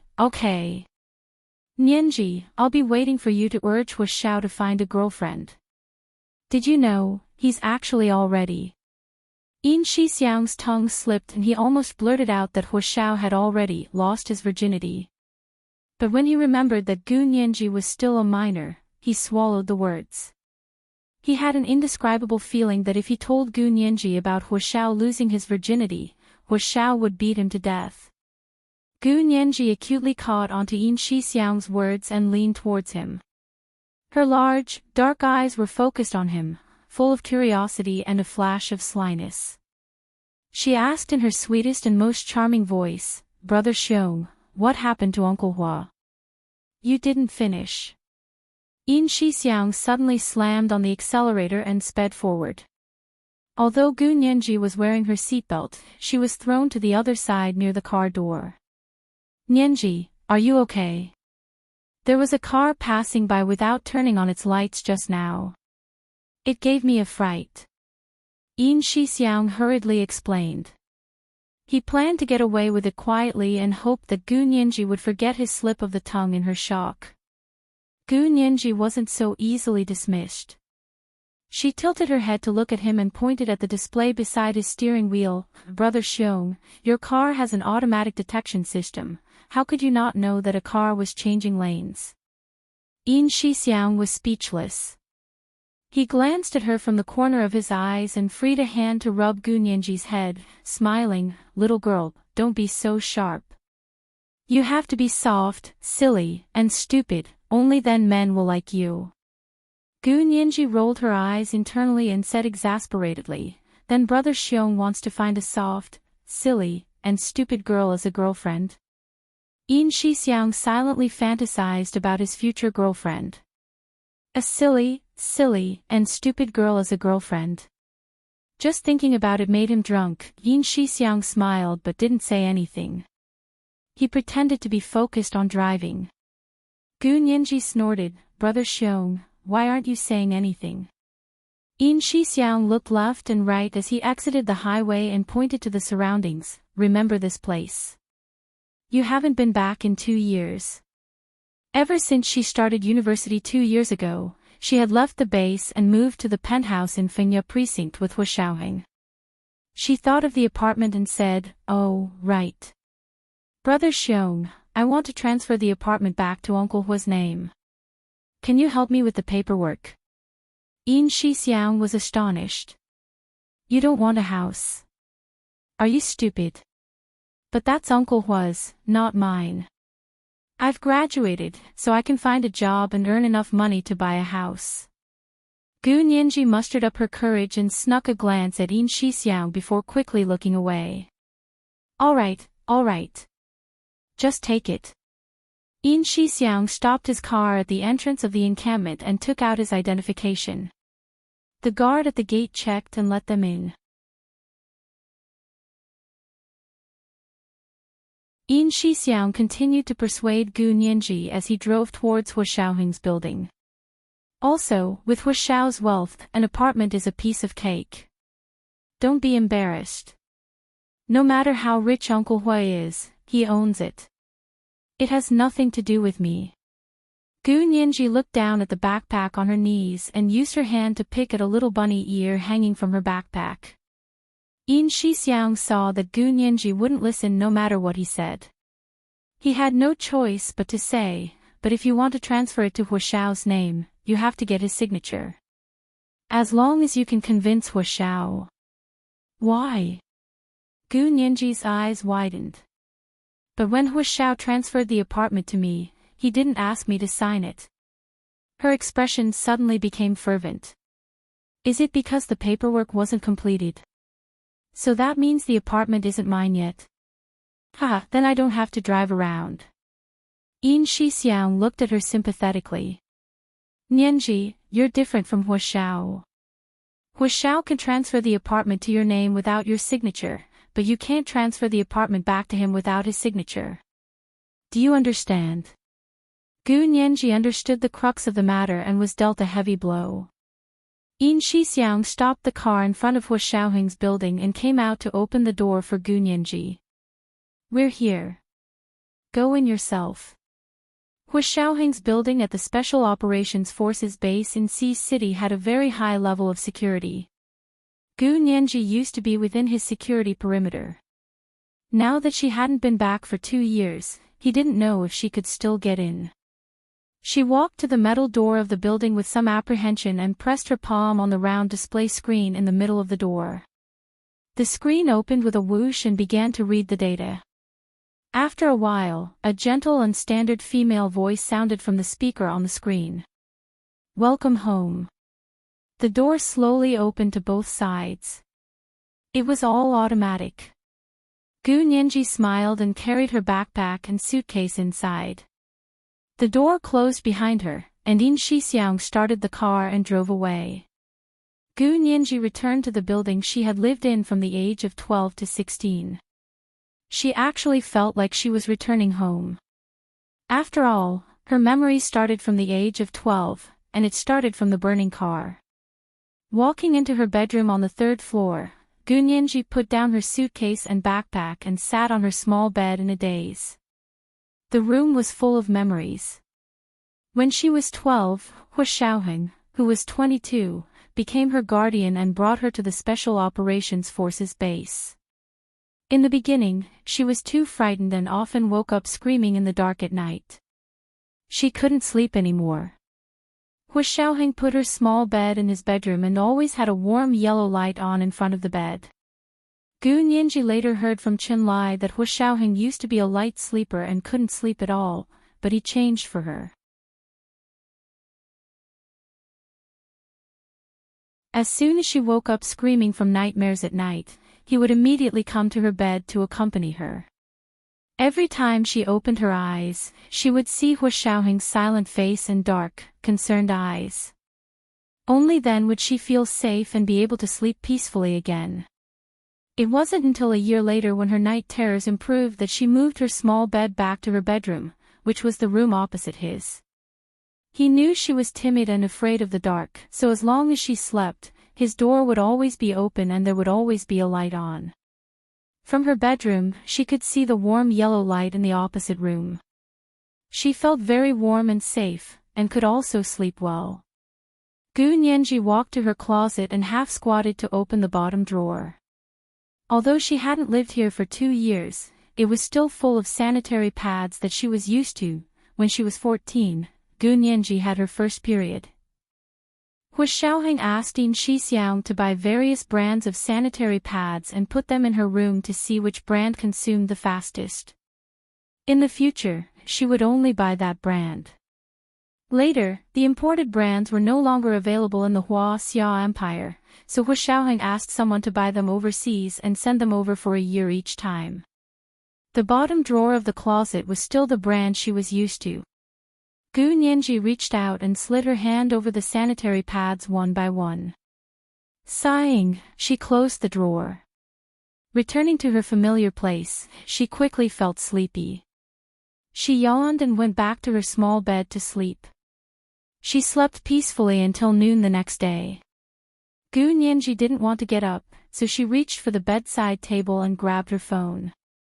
She instinctively called Hu Xiaoheng. The fourth monthly vote has arrived at 1,100 plus updates. Requesting monthly votes and recommendation votes. Good night, dear friends, you're tuning into the LoveLore Library YouTube channel.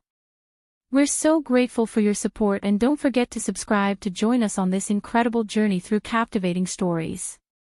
Your generosity through donations truly makes a world of difference, as it's the primary source of revenue that allows me to expand and enhance this channel for you. Thank you from the bottom of my heart for being a part of this adventure.